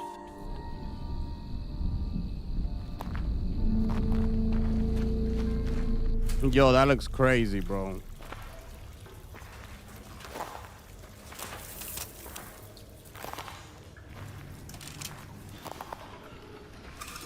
This is basically what the game is. Welcome once again. Once again. As the new shell. I mean, it feels just like what it is, right? Like $1 trillion. Like $1 trillion. Sakaguchi Genetics sent a reminder. Your shell repayment is coming up and will be charged against your line of credit. Yeah, I know. Mind if we skip the formalities this time? Got a big contract waiting down there, so. Understood. Let's proceed with your grounding exercise. Are you familiar with this item? That's my lucky charm. Yeah. Supposed to be my lucky charm.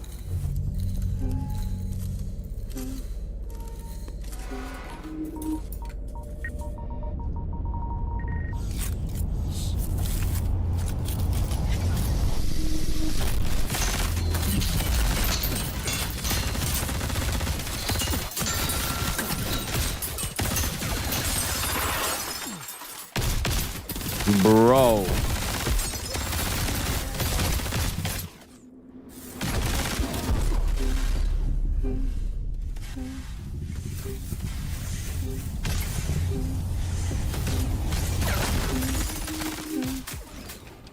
Can you identify her? Where have you seen something like this, bro? Come on, man. Now, consider this. Do you recognize this child? I don't know. It's you. Really?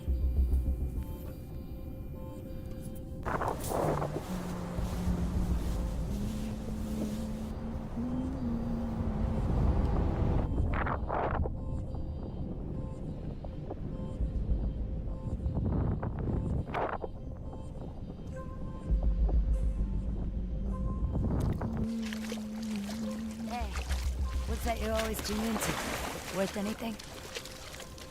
I don't know, but I like it. It speaks to me. This is so fire. Yeah, go ahead.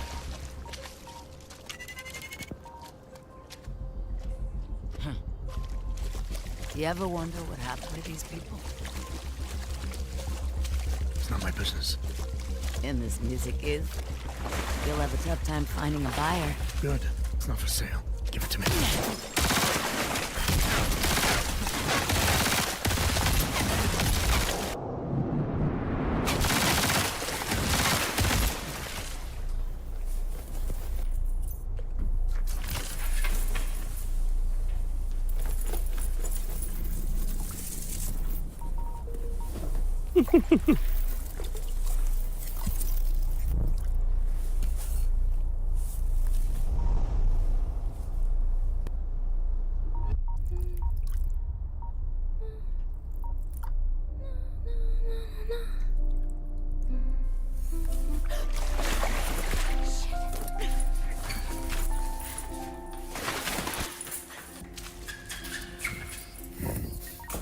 Yo, this is fire.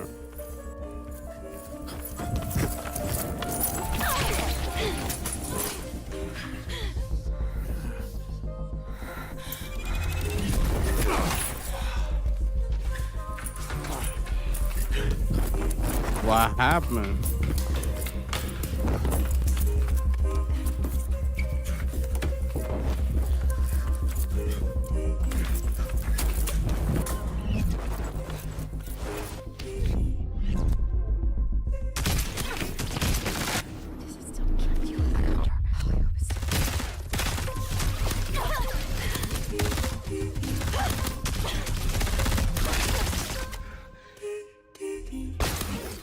Ooh.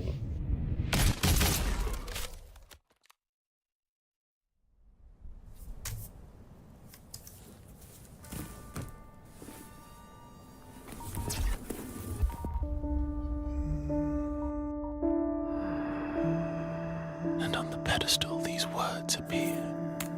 My name is Ozymandias, King of Kings. Look on my works, ye mighty, and despair. Nothing beside remain. Nothing beside remain. Round the decay of that colossal wreck. Round the decay of that boundless and bare. Boundless. The lone and level sand stretch far away.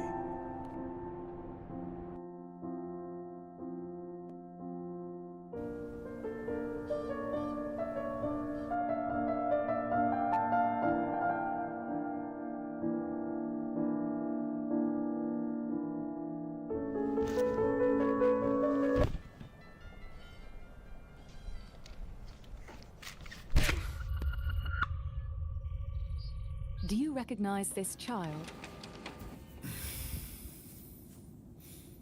I don't know. Is that me?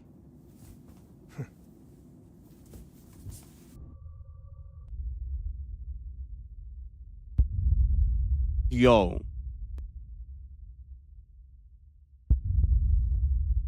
Fire, bro.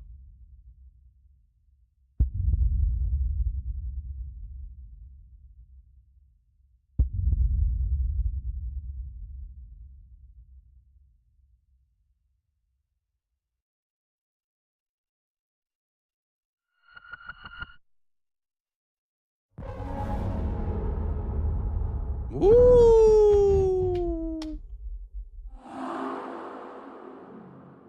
We gotta drop a bomb for that, people.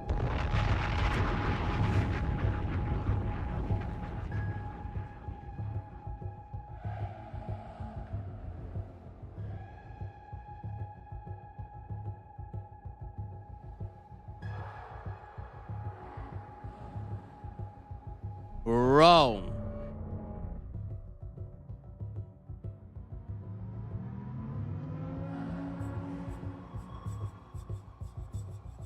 Creator alpha gameplay content now live.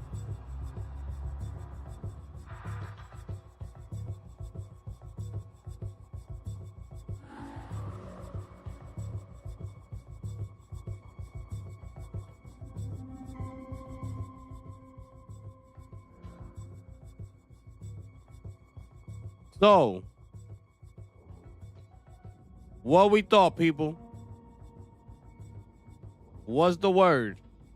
I'm trying to sign up for.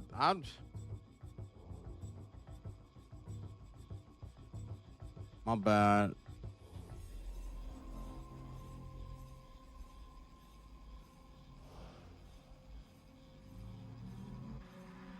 Wait. Yo, what's up?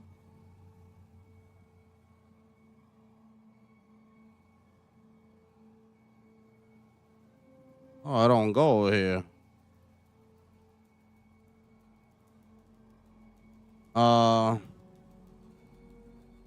Yeah, I'm trying to sign up.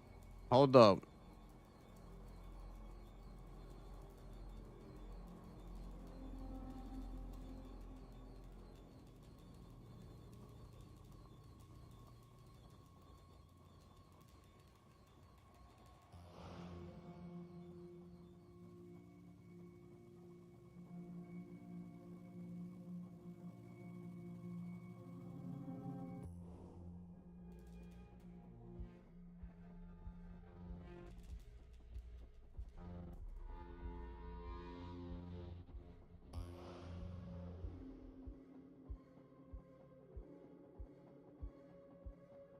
Hold on, people.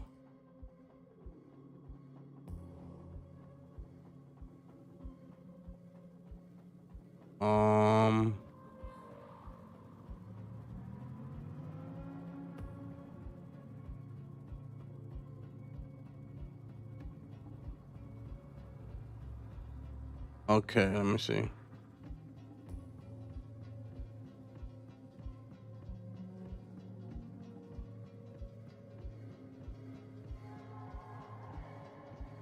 Hold on, I'm just trying to sign up real quick.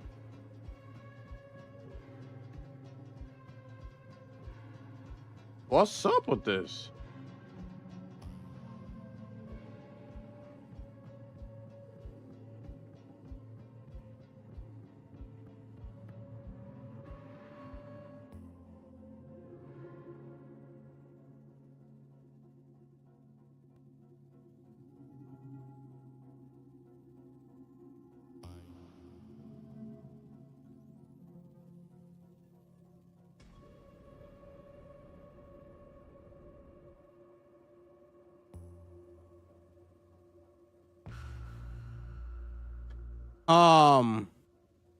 Let me see what some of y'all saying.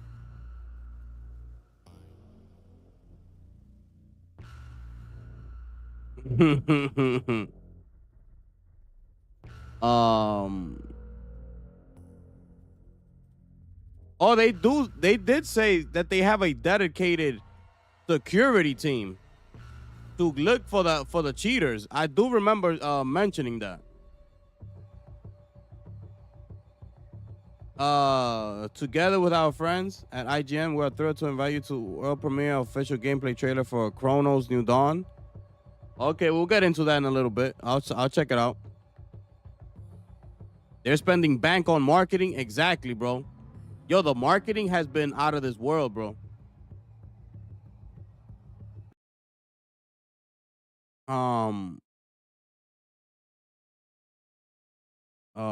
Be less readable in terms of multiplayer gameplay though.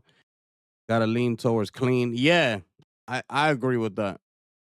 You know, Yeah, go ahead.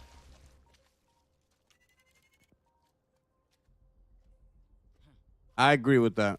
You ever wonder what happened to these people?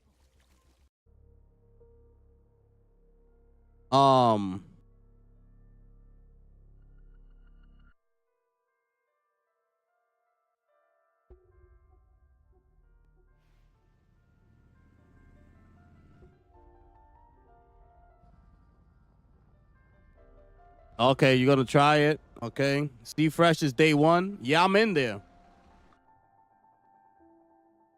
Oh yeah, they got it on 4K now. Hold up.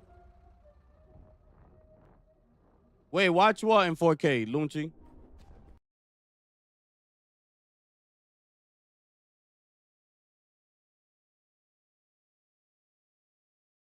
This one right here. They got all of them in 4K now. Wait. Let me see. Oh yeah, and they're all in 4K now.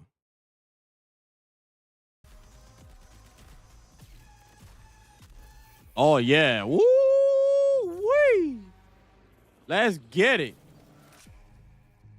Now we talking. Oh yeah, way better. Oh, I can't wait. I'm in there.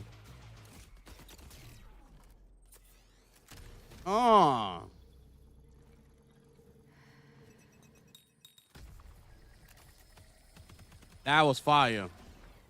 Woo.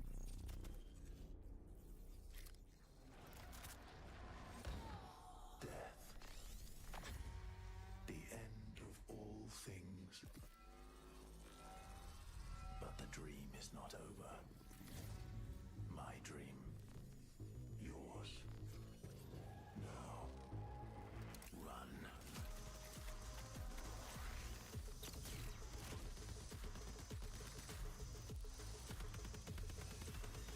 Oh yeah. That looks clean, my brother. Woo-hoo. Wee. Let's get it.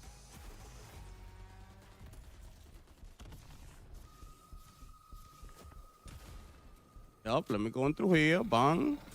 Let me heal up.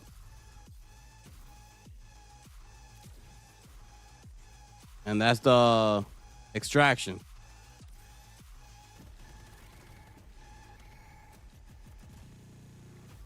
Oh yeah.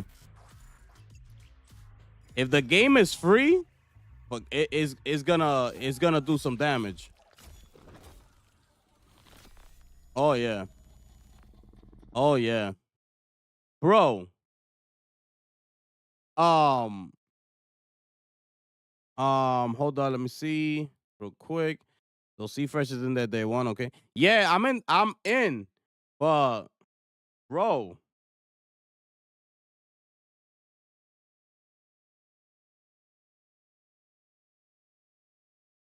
I am trying to.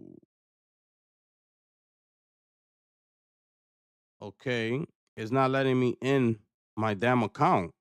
I'm trying to get in there. I already did what I had to do on the Discord side of it. I'm gonna have to reset my password because I need to get in there. But what y'all thought? What y'all gave it?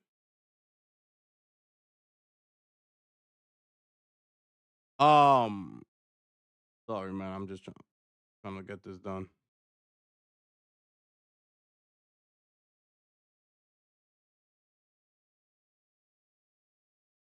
I need to get this done. Cause I need to get that because I'm trying to stream that. Okay.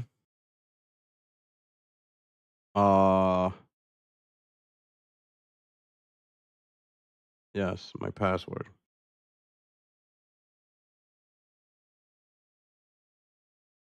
Okay.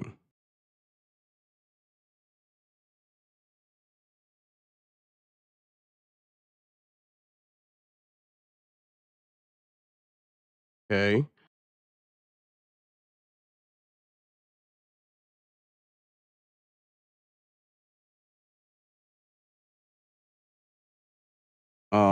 What?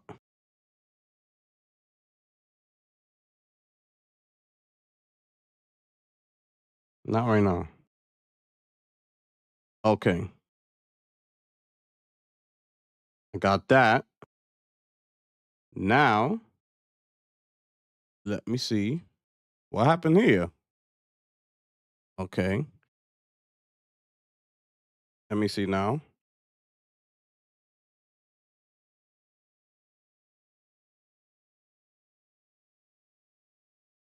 Okay, now we going. Now we moving. We moving now, people. Here.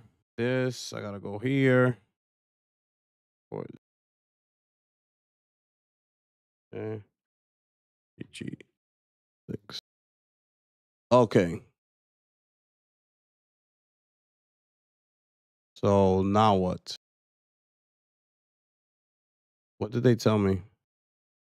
Uh-huh. Uh-huh. Hold on, people. Hold on.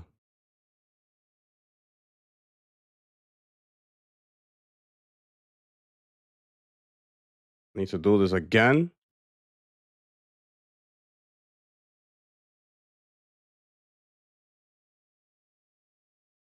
I'm trying to get in here. I need to get that alpha, man. I need to play that alpha. I need it.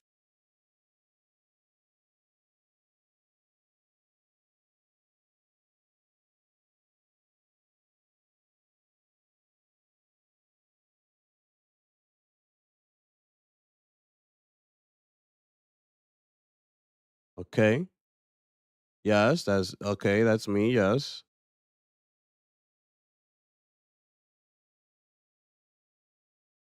Or we need to create a bungee. Okay, we're almost there, people. I want to know what y'all thought about it. My bad. Hold up, but I left y'all like that. Hold up. I'm gonna leave y'all like that. So they got this in 4K too. All right, so now we're gonna see it in 4K.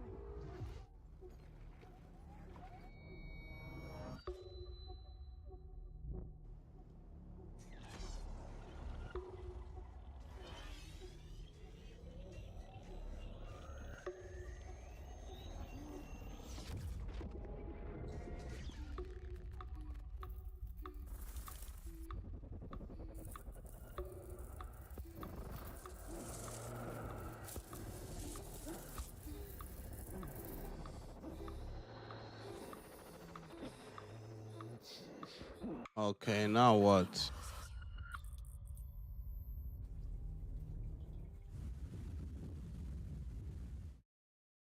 I met a traveler from an antique land who said, too vast and Are we done? stone stand in the desert.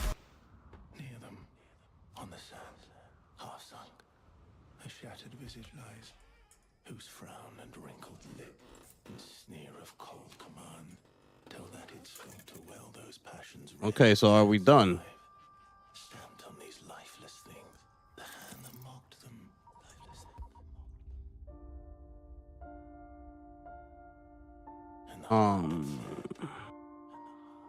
After verification, please allow 5 minutes for your account to reflect its verified status.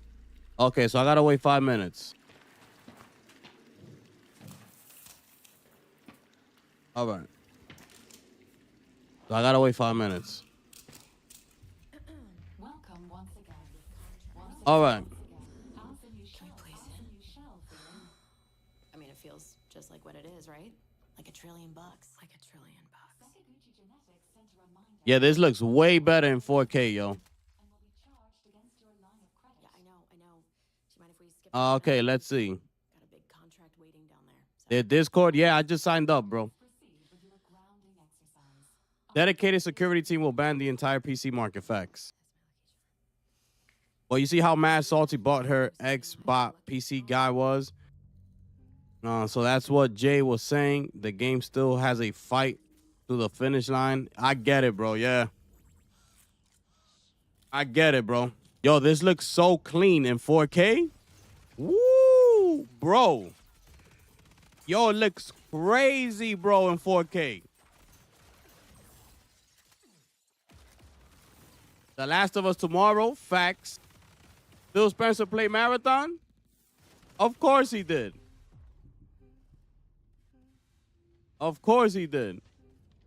Marathon releases September 23rd. Let's go. Can you identify her? Yeah, that's my mom. That's your mother. Now, consider this. Do you recognize this child? I don't know. It's you. Yo, the 4K images looks fire. Bro, I can't wait, bro. The 4K images look fire.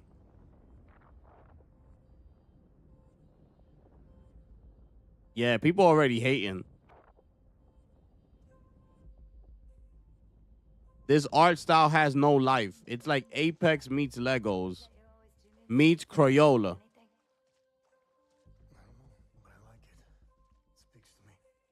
Let me listen. Yeah, go ahead.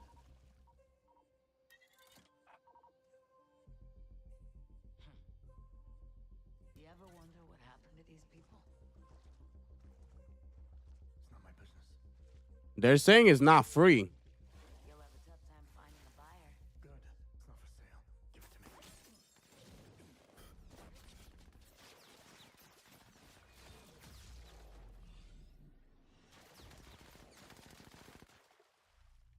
Yeah, people just find anything to complain about, bro.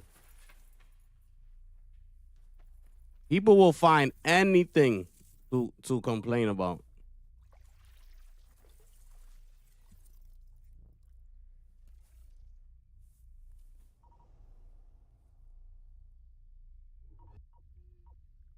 Those 4K pictures look crazy.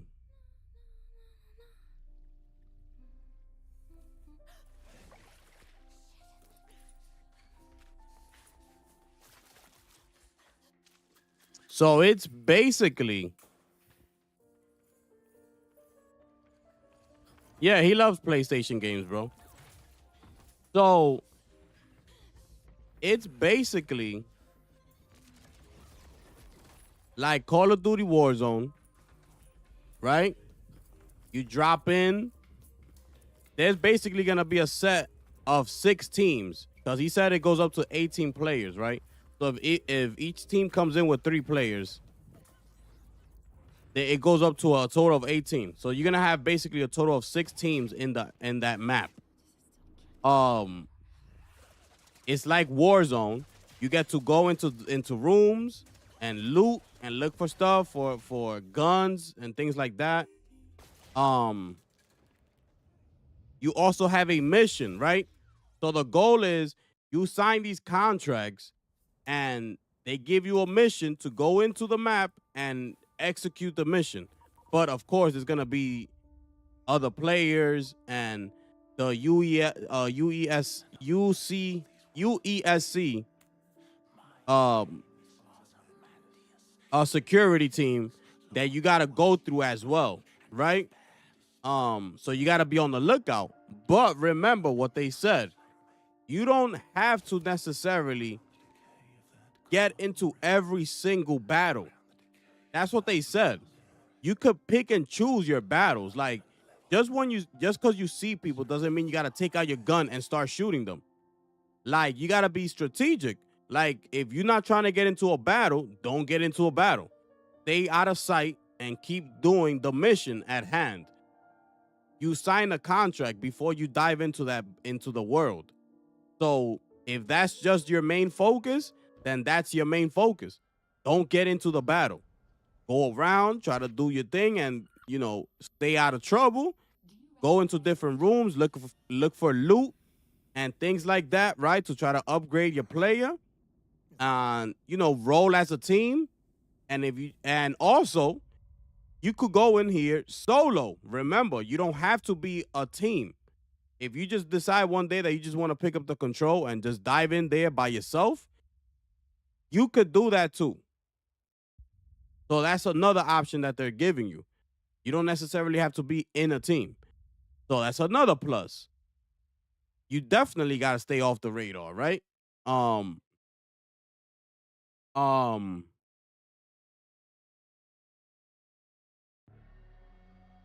of feel the blood pumping. Nah, this is in 1080.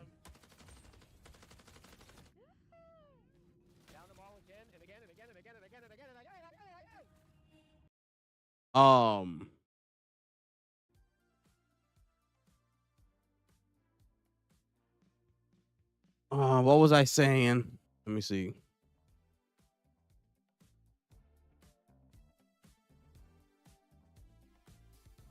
This is the extended gameplay from the creators.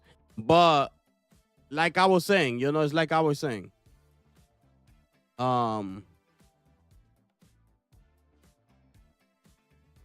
he begs for them while he's on PC. Facts. No Marvel, no anime, and don't forget Sony equals woke is a big grift for them. Exactly. Yeah, a lot of teams trying to compete for the bag, whatever it is. Exactly, right?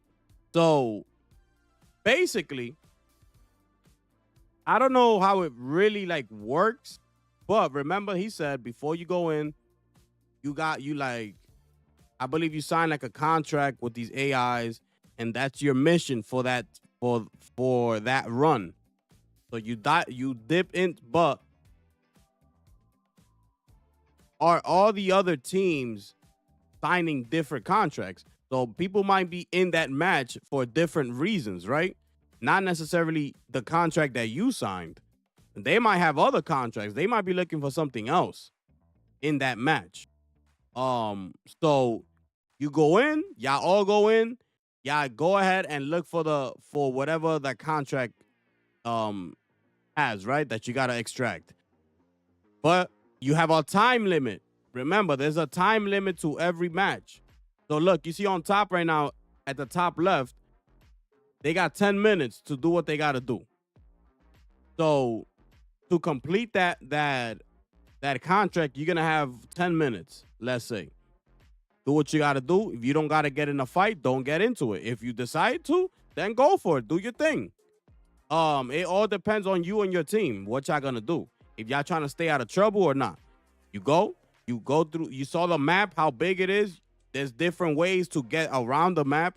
You saw there's little vents that you can go through, secret passageways, so you don't be, within people's eyesight and things like that. The gunplay looks good. They got their, classic Bungie third-person style. when you take out the shield and you go back into first person, this is back in 1080p, but the footage we just watched in 4K looks absolutely incredible, bro. It looks crazy. So think Warzone in that aspect, that y'all jumping into, like basically from the plane into this big ass map. Think Warzone, like Resurgence type of deal. Y'all rolling as a team, but I like it. This is a team of 3, so I like it, right? It's not like you gotta deal with so many people, like a group of 6 or something like that, at once, right? So if y'all 3 bump into another 3, then it's 3 on 3. You know, I like it like that. They kept it a low number. You know, you gotta, like you do in Warzone, you go into different rooms, you see bags, you open it. What they have, plates, you know, shield plates. You might find some guns, some ammo, some grenades. It's gonna be like that, right? But this is gonna have a lot more to offer, bro. It's gonna have so much more to offer than Warzone, bro. So if you see there, you could like consumables, variables, like they said, things that's gonna boost up your skills. Because that's another thing. Each individual has a different set of skills that you're gonna be able to use. So that's another thing that's added to the game. So think about how many people play Warzone, how, you know, popular that is, and Fortnite and things like that. It goes back to that, bro. Like they basically created their own version of Warzone and Fortnite and things like that, but added their, you know, their Bungie touch to it. You're gonna get that Bungie feel, that gunplay that we all love from Bungie. It's gonna be that type of deal, but much bigger, better weapons, totally different style of what you call it, like art style and visuals. Like it's totally different, bro. So I'm in there. Now, let me see something. Are these people gonna send me an email? Or what? After I've been verified?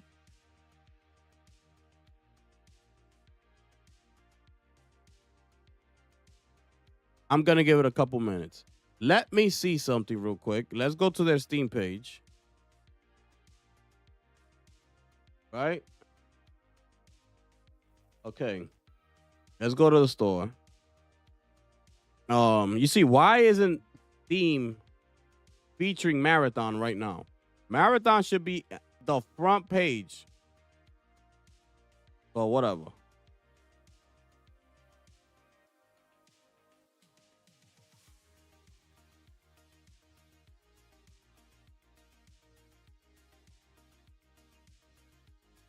Yeah, there's nothing. They don't say anything about price.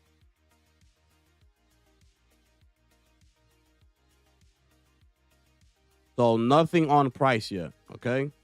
Nothing on price. This game plans to unlock in approximately 5 months. And that's that.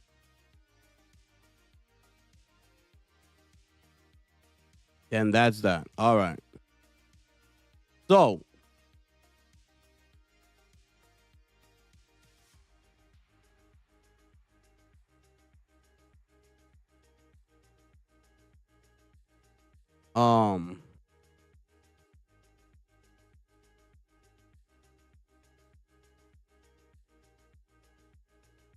sorry, but I'm not a fan of, I'm not playing this highlighter game. You're going to be drained from it, and I'm going to laugh at y'all. Bro, remember, they're not showing us everything. They cannot show us everything. They're showing us basically one map, if you really look at it, and gameplay that they did in that one particular map.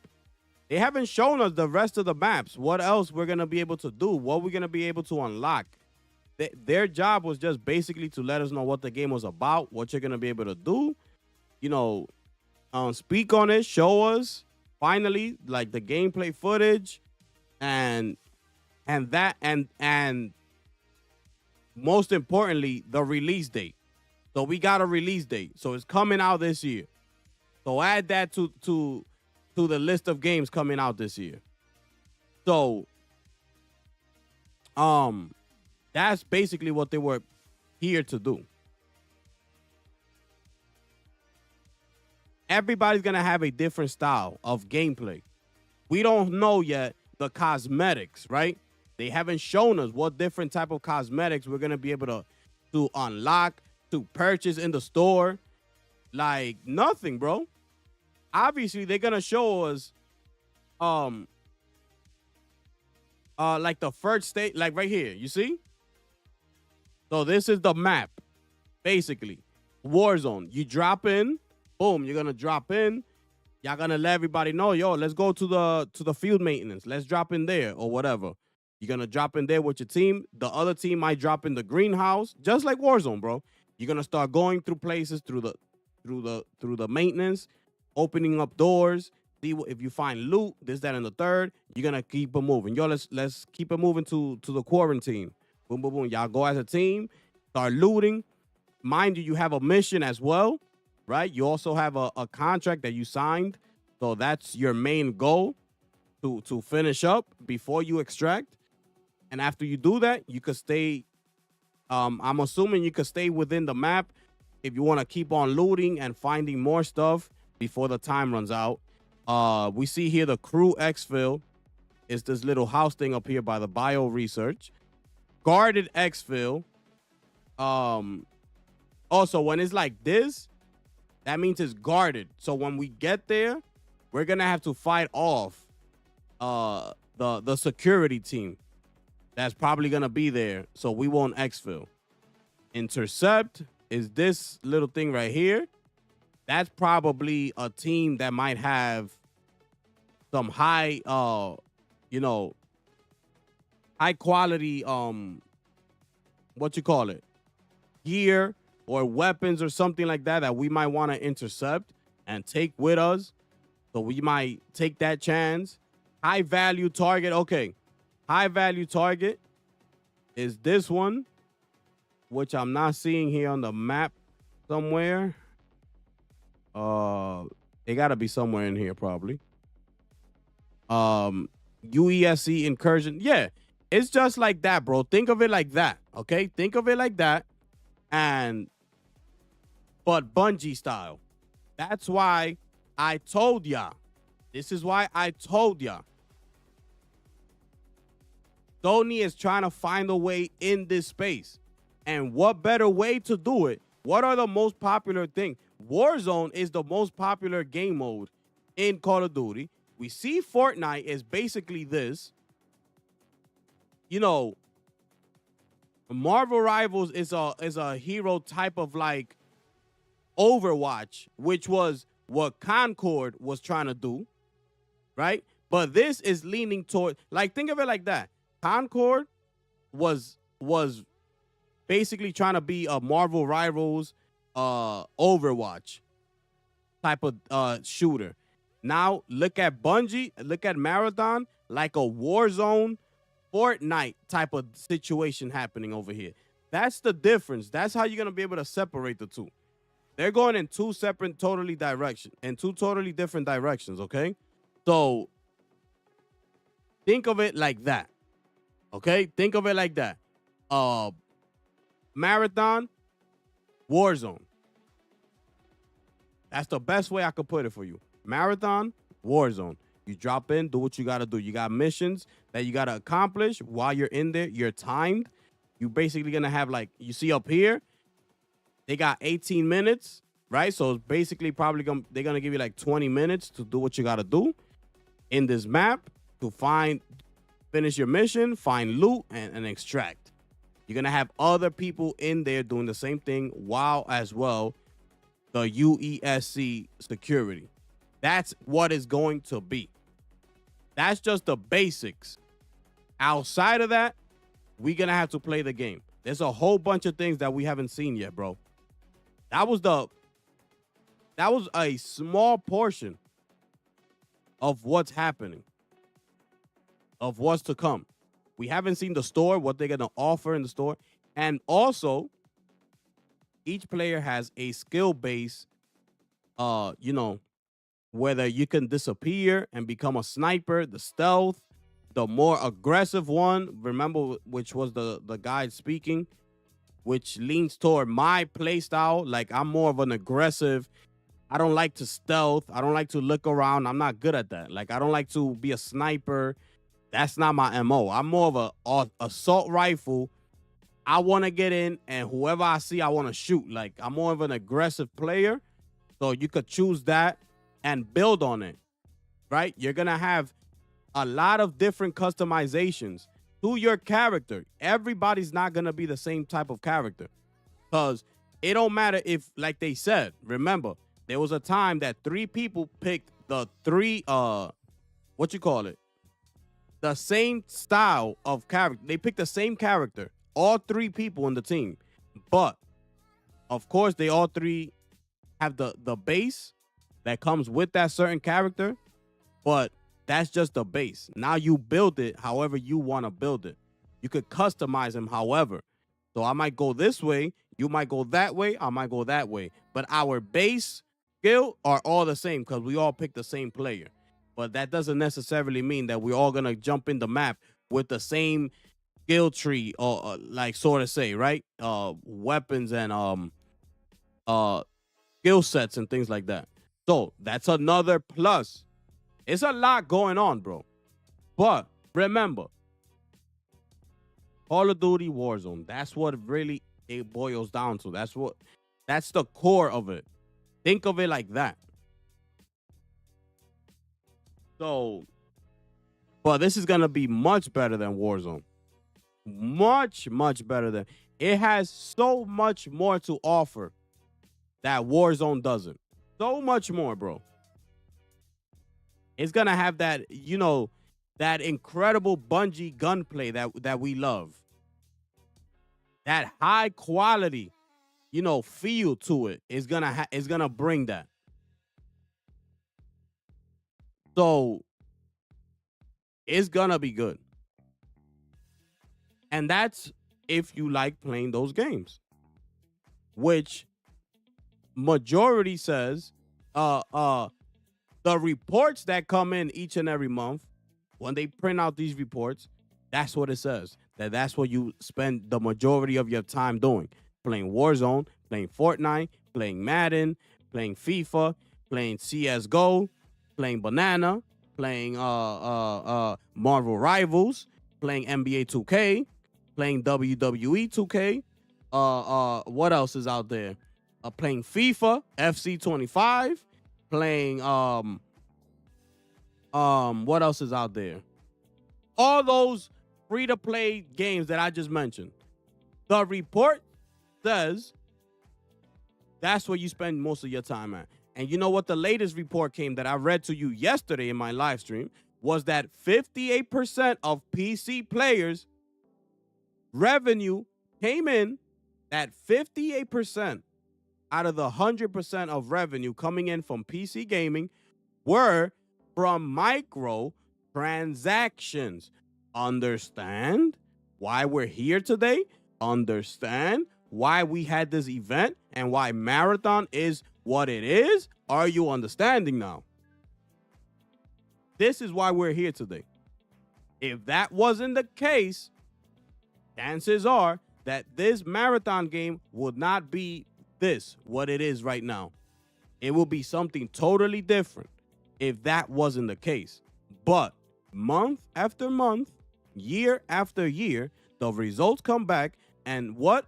It's the same results time and time again. Your little voices talking about we need more AAA story driven, it ain't cutting it. Because when the results come back, you know what happens? Free to play is what's making the money. Hello? Every single time. So you're not fooling nobody. Like, if people decide to buy more AAA first-party story-driven games, then the conversation will shift. But until then, time and time again, keeps coming back over and over and over again. Call of Duty, Warzone, Marvel Rivals, Banana, CSGO, Marvel Rivals, Madden, NBA 2K, WWE 2K,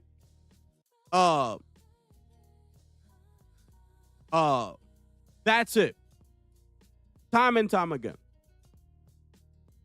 So we cannot fault them for doing that. I keep telling y'all.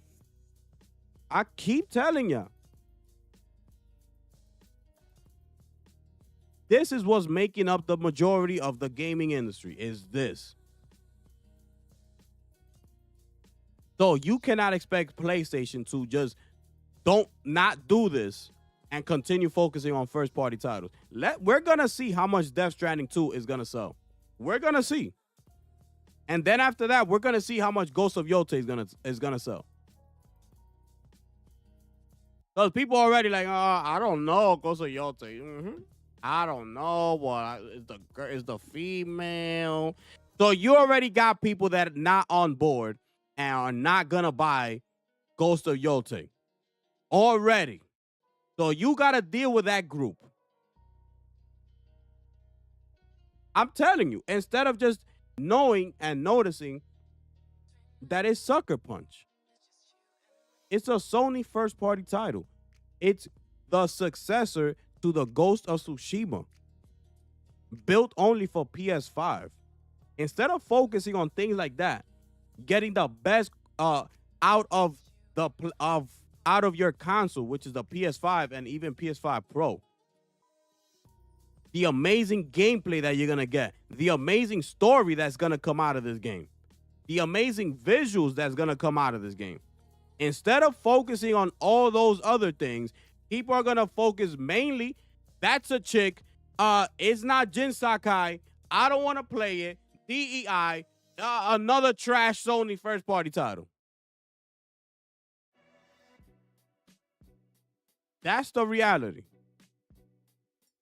So when you look at reality instead of what you think should be reality, then you're going to find out. Until then, you're going to be stuck in your little own reality world, which is not the truth. The truth is the numbers that keep coming back to these people's offices month after month, that you do not want single-player driven games. You might get a gem 1 month here or there that come out of and do something. But guess what? Right back. Whoop! Right back.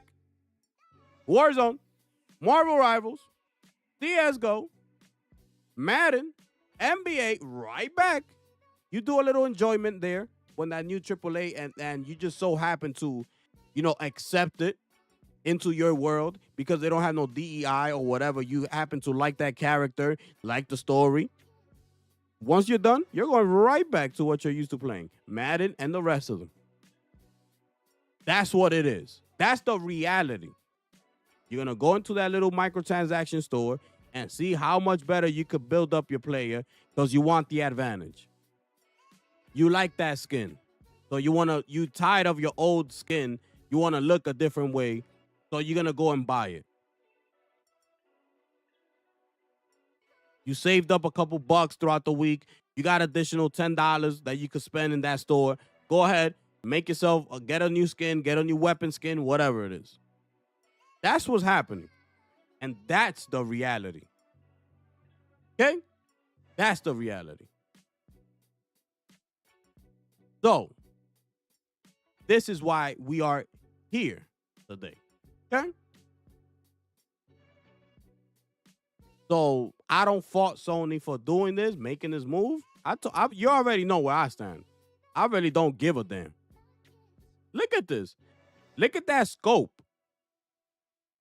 It's so different from anything else, bro. Just imagine. And they said every button that you feel that you press, it's gonna feel impactful, right? So does that mean like they're gonna use the haptic feedback and the adaptive triggers and things like that? But but this game looks fire, looks different, bro. And I already told you what's hot right now. That's what's hot right now. And it's been hot for a minute. People play Resurgence all the time on Warzone, bro. Go in there with a team. Yo, y'all ready? Let's go. Let's go. Marathon. You get your, and you don't need this big team. It's only 3 of you. You got 3 people together. Y'all in there. It's just like Resurgence, bro. It's the same thing, but with a Bungie style to it. You know, its own version of that type of game. That's exactly what this is. Its own version of that.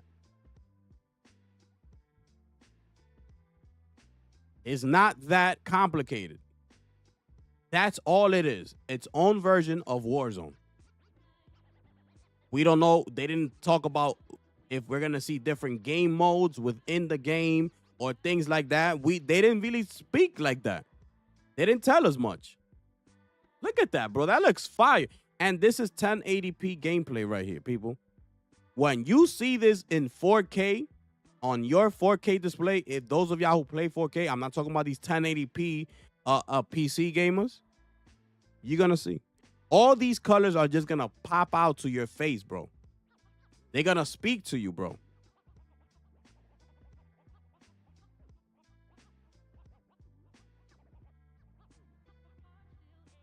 I hope I explained that good enough.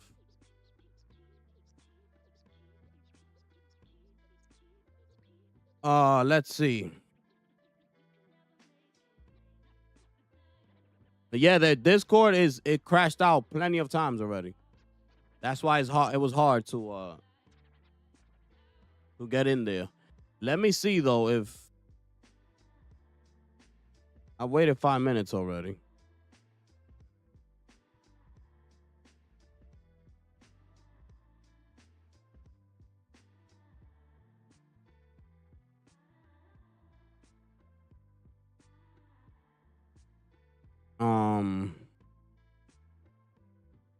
You see, but I don't know if I'm accepted already or not. I guess I'll have to wait. Because I already sent the email and everything. Let me see something.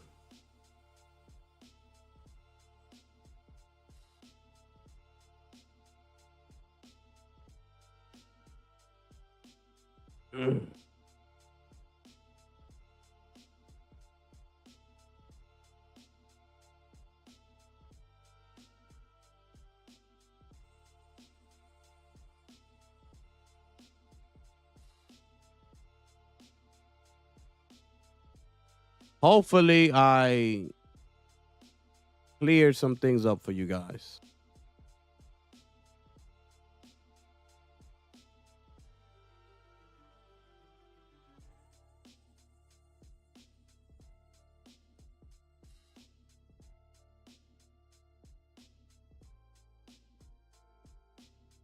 Anything Sony does is a meltdown. Exactly. If this was an Xbox event, this would be blowing up right now. If this was an Xbox event, bro, if Bungie was connected to Xbox somehow, this will be blowing up right now, bro. I'm telling you, it will be blowing up right now. Everybody will be saying, yo, that's fire. Yo, we in there. Yo, like hyping it up. I'm telling you, bro. What they showed today was fire. It was fire, bro.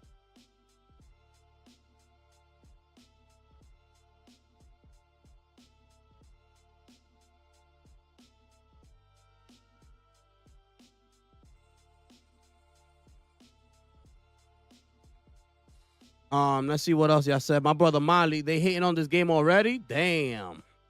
I know, bro.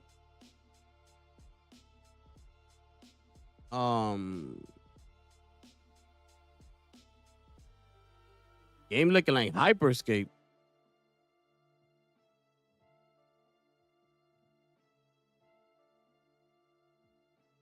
Bro, so what? This game don't look better than Halo? What are you talking about?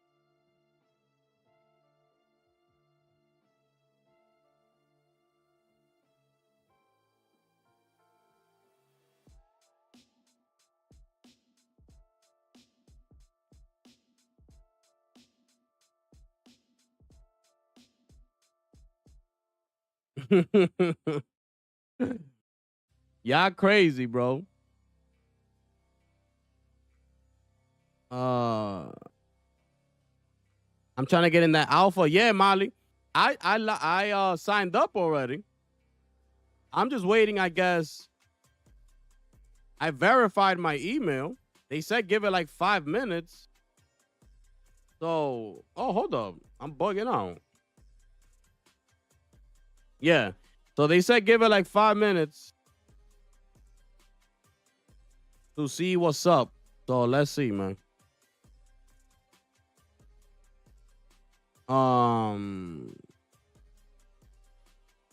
You ain't trying to be on Discord. You might get bored with it, but you're gonna give it a chance. I'm a gamer that enjoys gaming. Exactly. You gotta give it a chance, bro. Cause I don't be in. You don't see me in Warzone and Fortnite and those type of games, like. But the mission in Warzone and all that is, the circle gets, closer and closer. So y'all gotta meet at some point. And basically, y'all gotta kill each other and the last team standing wins. But this is different, bro. This is you basically collecting loot. What's this? Why reforged on my screen?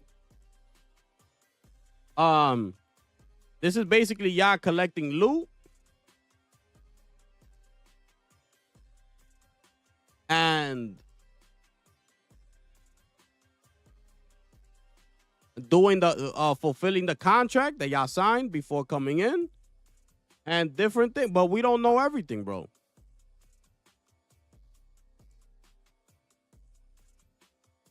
But this is their version of a Warzone. There it is, Bungie style.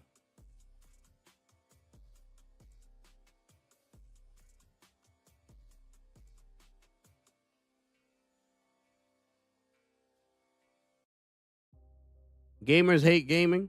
That's what I realized throughout my time in this community. Facts, Molly. Everything is something to nitpick about.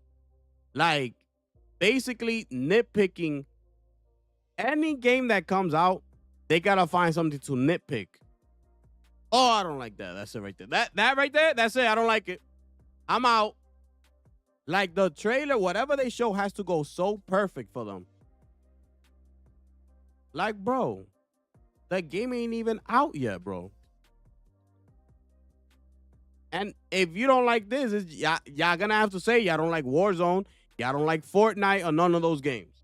So this is basically what it is.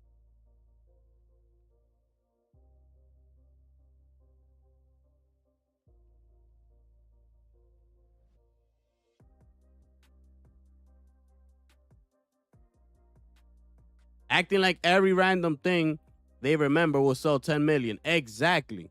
Like, bro, all those IP, that's why I keep saying, like, bro, like, stop being so stuck in the past, bro. We all love our past. We all, would love to go back to our past and relive some of those moments, bro. But if you think like that, you're going to get stuck in that and you're not going to move forward. That's why Xbox gamers are the way they are. They're stuck in the past, in the 360 era. They are stuck there. They cannot get past 360. They can't do it. They can't. They are so stuck there, bro. And that's why they're in the position they're in. All they worry about is backward compatibility, 360. That's all they talk about. And that's why they are where they are. Let me see what that said. Okay, right there. Connection terminated. Oh, right here it shows you where they're playing on. Right here, PlayStation. I guess you see an Xbox or Steam logo. Final blow by Nexus. Assist by John Marathon. Okay. Leave crew. Or look down here to the bottom left. Hold on. Let me put y'all here. All right, so you see here in the bottom left, if you die, you could leave crew and return to the lobby, or you're gonna respawn and keep going. So that's another thing we're gonna have to pay attention to. If you're playing with randoms, right? They might do that and leave you Now you're a 2-man team or whatever. Also right here, the number 17, I'm guessing that's his rank, right? That's his little card image. You're gonna unlock a lot of those. It's basically Call of Duty, bro. Bungie style. That's what it is. I'm keep telling you. Look, that's the bag. You're gonna revive him. Bro, that looks fire, bro. Are you seeing any Crayola right there? Look at that, bro. Who are we kidding here, bro? Who are we kidding here? That's not fire? That suit right there don't look fire to you? I'm telling you, we haven't even seen nothing yet, bro. Yo, Ruben is back. Yo, Ruben. What's up with you, my brother?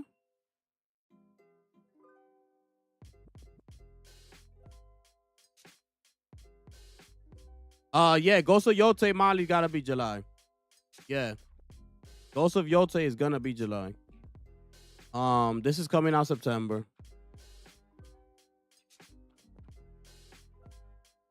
You know, it's gonna be July. We got Lost Soul Aside May 30th.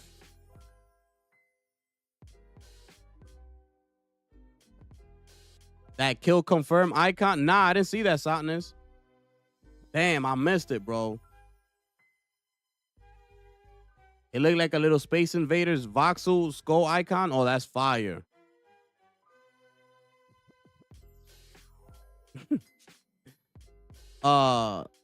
People were saying the art style was ass. Bro, look at this right here, bro. Look at this image right here. That looks fire.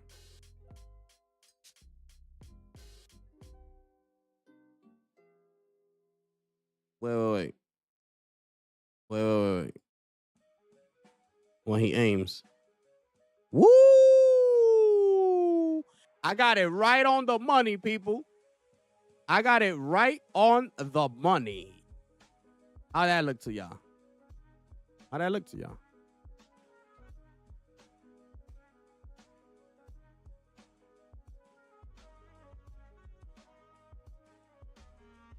How that look to y'all, man?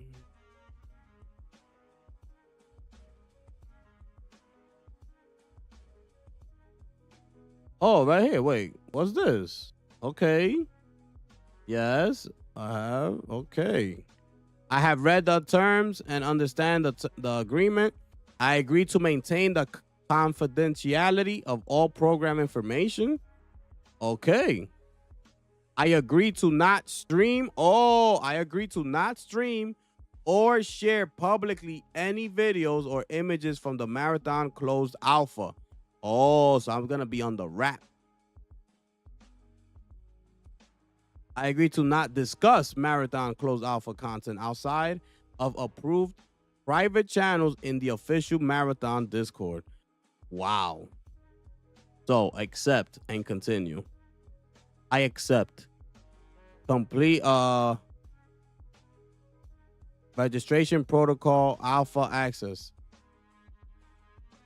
Complete a quick survey to help us optimize your Marathon alpha experience. This information will be used to understand player preference and improve the game. Okay. Let's take that survey then, shall we?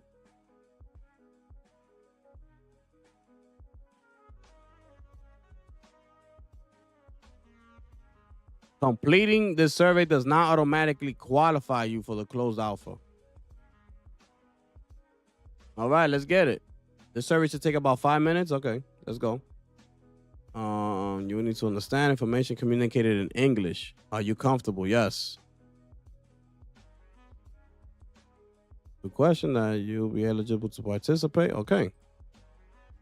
Yes, I will gladly answer that question. Right here, bang. Let's get it popping. Next.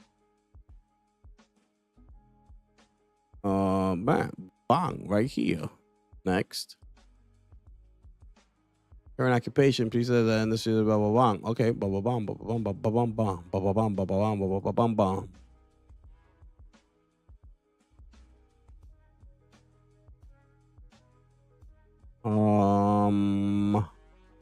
Yeah, that's good right there. That's what I am. That's what I am, and that's what I care about.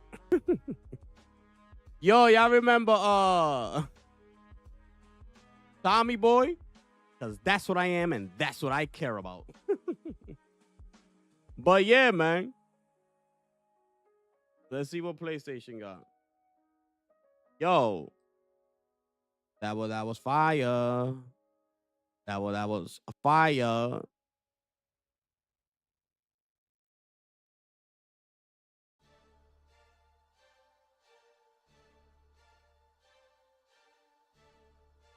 Okay, let me see if I wrap up this survey. Do you work for a news outlet covering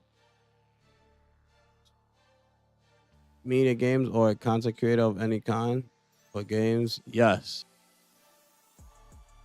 Are you a Bungie employee? No, I am not.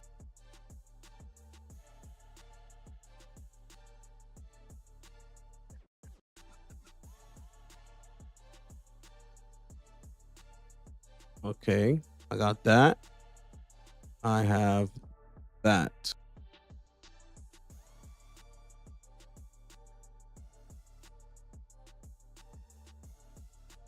And I have that. So those. Okay. I'm on the device play on which of the following options. Let's do that right there, you heard?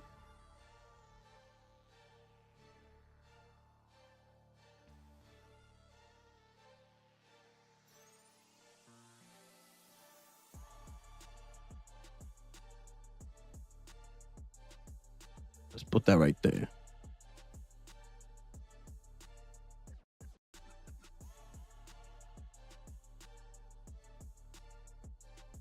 Right there. I'm playing games. So which other following types of games they normally play? Yeah. Yeah, you see? Fortnite, Apex Legend, Call of Duty Warzone. You're in that world.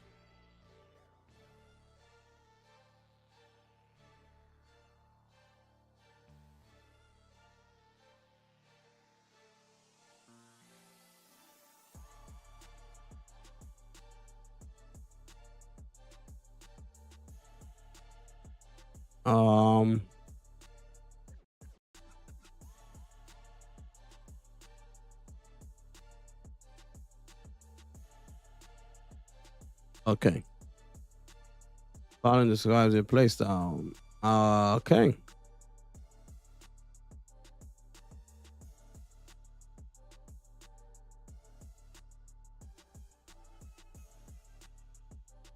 Okay. Have you played and are playing currently? Which of the following titles developed by Bungie have you played?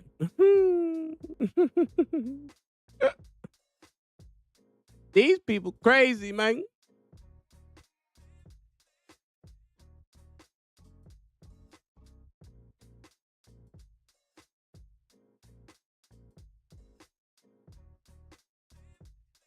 These people crazy, man. I'm gonna be with y'all in a minute, man. I'm just trying to finish this survey.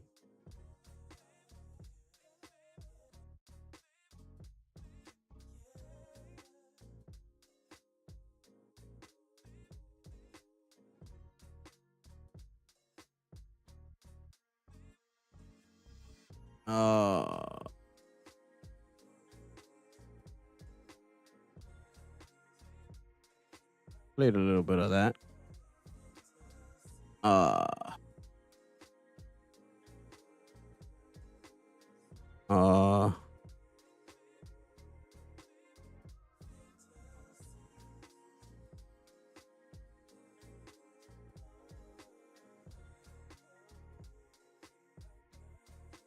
Okay, I'm in the last step.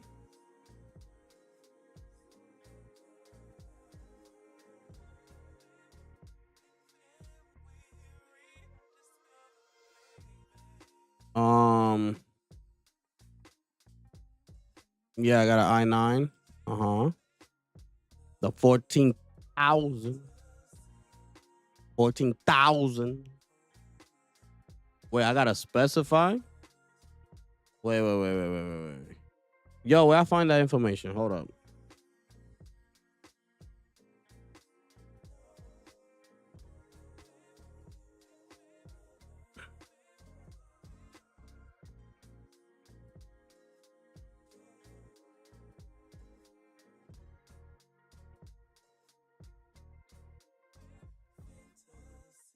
Where I find that at? What we look like? Tell me who did that.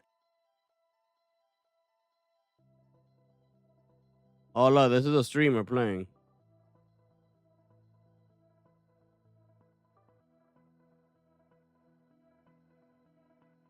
This is live. Right? Yeah, this is live.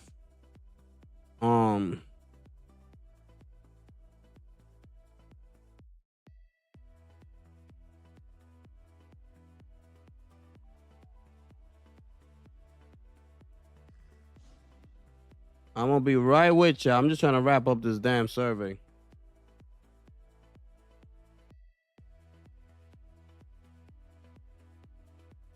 Marathon broke the Discord, bro.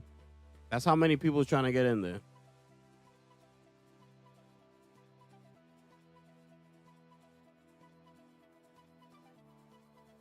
Okay, click about.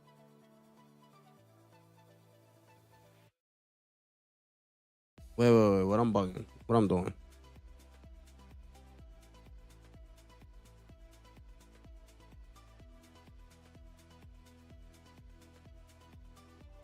Wait. Okay. I'm trying to finish this.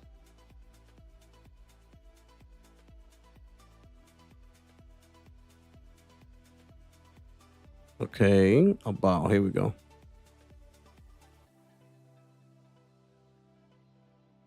$140,900 KF. That's what you need.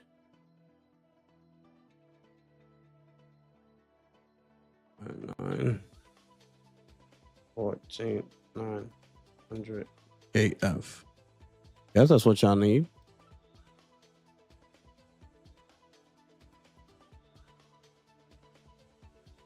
What GPU? But yo, we got a 4080 Super.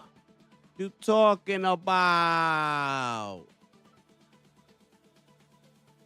You have completed the Marathon closed alpha intake survey and entered the pool of potential. This is what you see right here. Bang. So, if you're selected to participate in Closed Alpha, you will receive an email from Marathon. Invites will go out both at the start of the Closed Alpha continuously during the 2-week test period. Please make sure this email address is whitelisted in your mailbox so you don't miss it. That's what you're going to get if you succeed. Done. And I'm done, people. I'm back, ladies and gentlemen. I'm back.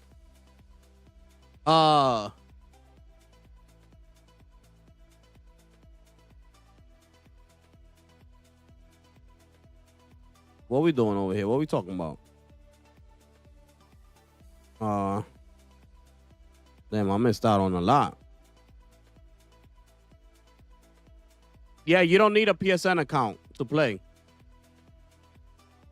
You do not need a PSN account. So look, basically we could look right now. This is them playing the game live right now.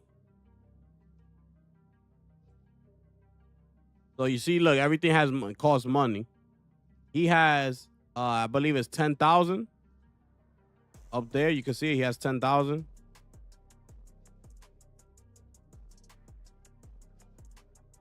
It's gonna be very strategic. You know, if you go in there with one of your big guns, you better make sure you come back out of there with that big gun, right? Or people are gonna notice that you have, you know, a purple gun, which is high quality, and people are gonna try to go for you and take that gun away from you, right? Like, there's a lot of things that's gonna go into it. Genius take there, bro. I'm not sure what you talking about there, Sonis. You talking to me or somebody else?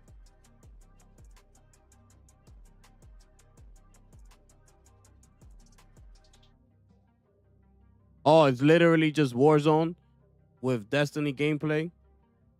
Bro, but yes. And like Sonis is telling you, it's just two incredibly popular and amazing games.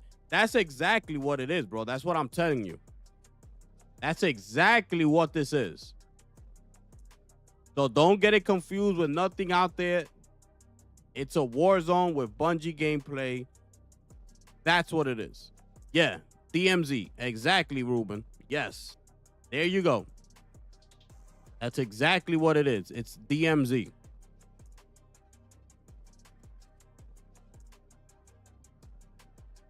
Yeah, like any other game, reconfigured and pushed. That's what it is, okay? That's what it is. All right?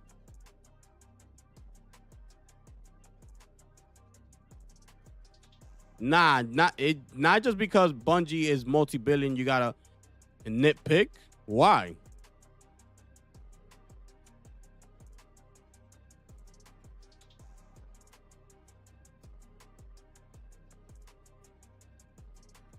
Yeah, I know.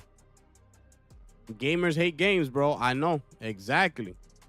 The only reason they're pushing to PC is because of China, bro. That's the only reason. They got China Hero Project. They cannot do a China Hero Project without PC. You know? And also, they're trying to get those PC gamers in China to go buy PS5s. You know, they might have their 3060s or 20 series. And, you know, Sony might be telling them, like, yo, you could play this on the console at a much better quality, you know, and things like that. Look, call for supplies.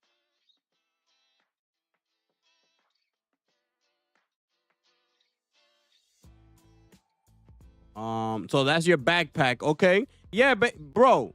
Basically, Call of Duty, bro. You got your backpack. You're going to be able to get the large backpack, the medium backpacks, or the small ones. You can only carry certain items. You got to see what you want to carry and extract. Bro, it's the same thing. I'm telling you, bro.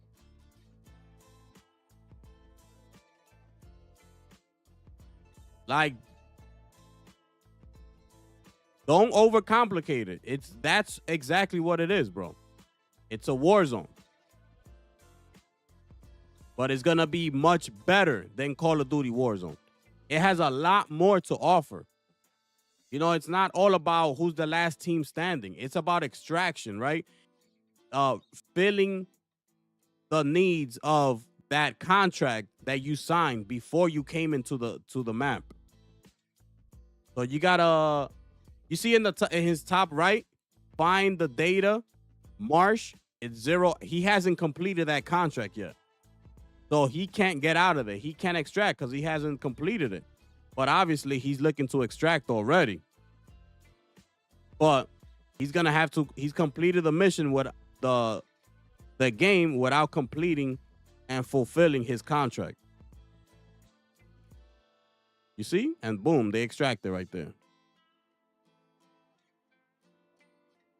That's what it is, bro. Okay? That's what it is.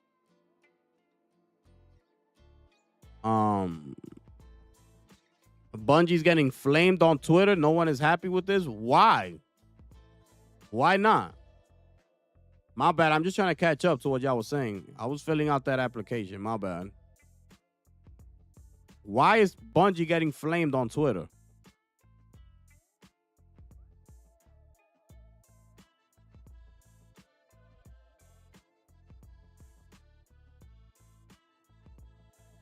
Paying $3,000 for PCs to complain on Discord all day. Facts. Bro, you know why the complaint and all that? Because they're bored. This is the issue that I keep telling about. I keep talking to PC gamers about. You know why you're bored? Because you're playing low quality games. You're playing at 1080p, medium settings, some of y'all low settings, trying to tell yourselves in your brain that this is the best gaming experience. Like, no, it is not, bro. That's why I keep saying, level up your hobby experience. If this is what you love to do, game, then level up so you can get that high quality so you can feel good about it. Stop playing in this low, medium level settings, 1080p, and think everything is all good because you're on PC. You're bored. I know you are.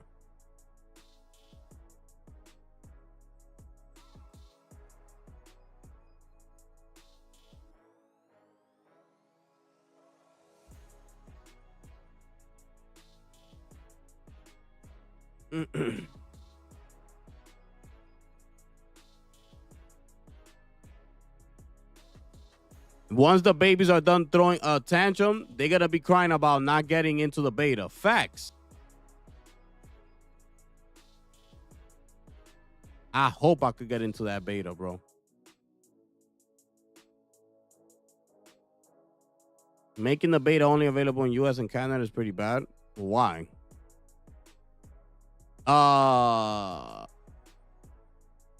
No, because you got to go into their Discord, Molly. I can't even give you the link. Or can I? Nah, I can't give it to you. Because you have to go into their Discord and do in their server, you have to write /alpha. And once you do that, then you'll be eligible. So then they send you a direct message, and then you got to click that link because that's your link. And then you go through the process. That's how they're doing it. That's how they're doing it. So I can't even share my link with you.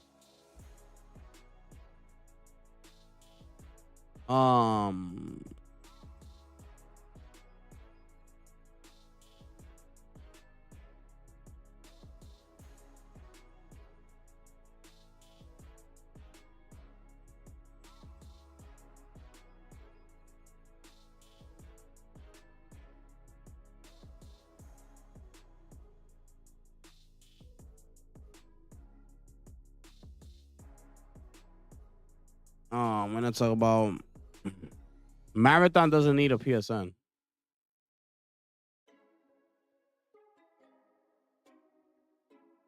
If you're playing Marathon on PC or Xbox, you don't need a PSN account. It's not a necessarily like Bungie created this game to be third party. So think of it like if it's a third party publisher basically coming out with a new game. That's the deal that Bungie and Sony did when they acquired them. That's why this game is coming out multi-platform. It was intended to be that. That's why you don't need a PSN account because it's intended to be a third-party, game. And they decided they didn't want to do that, so that's where we at.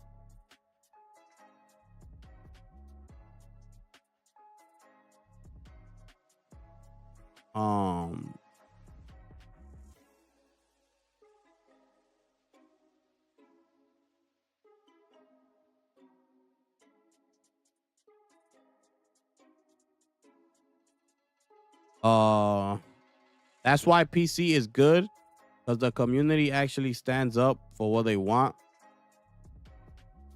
That doesn't make any sense, bro. Please stop the brain rot now. What did they do with the whole Helldivers thing?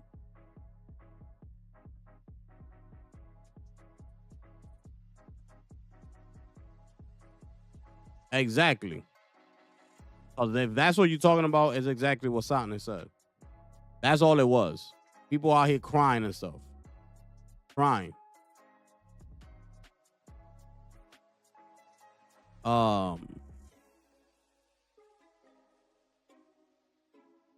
Blaming Sony for everything. Telling you.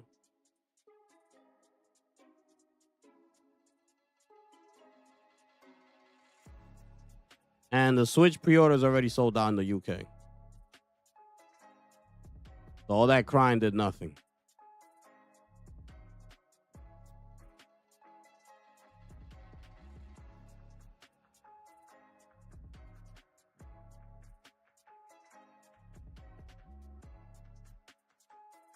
Yeah, exactly, Sadness. Like Steam wasn't in China until 2021, and that's exactly.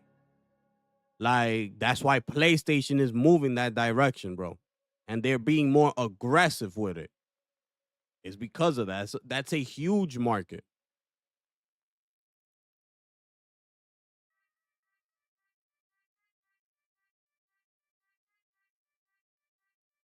Oh, you did it, Molly? Okay.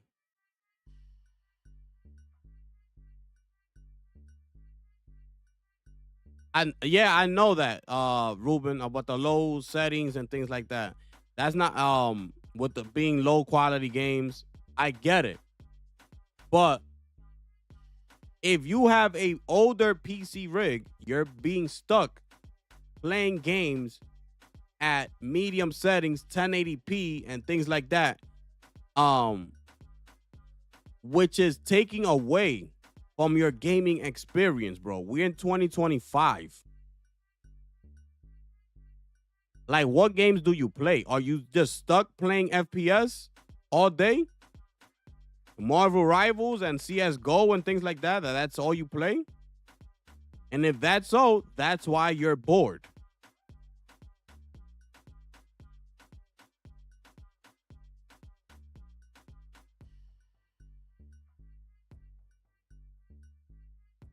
That's why you're bored.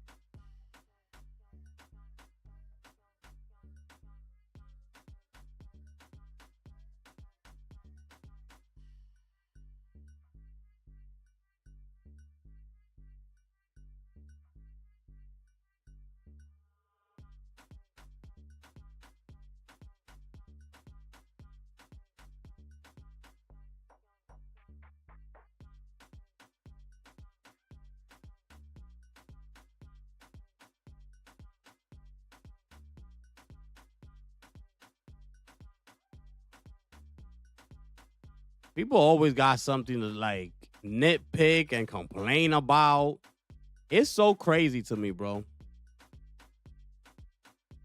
It is so crazy to me, bro. It's just like, bro, like, what do you like? That's why I always ask, like, okay, what games do you play? What games do you typically play?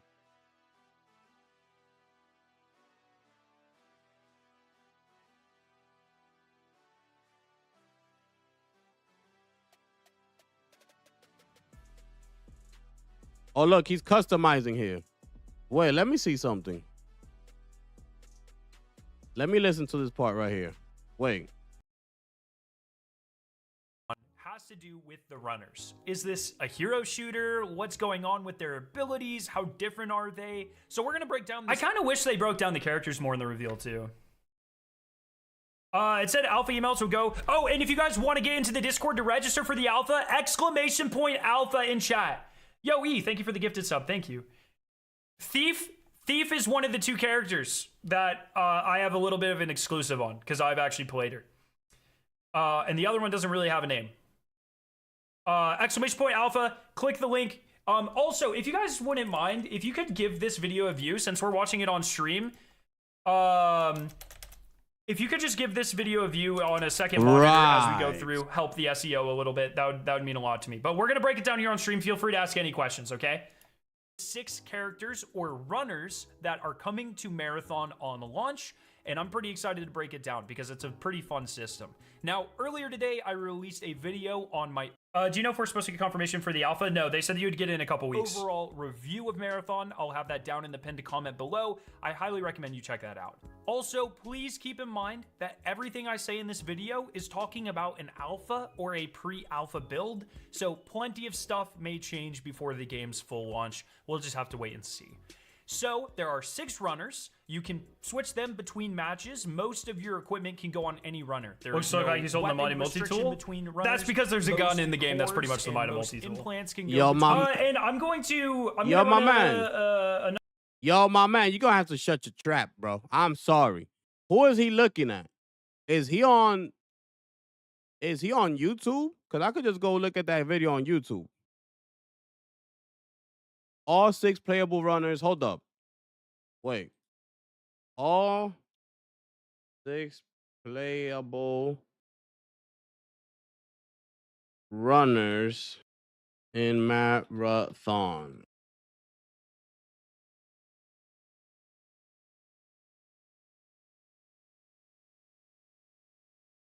Has to do with the runners.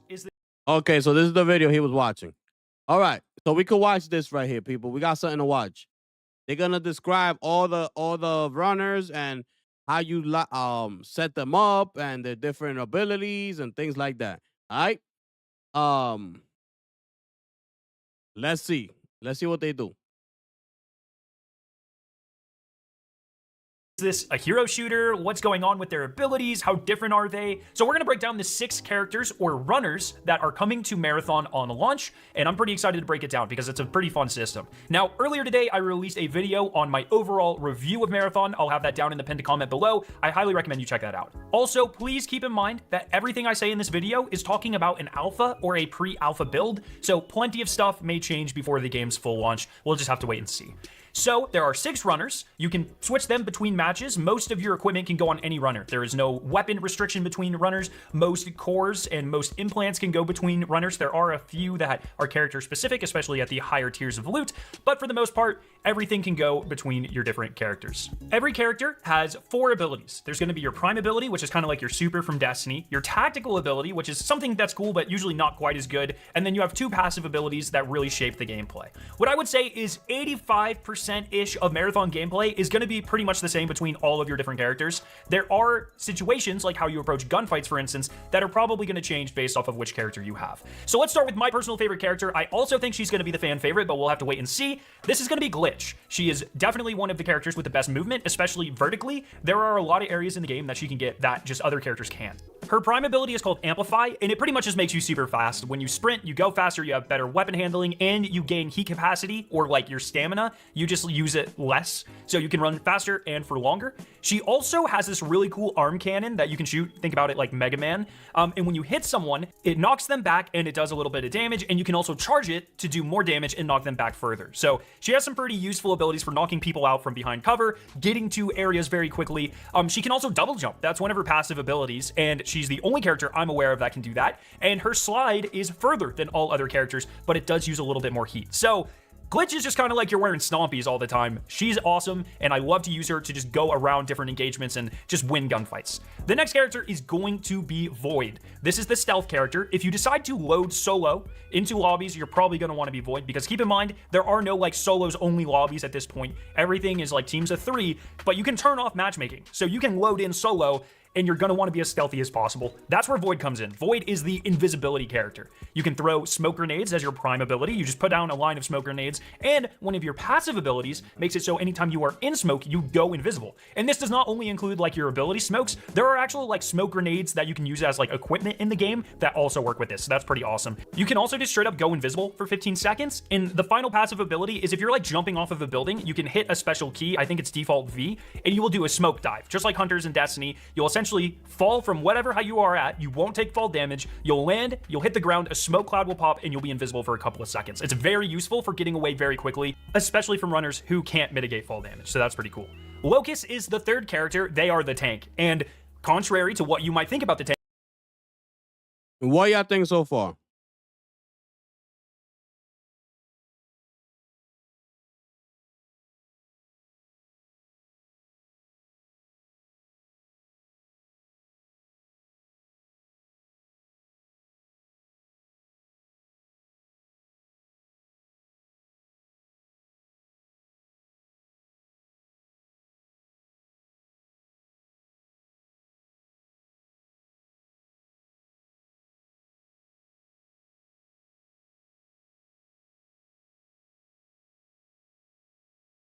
What y'all think so far? Y'all like what y'all hearing or not? Does that sound intriguing?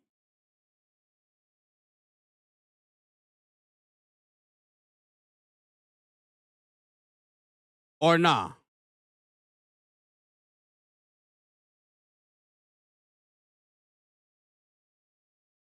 Search and destroy prime ability. Oh, that was going fast. That's why. Tank. And contrary to what you might think about the tank, he also can be very useful whatever how you are at. You Wait, because I want to see. you also work with it. Visible. And special key, I think the ground couple of can't mitigate.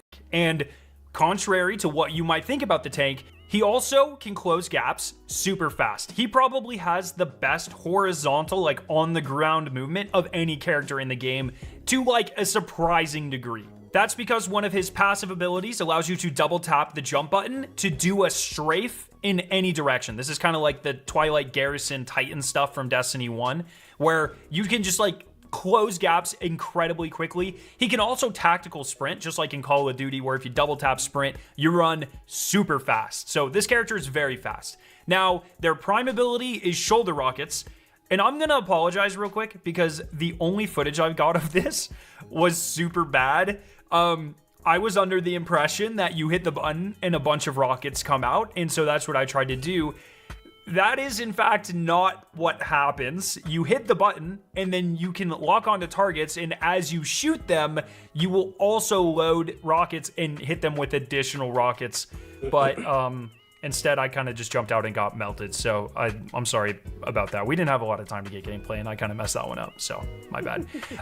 Locust also has this really cool shield that you can pull out that can tank a ton of damage. And in the gameplay, for instance, you can see I pull it out to distract the enemies so they shoot me while my teams flank around and kill them. So very useful character, probably my second favorite character in the game. The fourth and final character that we get to play in the alpha build is Blackbird, which is kind of like the reconnaissance character. So you can Echo Pulse as your prime ability. It shoots out 7 pulses, one every couple of seconds, and it detects enemies through walls. So in the gameplay, you can see we've downed 2 enemies, we're running upstairs, and I'm trying to find the final enemy. So I pop it, and then they ping through the wall. So we immediately know where the final person on that team is, and we can't be surprised. Very useful. You also get this really cool drone that when you throw it, it'll track enemies, run over to them, explode on them, and overheat them so they can't sprint away. It's pretty toxic.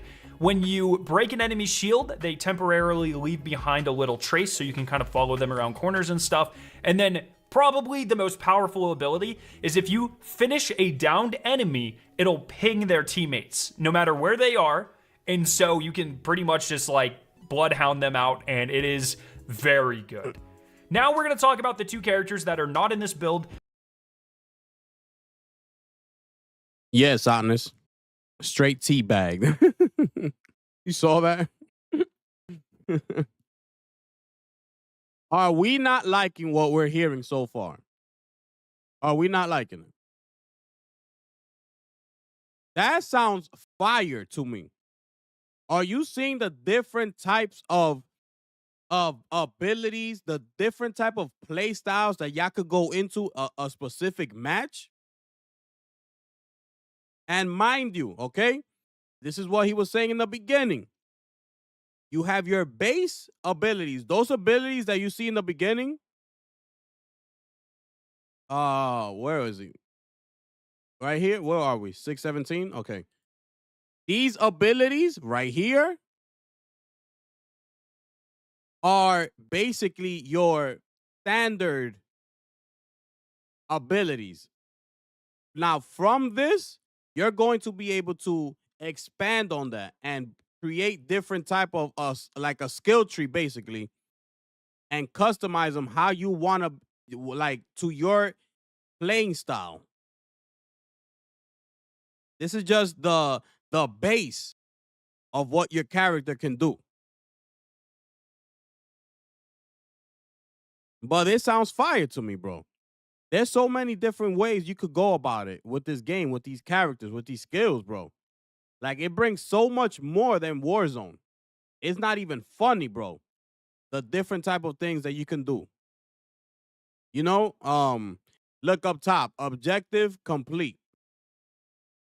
They found the data cards in the AI uplink, so they good to go. But they still have, if you look on the top left, they still have 10 minutes to go. So probably, I'm assuming they could either extract and leave with whatever they have right now, or they got 10 minutes to look around, to loot, and find other things. But the longer you stay, and if you just so happen to have some valuable items in your backpack or whatever, you running the risk to dying and somebody taking your loot, and you could lose that, you know?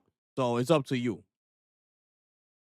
Was a fallen pike. It wasn't finished, but you could like remote control this fallen pike around and try to steal people's loot. It was actually like super hilarious, and I hope they put out some footage of that at some point. And I believe one of her passives allows you to see like the highest rarity item within a chest. So if you like look at a chest, it'll glow like purple or whatever if there's a purple item in there, but that may have changed.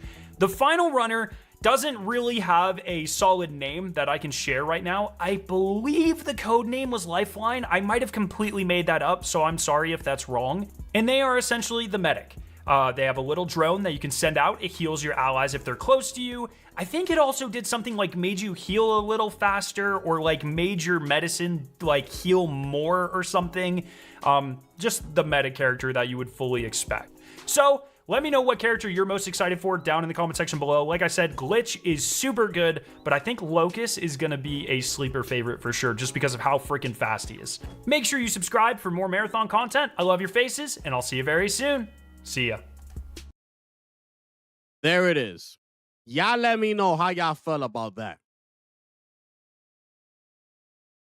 How y'all felt about that? I got to go back and look at it on my a little bit later, because in the beginning I wasn't really paying attention like that.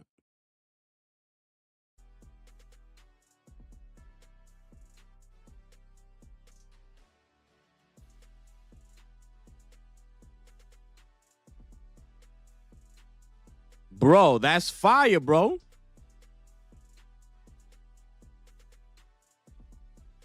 Yeah, the flow looks sick, bro.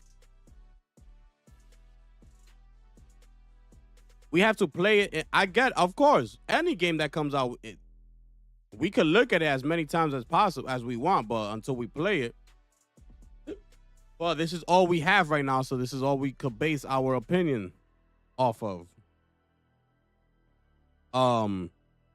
That looks fire to me, bro. That looks fire to me, bro. I'm sorry. It sounds fire. You know, I'm going to have an amazing time. I'm telling you right now. You know what I'm saying? And mind you, okay, that don't mean you got to be stuck in this game and exclude every other game that comes out. Like, no, bro. Of course, when your type of game comes out, like let's say this comes out and then GTA 6 comes out like a month later or something like that. Of course, we're going to drop this. We're going to be playing GTA 6 until we finish the campaign. And then we're going to wait for them to bring the online mode. But what's going to happen? We finish that campaign. There's nothing else to play. I'm coming right back to Marathon. Because this looks fire.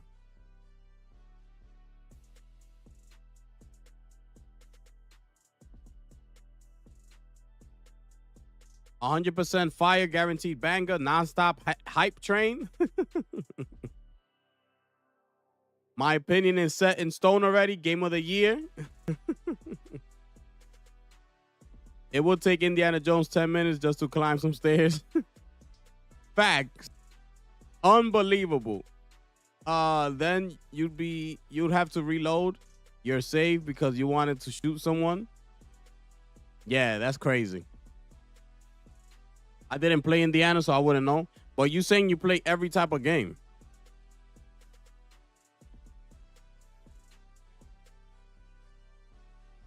You saying you play every type of game. So it's like, that was a pretty big game when it came out, Indiana Jones. It was a pretty big game. You feel like this was supposed to be a battle royale and then switched over to extraction? I'm glad it's not battle royale. I am so glad that it is not that. And it is an extraction shooter and all the things that they showed us. You know, I am glad, bro.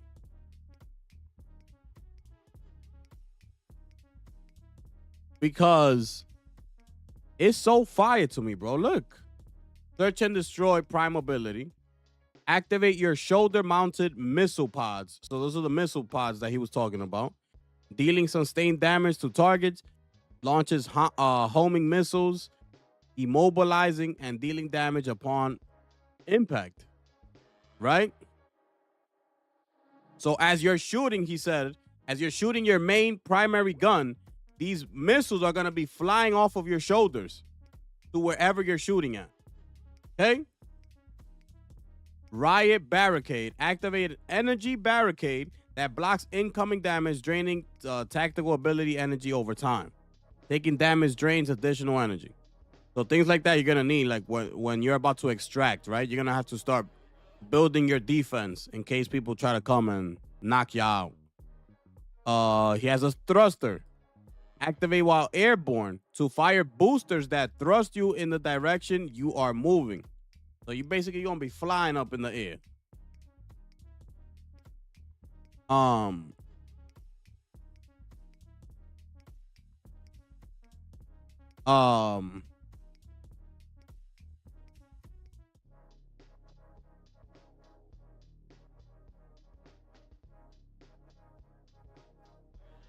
We all gotta play it first, bro. That's the thing. We all got any game we see, we gotta play it. But that don't mean you can't be hyped about it. That don't mean you can't be hyped about it. If you see something and you like what you see, get hype.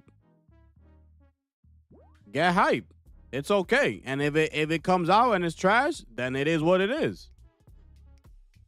But don't just lock up how you're feeling because you're trying to say you don't want to be sort of say wrong. You know?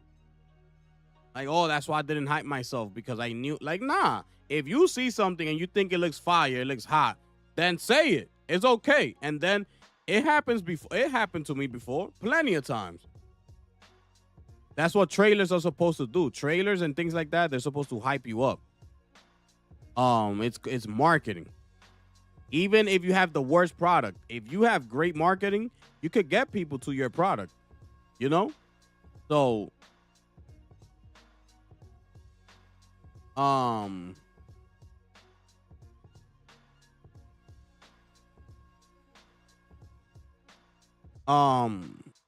but yeah, get hype, bro. You don't gotta be like that. Like, oh, I don't want to get. It's all good. Yo, my brother C Fresh signed up for the alpha. Let's go. We dropping a bomb for my brother C Fresh.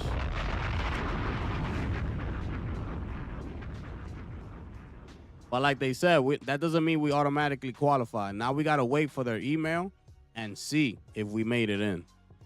Now the real test begins.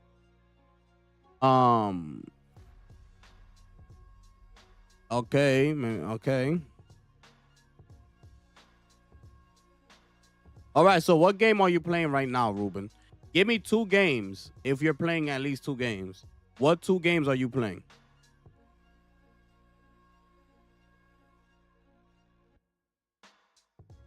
I'm not really a fan of my list of games to play.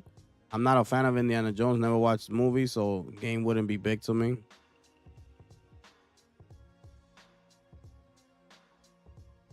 Path tracing isn't mandatory.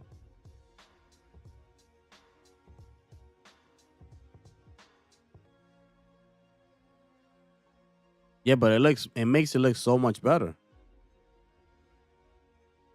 It makes it look so much better. Playing in 4K is not mandatory, apparently. But it makes it look so much better than 1080p. You know? You start adding things up like that.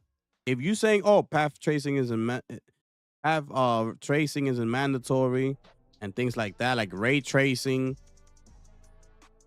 But these things you start subtracting those and it starts adding up. Then you're going to say 4K is not mandatory. 1440p is good enough.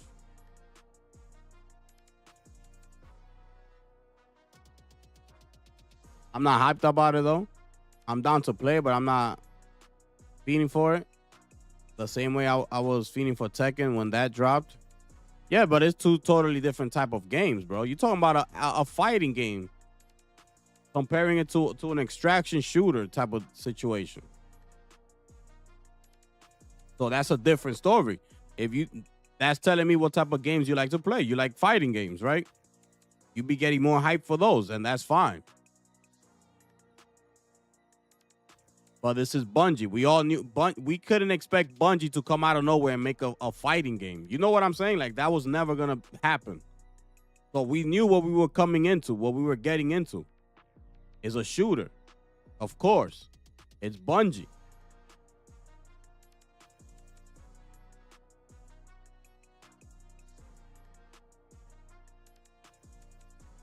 I didn't get into Destiny like that because I got it. I found out about it too late.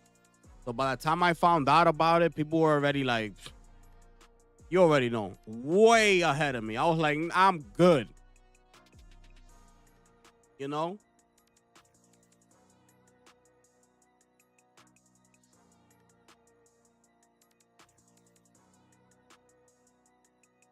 $5090s are getting less than 30 frame with path tracing. I know. But that tells you, is a 5090 really worth it? People are spending $3,000 to buy a 5090. Is it worth it? That's why you got to ask yourself that. You know, you got to ask yourself that. Is that 5090 $3,000 worth it? When you can't even give me path tracing. Like, bro, if I'm spending $3,000 on a graphics card, wouldn't you expect to be able to run path tracing at 60 frames of 5090 that NVIDIA comes out here and says it's leaps and bounds ahead, far ahead of anything else that has ever come out? Like, you know?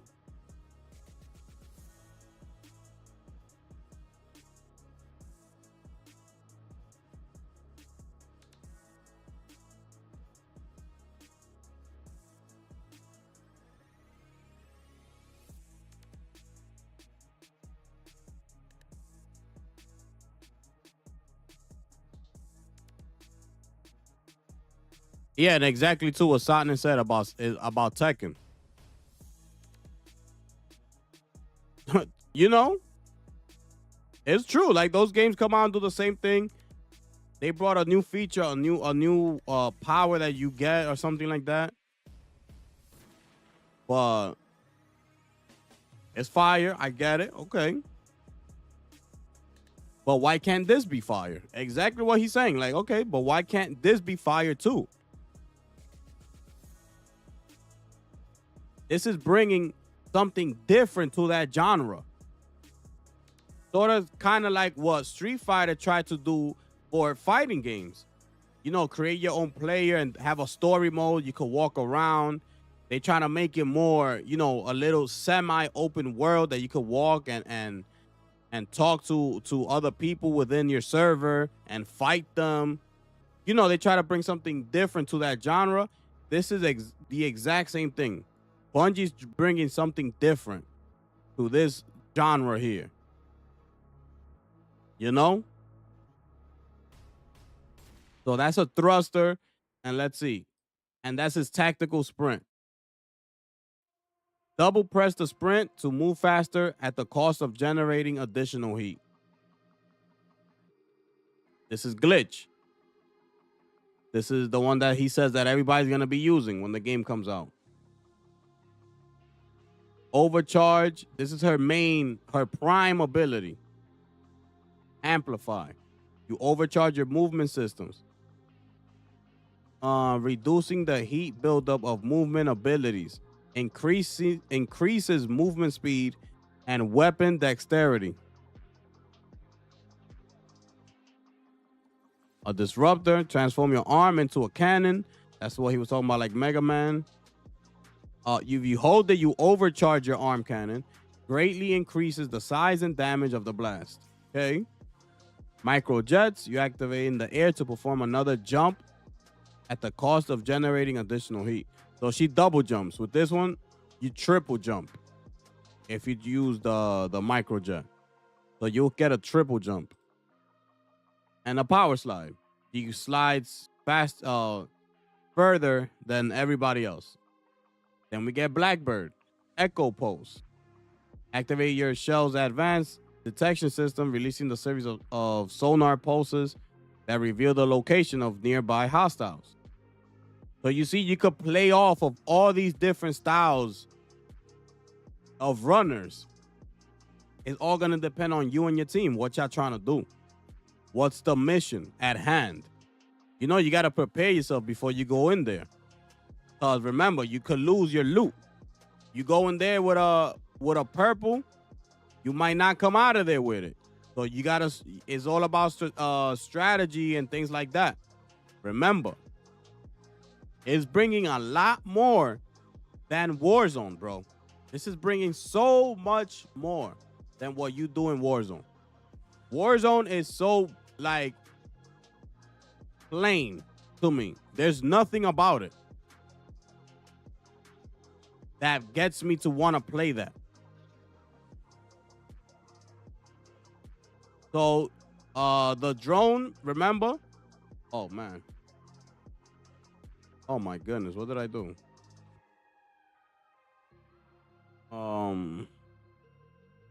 Wait. The tracker drone deploy a mechanized microbot that tracks down nearby hostiles and explodes, overheating any targets caught in the blast. So even if there's like 2 of them and they don't die, they're still going to be overheating, so they can't even run away from you. So right there, you got them. Bang, bang, they done. We got interrogation. When pinged by a hostile runner, you automatically receive a warning in your shell's HUD. Performing a finisher on a runner pings their crew. So once you unlock the interrogation, remember he said if you kill that runner, it pings the rest of his team's location and lets you know where they at. That's fire, bro. So many like advantages you get. So many different playing styles.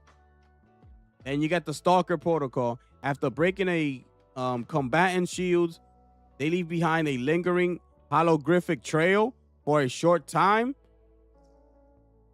There you go. That's fire too. You get to see like where they moved. What was in which direction they ran to, right? Imagine that specific person is holding a purple blueprint to a gun, and you broke the shield, and now you're chasing him. He leaves footsteps, a holographic trail. You could chase him. Like, bro, there's so many ways you could go about it, bro. It's different. And then we got Void. We got the smoke screen. Why he went by that so quickly, that like, bro.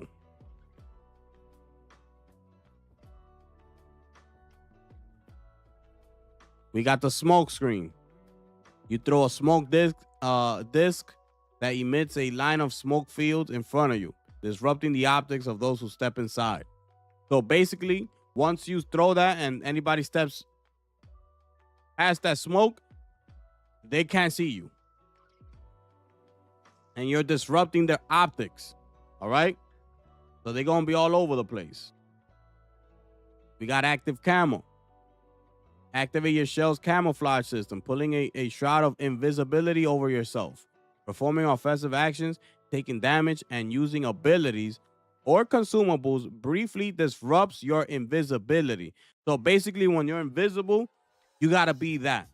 So that's basically, if you're trying to get from point A to point B, but in the middle, there's a lot of enemies, you go invisible and you just go around them and they won't see you and you get to point B and do what you got to do.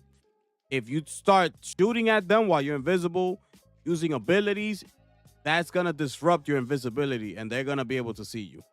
Okay? That's fire to me. Shadow dive. Activate while airborne to slam a smoke disc into the ground, deploying a smoke field. So if you're going into a space where it's crowded, you do that. It's like a ninja. Like basically what a ninja does. You throw the smoke bomb and nobody sees you. You disappear. You go away. Fire. And Shroud. Your shell automatically activates the camouflage system when entering any smoke field, making you invisible. Invisibility persists for a short time after leaving the smoke field.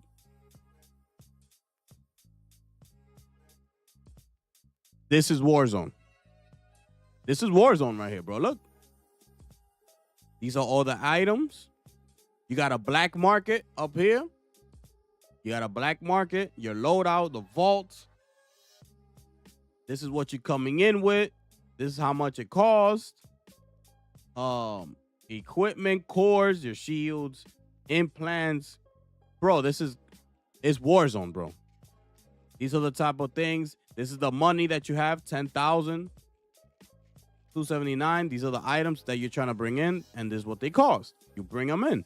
This is your backpack. I'm pretty sure you're gonna be able to get a medium backpack or a large. Yeah, you see here, $550 for this backpack. I'm pretty sure that's a larger backpack. You could carry more items and do what you gotta do. It's the same thing, bro.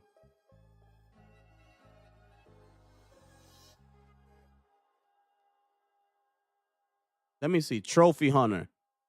This is I believe this is a core. Oh yeah, core right here. I'm bugging.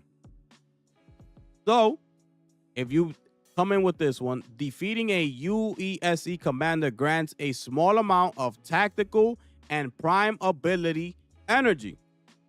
These are things you're coming into the game with. Okay? The big score. And these are standards. You haven't even gotten to the purples yet, right? The epic cores. These are standard. That's why they cost $35. After opening a locked door or container, your loot speed stat is temporarily greatly increased. Okay? You do a little to everything. It's gonna depend. It's all on you, bro. Right? That's the black market. You're now in the black market. I'm guessing this is where they got some high quality stuff. Requires upgrade. Nusaloric carrier. Okay.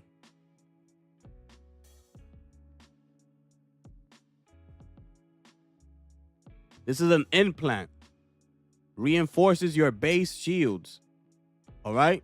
Reinforced shields take half the damage.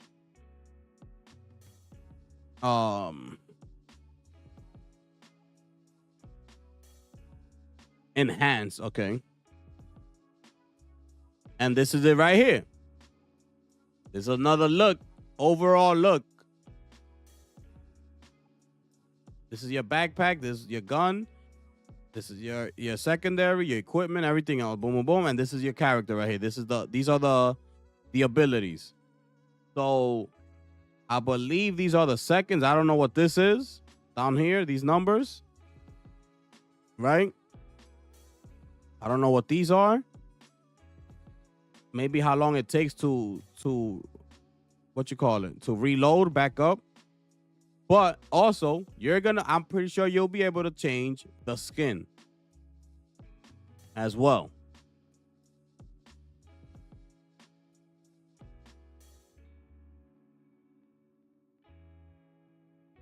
It's fire to me, bro.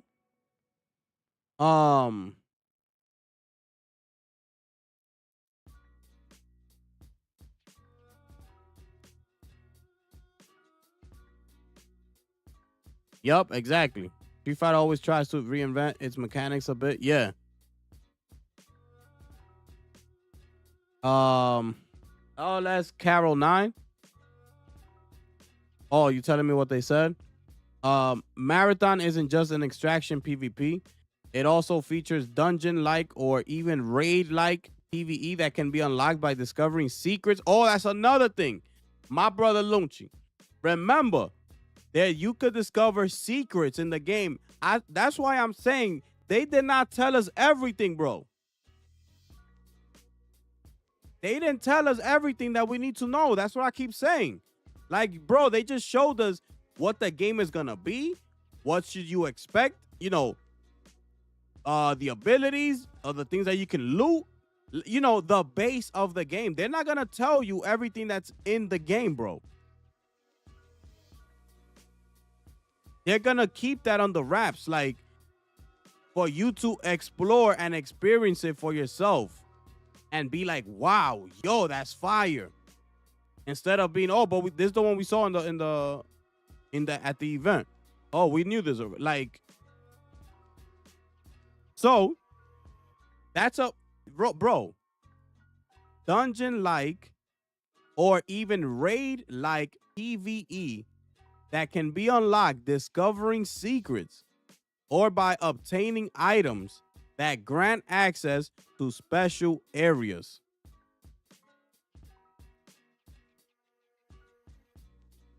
This is gonna be a hit, bro.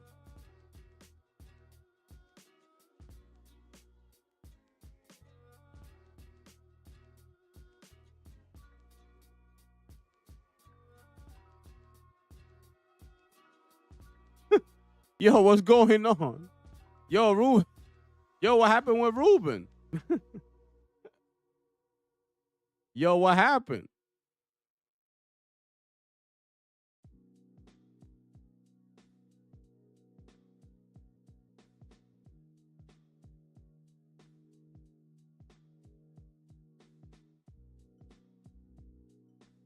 That's crazy.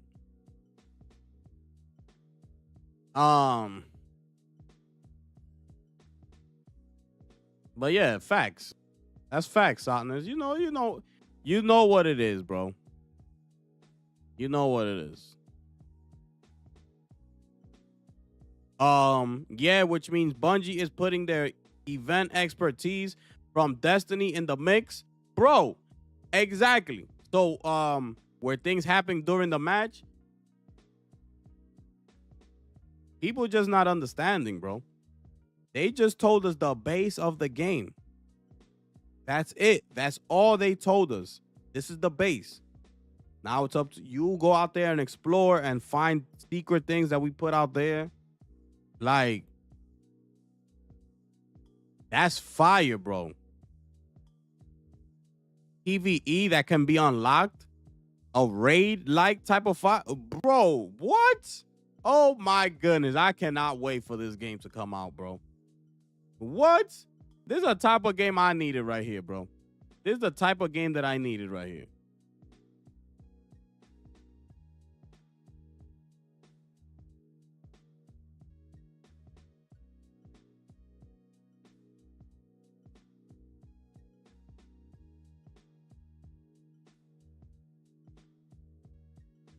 Huh? What?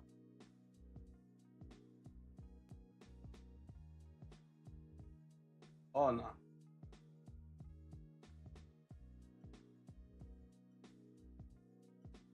Crazy work.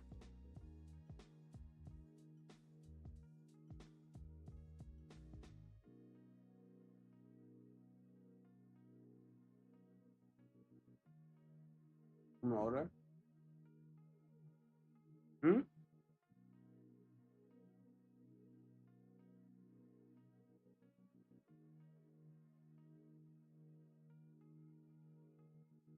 Yep. You telling me this ain't gonna be fire?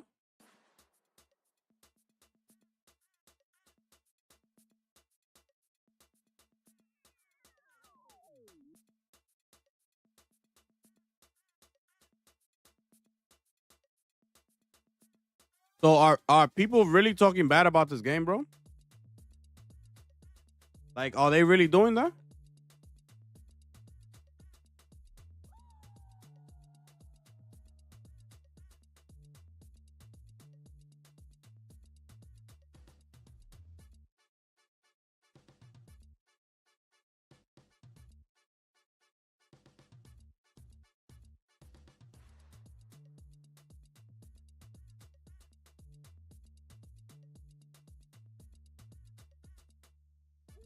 Yeah. That's crazy, bro.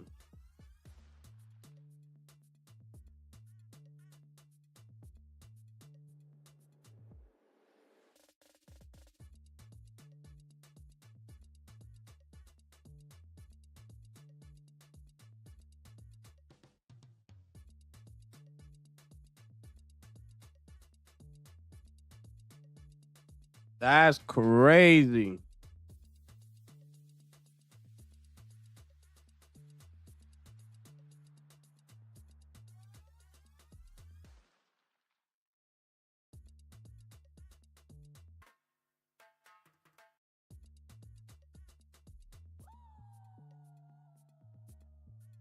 Oh,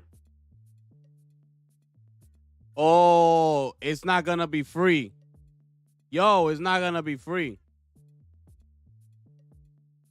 It's not gonna be free. I'm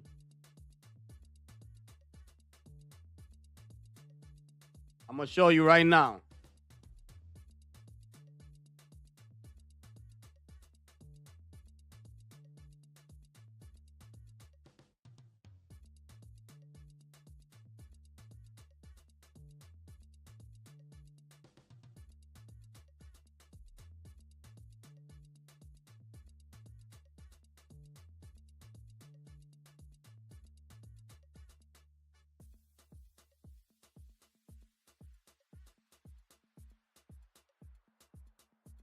Right here. Right here.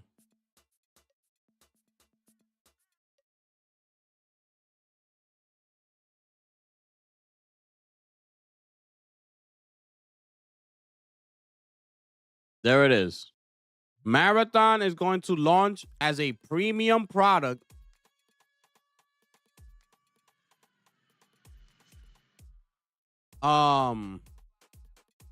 As a premium product, meaning players will be asked to pay full price. Marathon will have a battle pass, 3 maps, the 4th map arriving shortly after launch. Also, right here.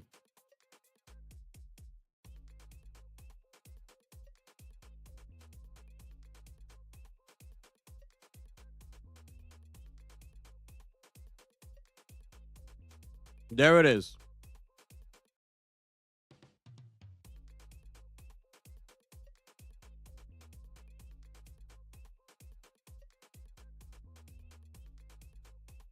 It's going to be $40.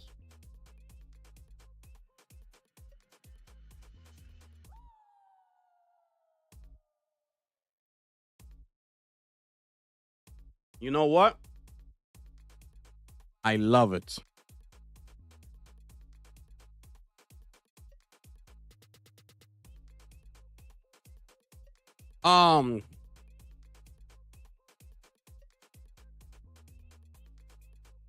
There it is right there. It's $40. It's $40, bro. They put it on the page already? Wait. On Marathon here?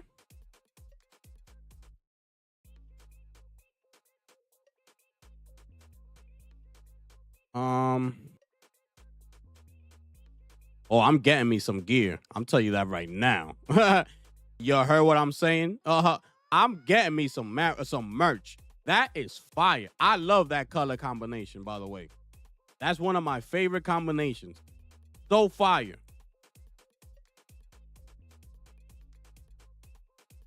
Here, Lunchi. They put it here.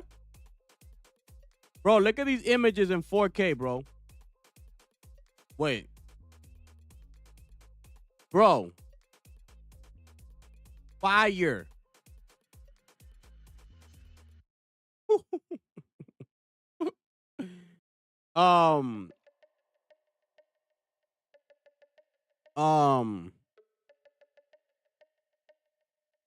It looks really good. It's just that there's 10,000 of these and most are free to play. This is premium. This is the difference. This is why I keep telling people, and I told people about Concord, like, and Helldivers, right? It's just that premium quality. When you play a free-to-play shooter, you could tell right away that it's free to play. Unless you're talking about something like a Call of Duty, you know, these companies that have all the money in the world. This is gonna be a premium game, basically. Nothing free to play about it. That is, you could pick it up and throw it away whenever you want. Like, they really feel that this is a premium product. Look at all the promotion they've done for it so far. The little movie that they gave us at the end. Bro, that's stuff that you don't really do for like free-to-play games like that.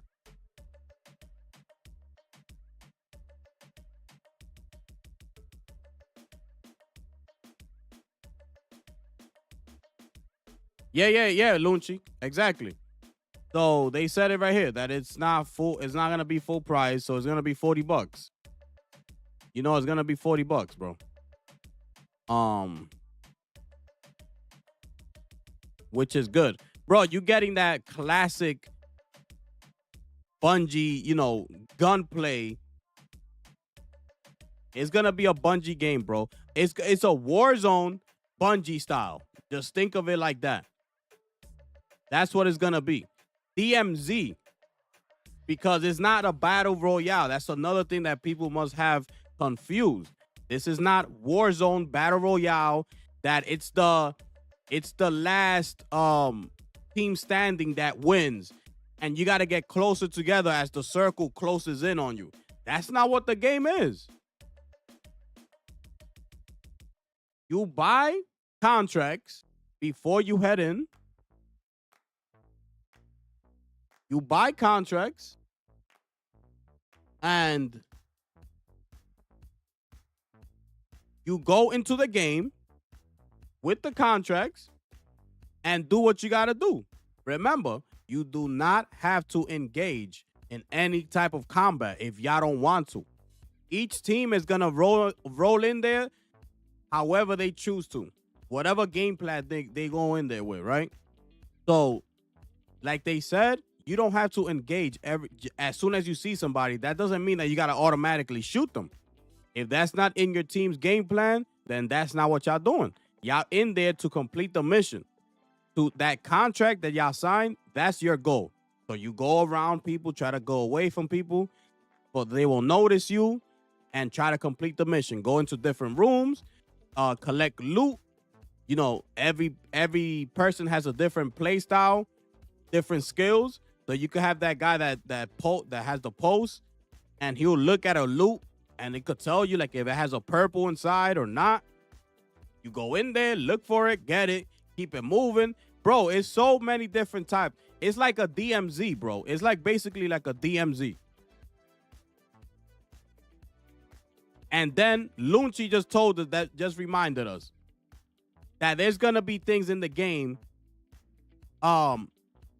features like a dungeon like or raid. You're gonna be able to do raids PvE, not PvP. That could be unlocked, discovering secret areas or obtaining items that grant you access to that secret area. There's so many things that's gonna be happening throughout this game. The different updates that Bungie's gonna be throwing at this game. Different special events. You know, it's not battle royale. Not what it is. It's an extraction shooter. So I'm good with the $40. That's perfectly fine with me. I'm good. I hope they pick me for that closed beta. I already signed up. Hopefully they send me an email saying I'm good to go and I'm in there. You heard what I'm saying? Yeah, listen, man. We in there day one no matter what. From what I saw today, I'm in there day one. You know, it's going to have we don't even know what game modes they're going to have. All we know is of this one right here. Look, this one has 2 up here. 2. I'm guessing this is like the main contract. Loot arm lockers in the field maintenance. And I guess they picked a secondary contract or mission.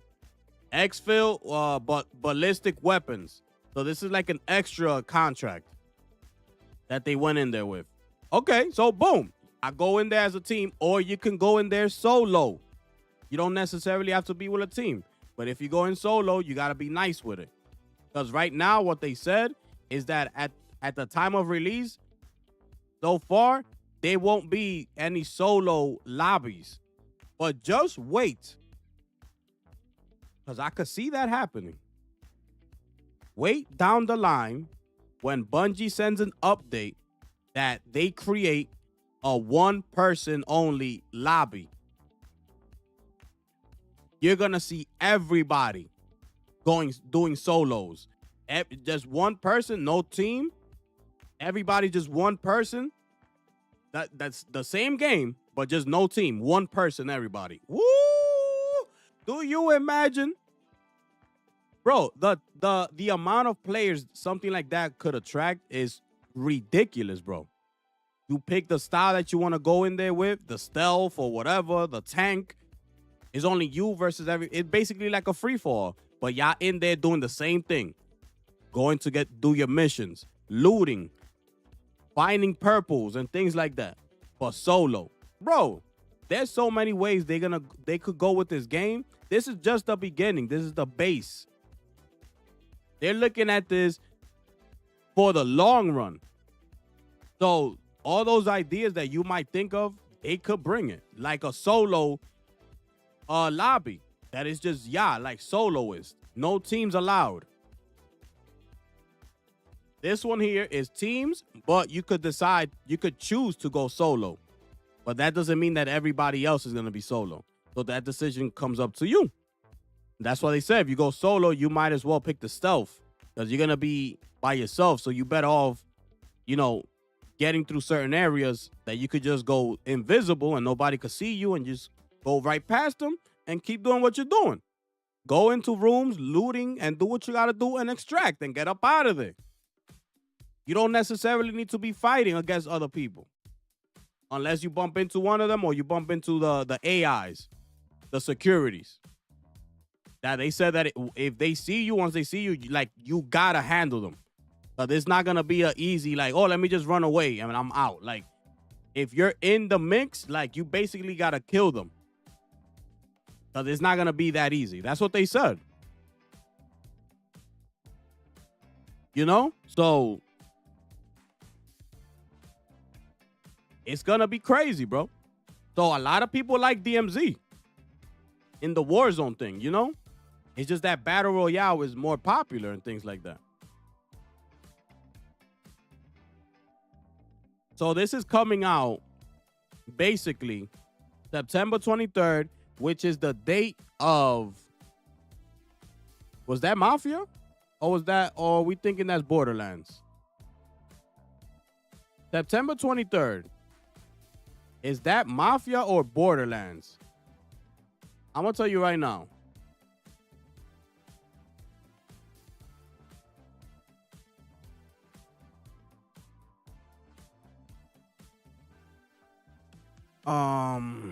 Did I update this list? I'm pretty sure I didn't.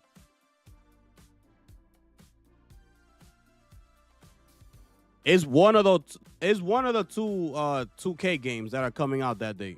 Around that date. Borderlands. It's Borderlands. Borderlands is coming out September 23rd. Borderlands 4. So, Mafia is August 8th. So it's Borderlands. Borderlands is September 23rd. The same day as this. So right there, the decision is yours. You trying to play Borderlands or you trying to play this? Excuse me. Y'all know where I'm going to be at. Locked and loaded up in here. You understand what I'm saying? We in here. I'm sorry, Borderlands. I'll catch you on the sale another day. But I got business to attend up in here. You understand what I'm saying? We got something new, something fresh coming up in here. We got to handle our business. You understand? Oh, yeah, people. So right there, the decision is yours. You either going to get Borderlands or you're going to get this. And y'all make that decision. GTA 6 trailer going to be in Summer Game Fest. So get ready for that. It's going to be in Summer Game Fest.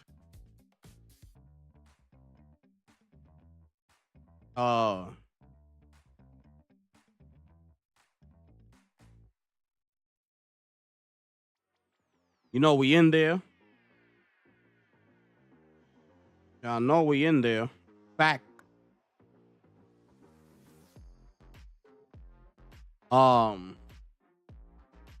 But yeah, hopefully, you know, I cleared up some things as far as what this game is going to be.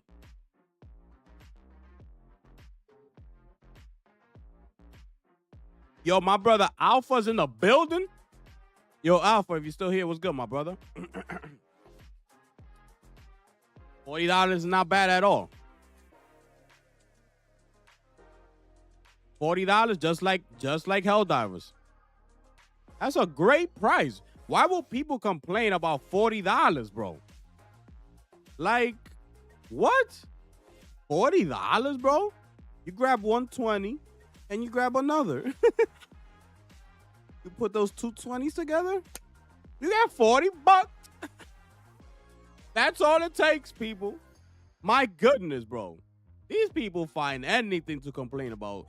They don't want $70 games. They don't want $80 games. They don't want $90 games.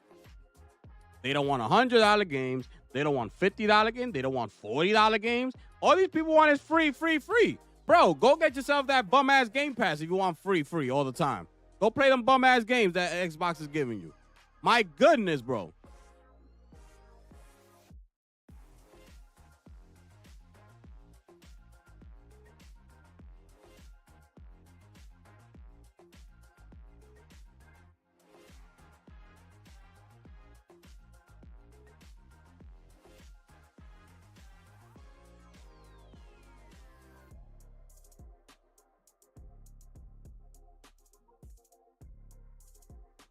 Okay.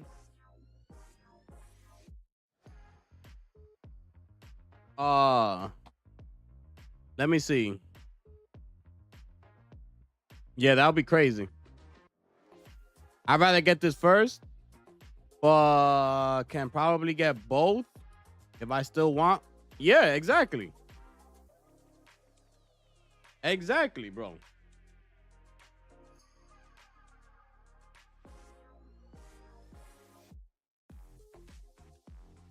Exactly, bro.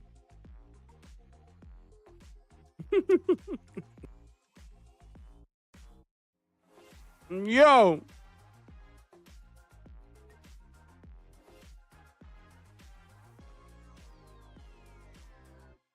Facts. Especially in New York. These dudes out here be caking. These dudes be out here making money. Out here in these streets. You heard?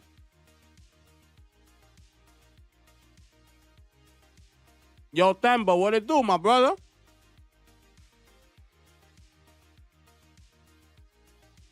Mm-hmm.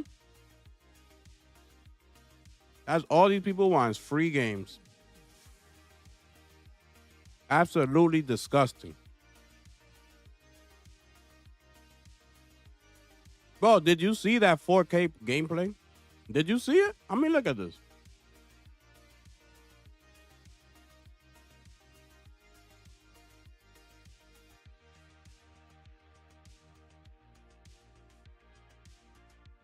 Did you see the 4K gameplay, bro? Look crazy, bro.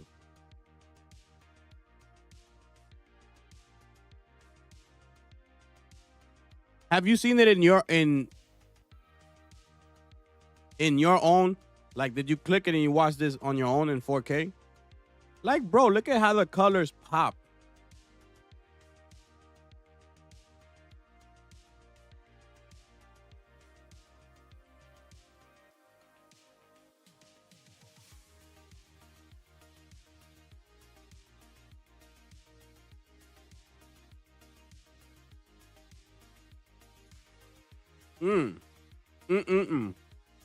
Oh my goodness.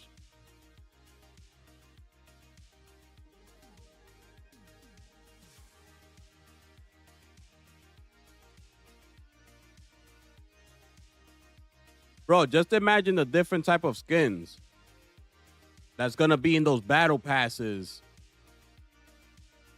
Look at that, bro. That's fire, bro. They don't even have recoil on them guns like that. That dude is right there. Boom, boom, boom, boom. Like,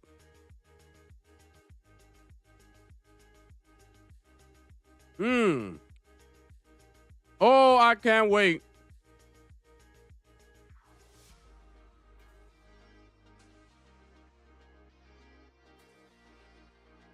Come on, bro. Come on, bro. Let's be for real. You telling me this don't look better than Warzone? If those of y'all, if there's people in here that play Warzone, this don't look better than Warzone. Yo, I'm chilling, my brother.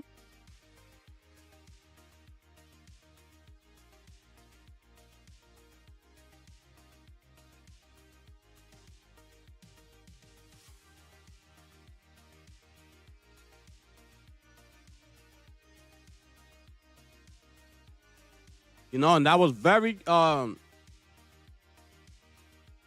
smart move not to make this game Battle Royale. Very, very smart move.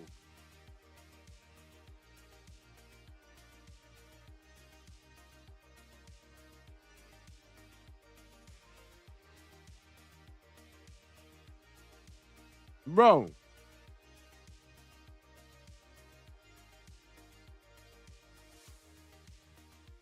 It looks like it's gonna be so satisfying. Leo, bro, you saw that? Like, come on, bro.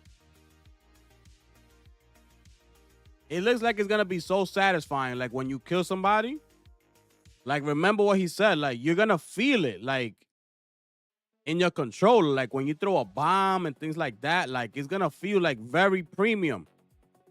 You know, that's why they're saying this is going to be a premium game, not just your ordinary free-to-play game.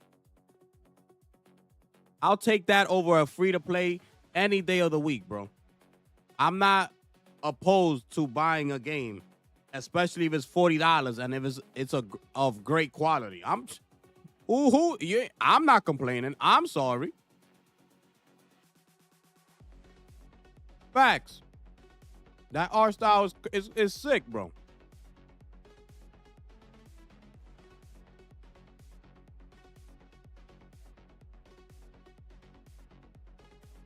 Oh, you saw it right there? That was the stealth guy. He did the stealth bomb when he threw himself. Look, you see? That's what you got to be doing if you coming in here solo. You got to play very smart if you go in there solo. You know, I'm going to try to do that a couple times.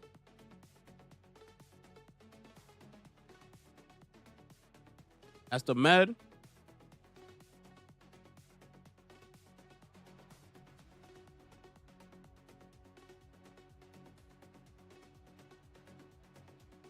People complain because it's Sony. Facts.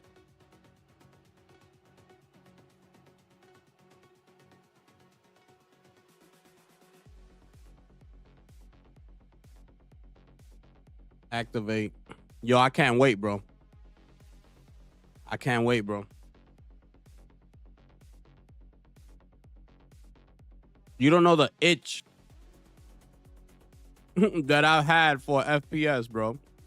Bro, I haven't played Call of Duty in so long. It's crazy, bro.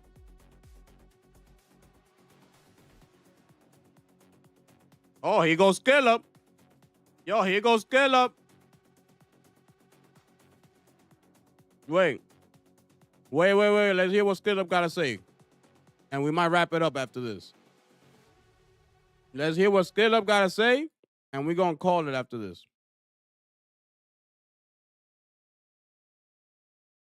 Video games. Their latest Design Works collection is based on the visually striking cult classic Valhalla Cyberpunk Bartender Action, and you can get a nice discount on it when you use offer code SkillUpVA11 at checkout. Click the link below to grab it now or stick around to the end of the video to learn more.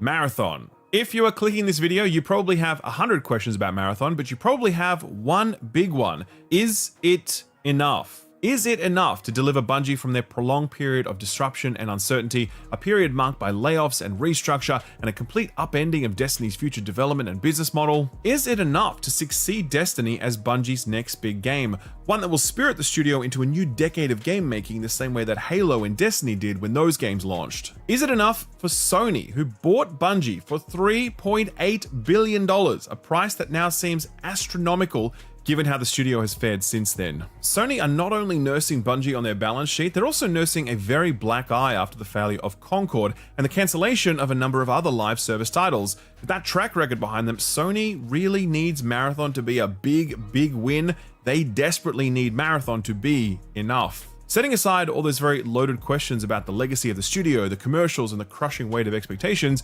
there's a more fundamental is this enough question, and it's this.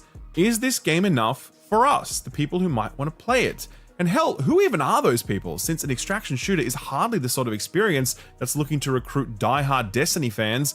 Bungie is looking to build an all-new audience here, in a genre that is already pretty well serviced by a number of great games.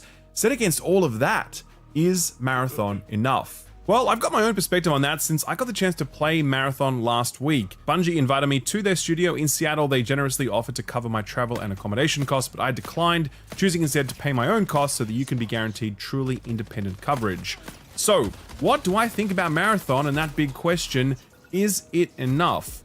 Well, I'll be totally honest with you and say that I don't think anyone can give you an answer to that question right now, because much to my surprise, Marathon isn't as far along as I had hoped it might be, and while I really enjoy many parts of it, the gaps in it made it difficult for me to get a sense of how this is going to launch, and it made it impossible for me to predict where this one day might end up. So at this point you might be like, uh-oh, what you just said sounds really bad, so I want to really pump the brakes here so no one gets carried away. Marathon is not doing the Concord thing, where the first time we play it is like 2 weeks before it launches. Marathon releases in September of this year, a full 6 months from now. It's getting its first external alpha test at the end of this month. 5 months before its official release, people will be playing this game and giving feedback to Bungie so they can iterate on that feedback. At the same time, there are 300 developers working on this right now, and 300 people can get a fair amount done in 6 months. In addition to that, there were significant portions of this experience that I was not able to test, namely a playable map that wasn't available to us during this playtest, and another map which all the Bungie staff are hyping up massively, going as far as to say is it has like Destiny raid-like mechanics in it. We only got to test 4 of the 6 runners that'll be available at launch. We obviously didn't get to test every single weapon and mod. We couldn't properly test the bounty system. The list goes on and on. So when I say... So they weren't able to access the secret stage, the secret area, that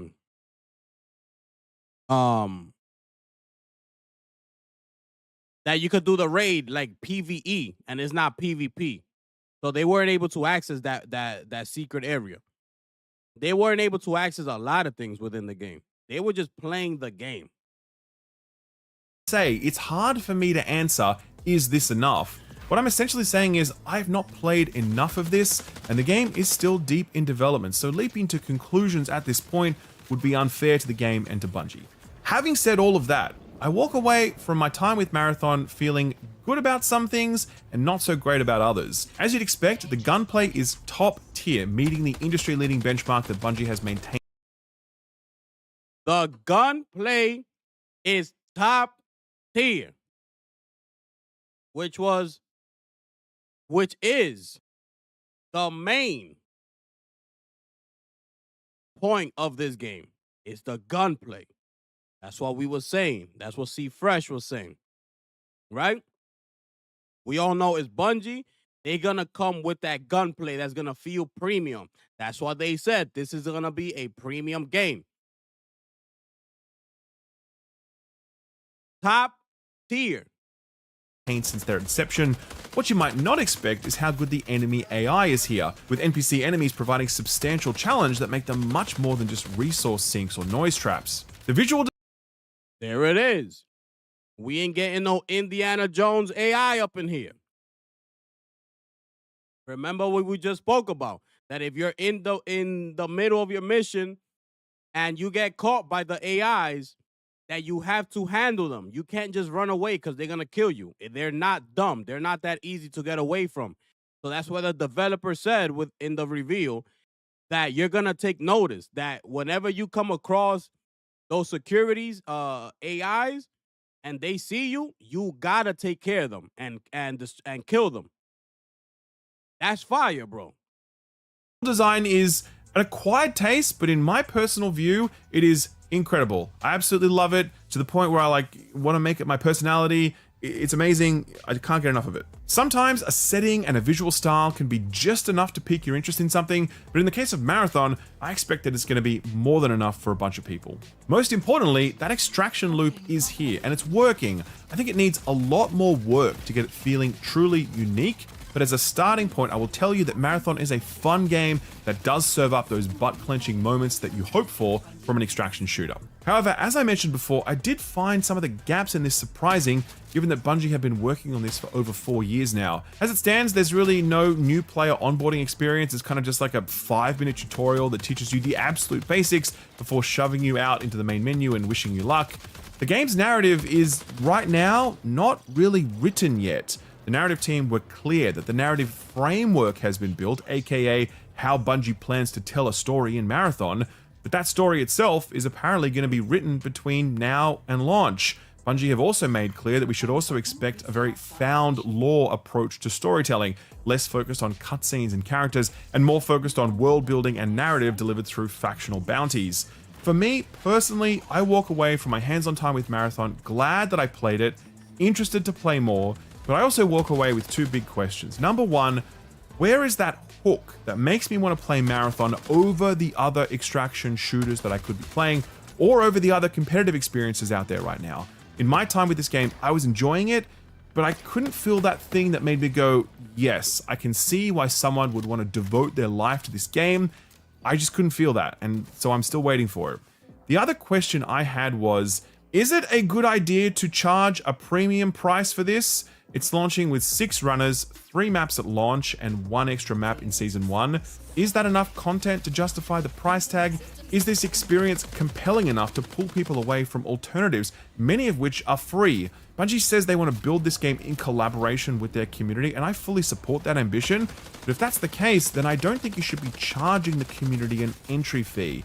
My gut tells me that charging a box price for this is a very bad idea, but I would be delighted to be proven wrong on that front when Marathon launches later this year. See, he's talking about basically $70. He thought this was gonna be a $70 game. But we just got the word it's gonna be $40. That's good enough for me. The other thing with if it's gonna take you away from the other ones, that's basically all gonna be dependent on the player. Like if you got people out here that spend over 1,000 hours in whatever, right? In Warzone or whatever. Could any game that comes out take that player away from Warzone after spending 1,000 hours within that game? You know, that's just is gonna be what it's gonna be at the end of the day. Because basically you asking that player to basically start all over in a new game and, you know, basically leave behind the thousands of hours that he spent on Warzone. That's going to be totally depending on the player. Are you still having fun in Warzone after 1,000 hours? You still going hard? Then go hard, right? Or are you over it? Are you looking for something fresh, something new? You know, this game is looking to be around for a very long time, and I think it is going to be. So the decision is going to be basically up to the player at that point.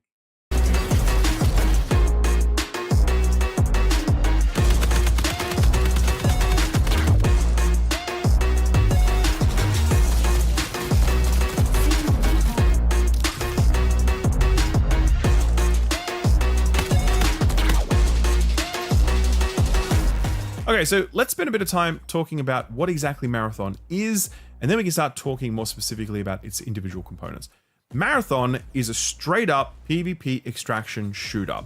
Before I went into this preview session, I had wondered if Bungie were looking to do something more ambitious with the extraction shooter genre. I wondered if they might be using extraction as a foundation for a more persistent, social, story-driven experience, something that might bridge the gap between PvE and PvP, something that might appeal to Destiny players who are, by and large, a PvE-focused audience. If any of those things do exist in Marathon right now, I didn't see them. As someone who's broadly familiar with the extraction subgenre, this felt pretty familiar. There is no social space to run around in with your friends, collecting bounties, maintaining your gear, etc. The game is entirely driven by this menu screen. One option lets you view and select your runner. We'll come back to that. I'll pause it because I hear my music in the back. I'm like, did I leave the music on? And that's Skillup. He using the same song. Yo, that's crazy. I'm like, yo, did I leave the music on? That's crazy. Very soon. Another option lets you tinker with your loadout and buy gear from the black market. The final option lets you look through factional bounties and factional progression, which is just, more menus. Now, obviously, it is very normal for extraction shooters to do exactly this. With the exception of The Division and its Dark Zone, no other extraction shooter that I can think of has any sort of interactive social space where you can hang out with other players, or interact with factional NPCs in person, or visit specific vendors to get certain items or services. So this is, broadly speaking, par for the course for this genre. But again, this is exactly the sort of thing that I thought Bungie would take a swing at as they look to step into this genre and put their own unique stamp on it. Bungie is a studio that puts social at the core of their experiences, and social definitely lives at the core of Marathon's gameplay since it is tuned as a 3-player game. But it might also have been really interesting to see how that social aspect could have been delivered outside the core gameplay as well. So before diving into that core gameplay loop, I'll just briefly describe everything else that sits around it. So Marathon is not a hero shooter, but it does have heroes, essentially. You play as a runner, which is a 3D printed synthetic that houses your consciousness. That runner has 2 abilities and 2 passives, and in combination with your loadout choices, you will be able to shape your own playstyle. More on that later. The loadout screen is where you can equip up to 2 weapons, mods for those weapons, a grenade, as well as various core things and shields and implants, all of which provide you various stat bonuses or gameplay perks. You also have a backpack where you can bring whatever you please, but you'll most likely be bringing ammo and consumables, leaving as much free room as possible so you can collect as much loot as you can when you head out. There is a black market shop where you can buy ammo, consumables, and low-level weapons. However, as you unlock factional rep, the offerings at that black market will improve, meaning that later in the season, you'll be able to buy more interesting stuff, so you're not always starting every round with the lowest level weaponry and gear.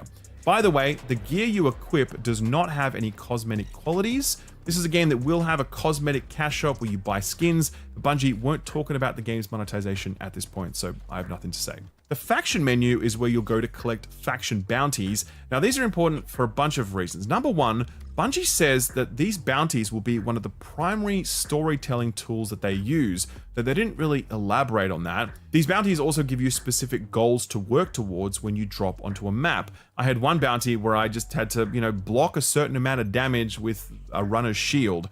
That was the only one I could unlock actually, since bounties seemed to be on a daily timer and the rest of them had already been completed when I sat down at my test PC. One of the big questions you might have about Marathon is, what is the meta progression like? If you're unfamiliar, extraction shooters are almost entirely predicated on the threat of losing everything you bring with you when you load onto a map.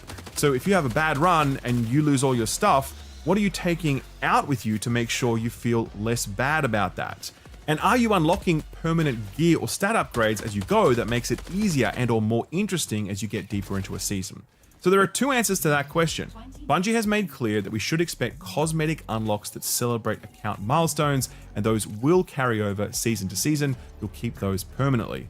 In terms of player power, everything you do in Marathon, from killing an NPC to extracting with loot, will earn you experience, and that experience goes towards factional reputation that then unlocks nodes in this factional progression tree. These nodes all provide you with some sort of benefit that is permanently applied to your account for the remainder of the season, and it's things like, more buying options at the black market, faster revive times, faster ability charge rates, etc. At the end of a season, all of your progress in these factional progression charts is wiped, and all of the loot you may have collected during a season is deleted.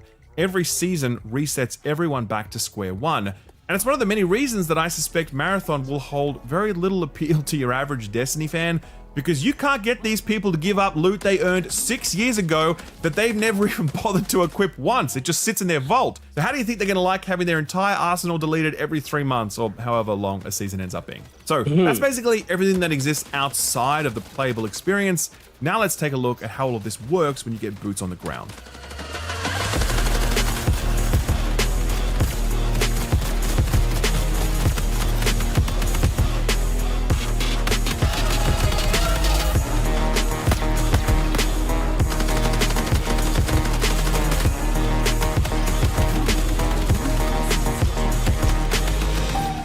Marathon is very deliberately designed to be a 3-player co-op extraction experience. You can squad up with 2 other friends, or you can be match made to fill a squad of 3. You can turn off squad feel and go in solo. However, Bungie were emphatic that the game is not tuned to do that. There is no solo only queue, and the enemy NPC patrols and the PvE challenges are tuned for 3 players. So yes, you can go in solo and do all of this stuff on your own, but you're not meant to do that, so you should expect a significantly more difficult time. After queuing, you will drop onto a fresh map at the same time as every other enemy player. Bungie were tinkering with the idea of having persistent maps that players drop in and out of dynamically, but they very rightly decided that extraction game pacing is very dependent on that opening window when you know that other players are also going to be at the edges of a map moving toward the center. That means you can't join a map after it's been active for 15 minutes or whatever. Everyone starts at the same time. When you arrive at a map, there is one overriding objective. Get as much stuff as you can into your bags and then extract with it. The stuff you're collecting can be weapons, consumables, gear, materials that are used to purchase nodes in that faction progression tree, and Bungie is also hinting at some lore or story items being extractable as well. So that's your overriding goal, and you get to determine how you approach it. You could literally land, loot one location, and if you get lucky with some good materials or whatever, you may just want to haul ass out of there straight away. But maybe you want to stick it out, looting and killing as much as possible before the map's 25-minute timer runs out. This is a really important thing to note for people who are not used to this genre. You really do set the pace here. This is not like playing a battle royale game where the shrinking circle leads to an inevitable conclusion, or a tactical shooter where it's all about quick rounds. This is a game where you set your own pace, playing as safe or as risky as you choose to, and that does make it easier to learn than other competitive PvP experiences, since you can spend the first, dozen hours playing super safe before looking to up the intensity. Alright, so the goal of looting and extracting is your overarching goal, but what are you doing moment to moment? Well, it kind of falls into 3 buckets. The first is fighting NPCs. This is one of the big differentiators that Marathon offers, really, since fights against NPCs are much more common here than in other extraction shooters I've played, with the exception of the Division's Dark Zone. Most major landmarks on a map will be patrolled by at least a squad or 2 of NPCs, and let me tell you, they are no joke. These things are not just bullet sponges or noise traps. The enemy AI on these NPCs is extremely good. I would kind of liken them to playing against a fallen captain in a Destiny strike when playing on one of the harder difficulties. These NPCs often have very sophisticated movesets. They seek cover, they change elevation, they bum rush you when you're out of position, and they take absolutely no prisoners. Twice my squad was wiped by NPCs, which sounds utterly ridiculous until you go up against these guys yourself, and I guarantee you, you'll be like, these NPCs got hands. Whoa. The second bucket of things you'll do are various PvE activities. If you've played Destiny, these activities are very similar to patrol activities that you do when you're exploring the planets in free roam. For example, you'll trigger a supply shipment, and that'll throw up a big flare so that everyone in the nearby area knows that you're in that activity, and you'll now need to hold out until that drop is complete. Maybe no other players try to contest that spot and you get some free loot, but maybe they do and it's on like Donkey Kong. Another of these activities is one that involves finding various numbered panels tucked away across the map. When you activate the first one, you see a number, and then you need to find another panel that has the same number on it. That will then direct you to a different part of the map. You do that like 3 times, and then you get a nice loot payoff at the end. Right now, I don't think these activities are working. Some of them, particularly that numbered panel activity, are really tedious to complete, and you spend an inordinate amount of time kind of just looking for this panel, and it should be easy to find, and then you have to spend all this time schlepping across the map to do it all over again. I think the supply drops aren't providing enough reward to get people really willing to contest them. There's another activity that involves calling down a high-level NPC who dies a little too quickly. Much of this can be smoothed out with some tinkering and tuning, but there's a bigger foundational issue related to all of these, and it's that you're spending so much time fighting NPCs and doing these activities that you spend less time fighting other players than you should be. And that neatly brings us to the third bucket of stuff you're doing while playing Marathon. You're PvPing, fighting other squads of players, hoping to take them down so you can steal all their best stuff and extract with it. Now, when these PvP showdowns happen, it's fucking awesome. One thing I haven't spoken about much yet is the fact that this is a Bungie shooter, which means it feels incredible to play. The shooting and movement mechanics are 11 out of 10. The weapon feel and recoil and the sound they make, 11 out of 10. When you have to fight other players in Marathon, it feels fantastic. And I think things like weapon DPS throughput, time to kill, and movement tech is all really well calibrated to arrive at an experience that feels tactical, but not overly punishing. This is not a game that's all about one-shot kills. Its combat pacing is far closer to Destiny, where that time to kill gives you a bit more breathing room during an engagement, and needless to say, the better geared you are, the more breathing room you'll have. But the problem is that right now, you are spending way too much time doing busy work on the map rather than fighting enemy players. And so that tense extraction loop that Bungie are aiming for here, that loop isn't fully closed. This is when I want to start zooming out and talking about Marathon overall. I love this setting. I love this aesthetic. I love Bungie's core gameplay mechanics, and I love fighting other players in this game. The problem is that Bungie have not yet figured out a way to really force players into fights in Marathon. It has activities that should be doing that, but they kind of aren't, and there's so many of these activities and so many NPCs dotted on the map that a player can sometimes go an entire round without ever fighting another team. And on the one hand, yeah, that does make the game more accessible and welcoming to players not accustomed to this genre. That's good. But on the other hand, there's something missing at the core of Marathon, and until it's slotted into place, I don't think this game is going to find the audience it's chasing. I recall an interesting thing that Bungie said during a group Q&A session when someone asked why they weren't offering a solo queue option where everyone drops in solo. They said that when they tried that in the past, it would lead to everyone just playing really stealthily, not wanting to be the first to make noise so they wouldn't get targeted by everyone else. I thought that was a really telling response because it said a lot about how Bungie wants you to play Marathon. I don't think they want you to hunt other players as much as they want you doing activities that may see you collide with other players. But like I said, those collisions aren't happening often enough right now. I think a lot about Hunt Showdown. Now, that is a game that has figured out its loop. Drop onto a map with another player, you hunt for clues that point you to the boss's location, you head to that location and set up for the boss, you fight the boss, making a huge amount of noise while doing so, while other players would have also had the same clues pointing to that location. Then when it's time to harvest the boss's essence, there's a great pillar of dark energy above the location, making you visible to the entire map. Then when it's time to extract that essence and escape the map, you are literally marked for all players to see so they can hunt you down or just be waiting for you at the extraction point. Hunt's extraction loop is so good that as I explain it to you now, I wish I was playing Hunt.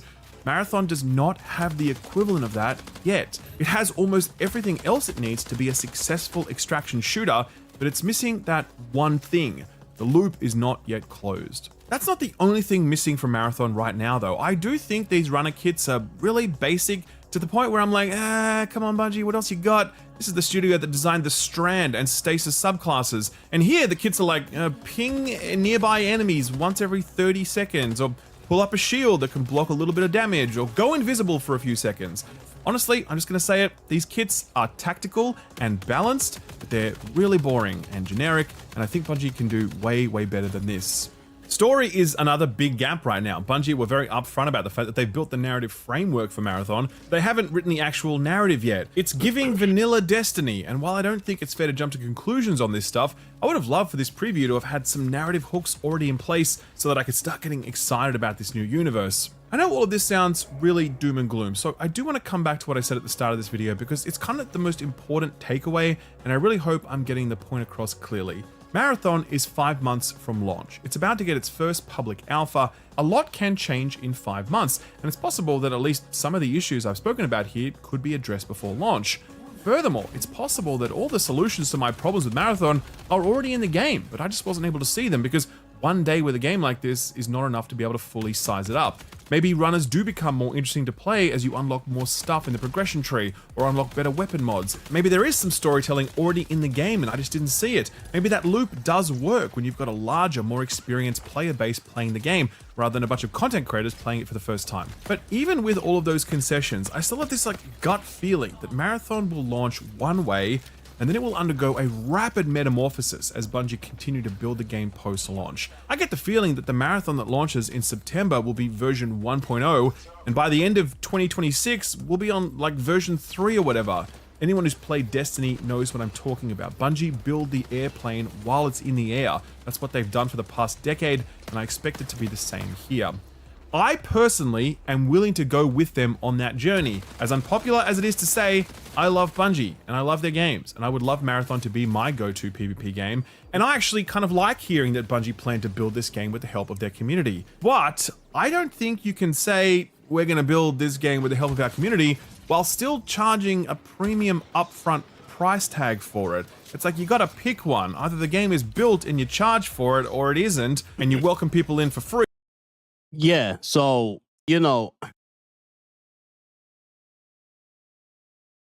like he said, it's going to be 1.0 when it comes out. And like they always do, by the time it's 2026, we're going to see the game at a way much better state than it was at launch. They're going for this, for the long haul.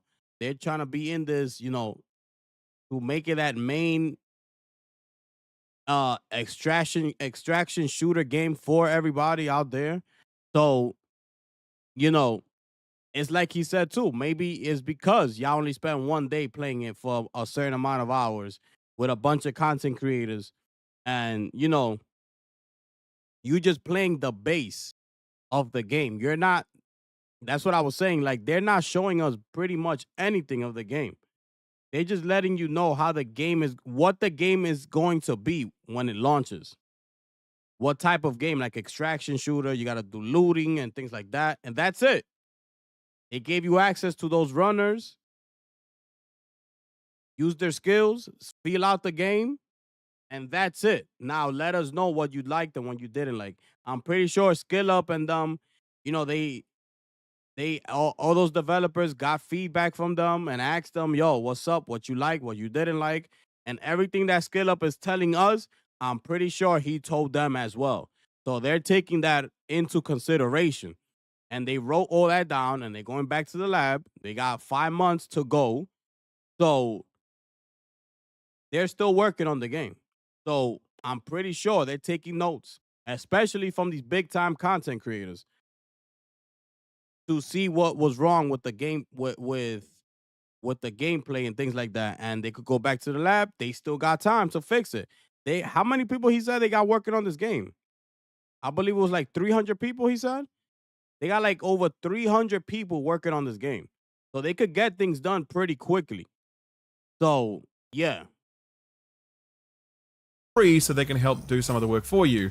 Stepping back from that, there's a simple reality that a game like this needs a vast player base to be successful. The psychological barrier to entry for the extraction shooter genre is huge, because your average player is not going to love the idea of paying $40. People don't want to pay for nothing. These people out here just straight want everything for free. But okay, I'm gonna just leave it right there.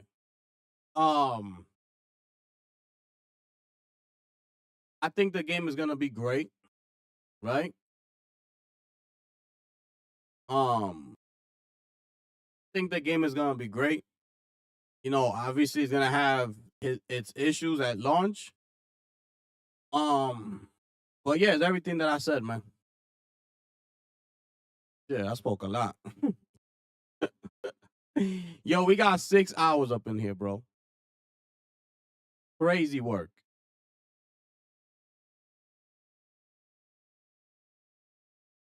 Well, let's see what happens, man. I thought the event was a success.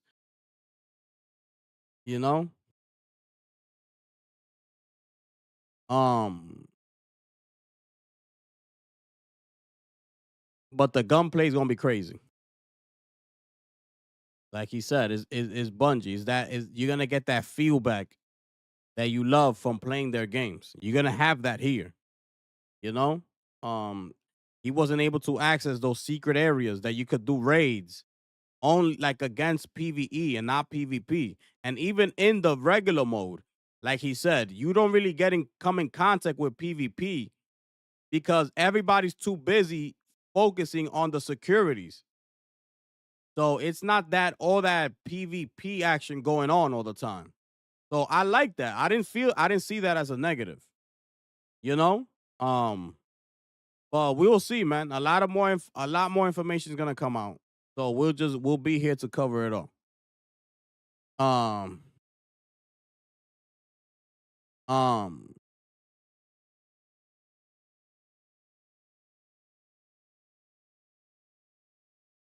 Yeah, man. I appreciate y'all, man. Thank y'all for being here, man. Thank y'all for stopping by and rocking with me, man. It was a good one today, man. My goodness, bro. I appreciate y'all, man. We'll be back up in here Monday. So hopefully we'll see y'all Monday. Thank y'all so much, man. Make sure y'all smash that like button on your way out of here. Subscribe if it is your first time and you're still in here. You know, we got the memberships up there as well. Make sure y'all go ahead and click that. Check it out. But yeah, man, it was a success. Thank you to everybody who tuned in today, man. I hope y'all had an amazing time here today with your boy. And with that being said, man, it is your boy, the gifted one here, ladies and gentlemen. And I'm going to catch y'all on the next one. I'm